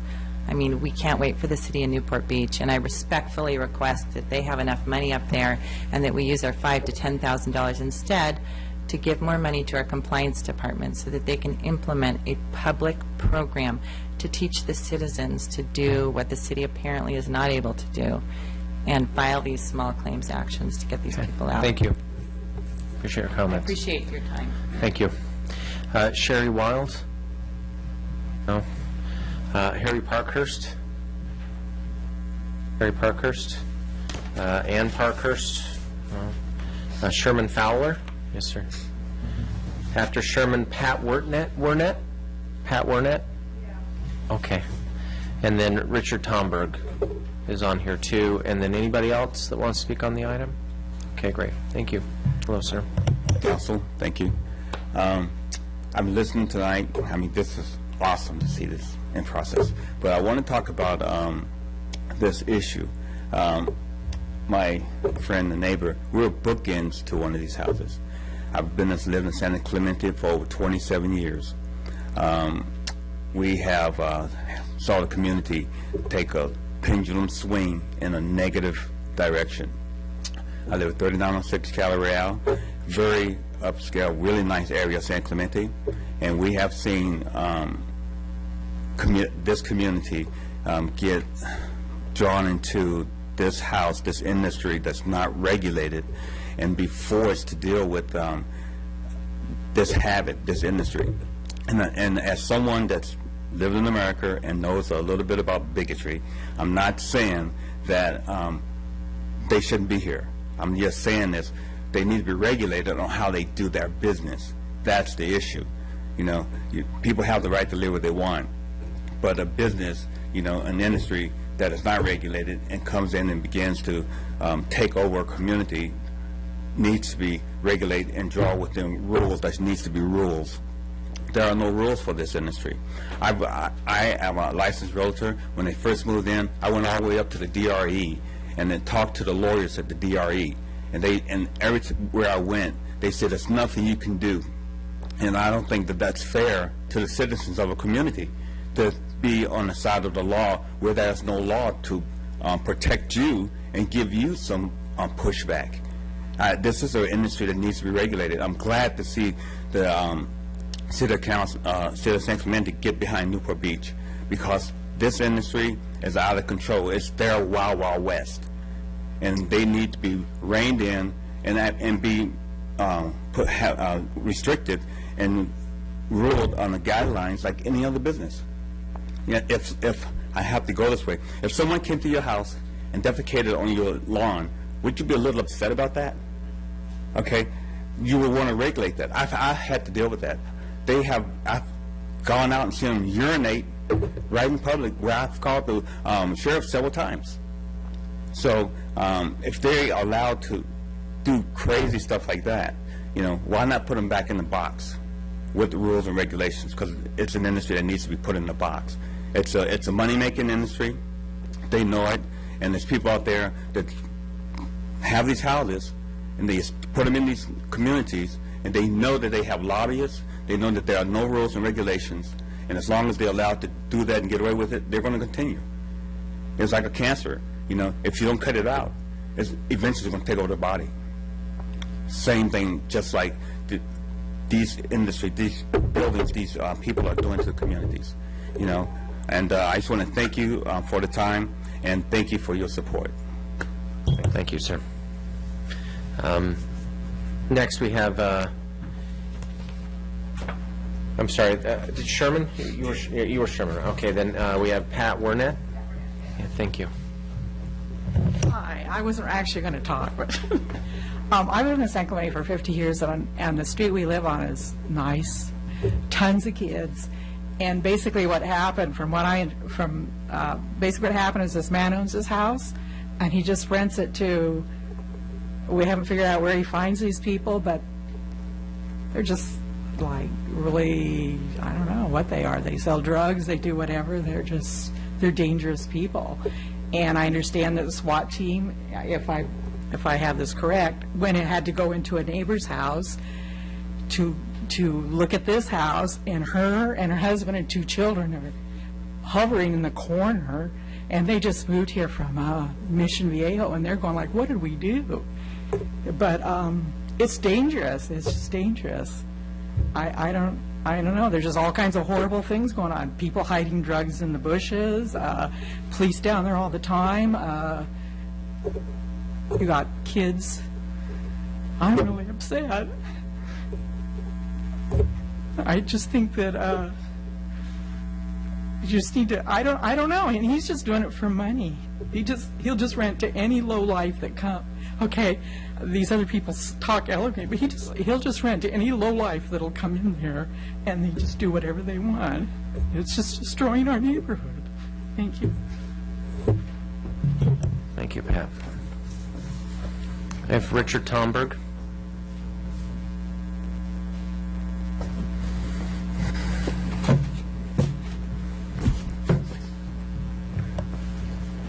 Anybody else like to speak on this item, please submit a card. Okay. This house they're talking about is 1901 South Ola Vista. No one's mentioned that, I don't think. The person that owns the house comes down because he's had some code violations.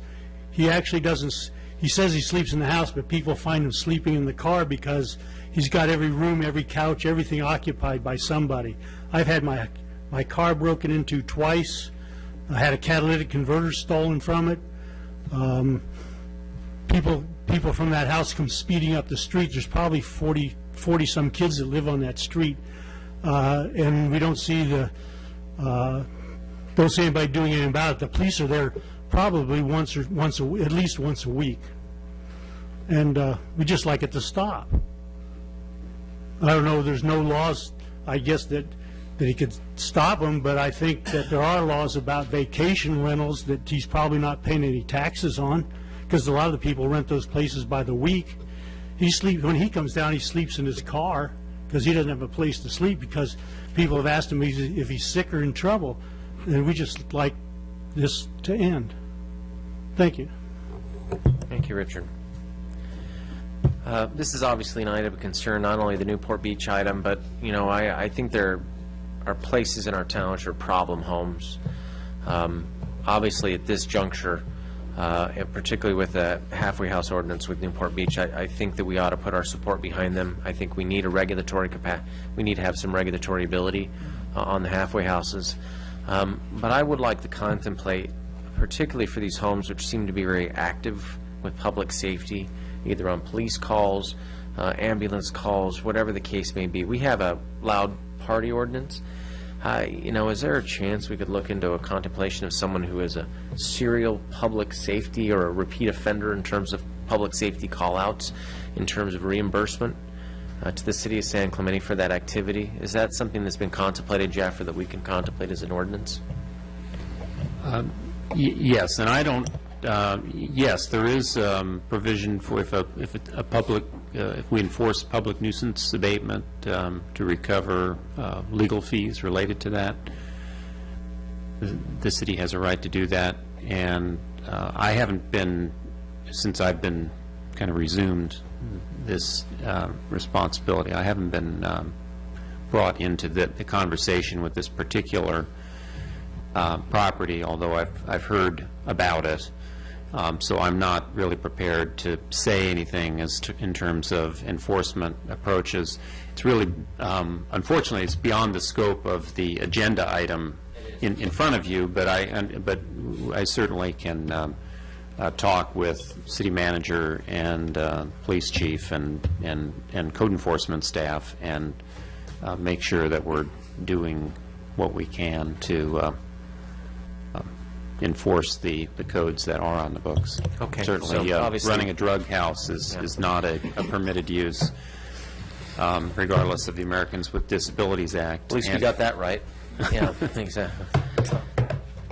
So we do have an item before us, and we did have a motion and a second. Can I make a comment on this? Of course. Report? Ladies and gentlemen who stuck around until 10 o'clock and at 10:20 tonight, thank you very much for doing that. This is a big issue in this community. You're not the only ones facing it right now. I've been to multiple halfway houses throughout this community, and there's a lot of people who are just as upset at you, or just as upset as you, if not more upset.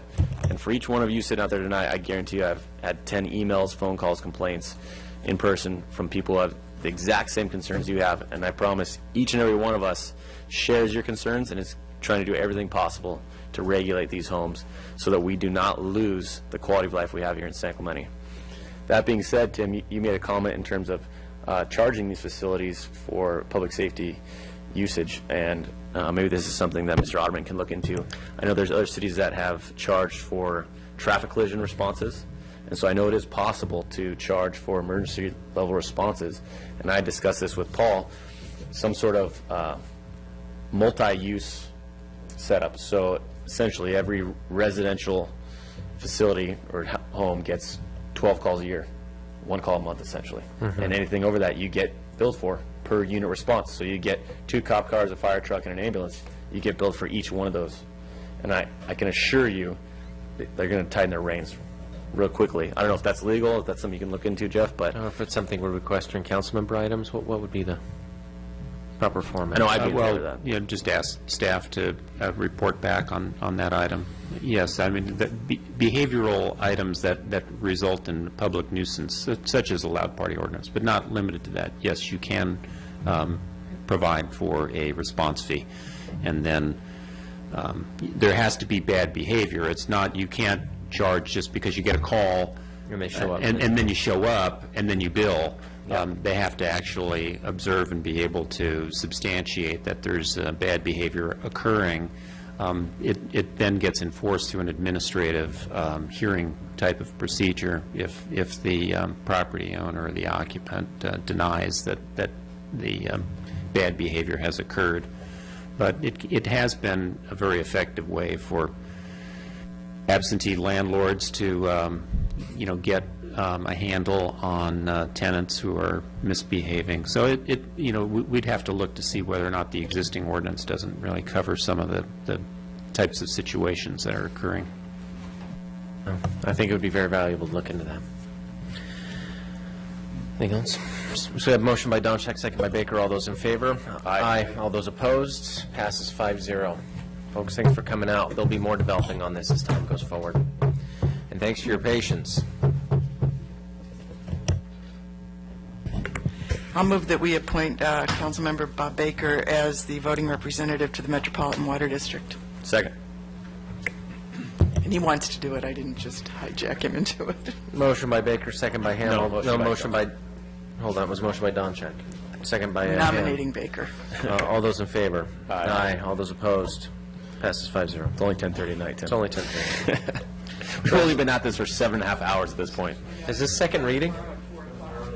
Is this second reading here? Yeah. You want me to Okay. read? I can speed read them. Whoa, I want to read it. Okay, go ahead. Yeah. Move that we adopt ordinance number 1581, entitled an ordinance of the City Council of the City of San Clemente, California, amending section 12.32.130 of the San Clemente Municipal Code relating to the use of bicycles and other activities on the Pier Beach Access Road and Beach Trail. Second. Motion by Ham, second by Donchak. All those in favor? Aye. Opposed? Passes 5-0. Oh, opposed. Everett, 4-1. Oh, that's right. Okay, I move that we adopt ordinance number 1582, entitled ordinance of the City Council of the City of San Clemente, California, amending subsection 12.08.020 of the San Clemente Municipal Code to require a sidewalk waiver application fee. Second. Motion by Ham, second by Donchak. All those in favor? Aye. Passes 5-0. I move that we adjourn to an adjourn regular meeting to be held on June 18, 2014 at 4 p.m. at the Community Development Building, Conference Room 8, 910 Calle Negocio, San Clemente, for the purpose of conducting interviews and filling vacancies on the City Commission's committees. The next regular council meeting will be held on July 1st, 2014 in Council Chambers located at 100 Avenue Presidio, San Clemente, California.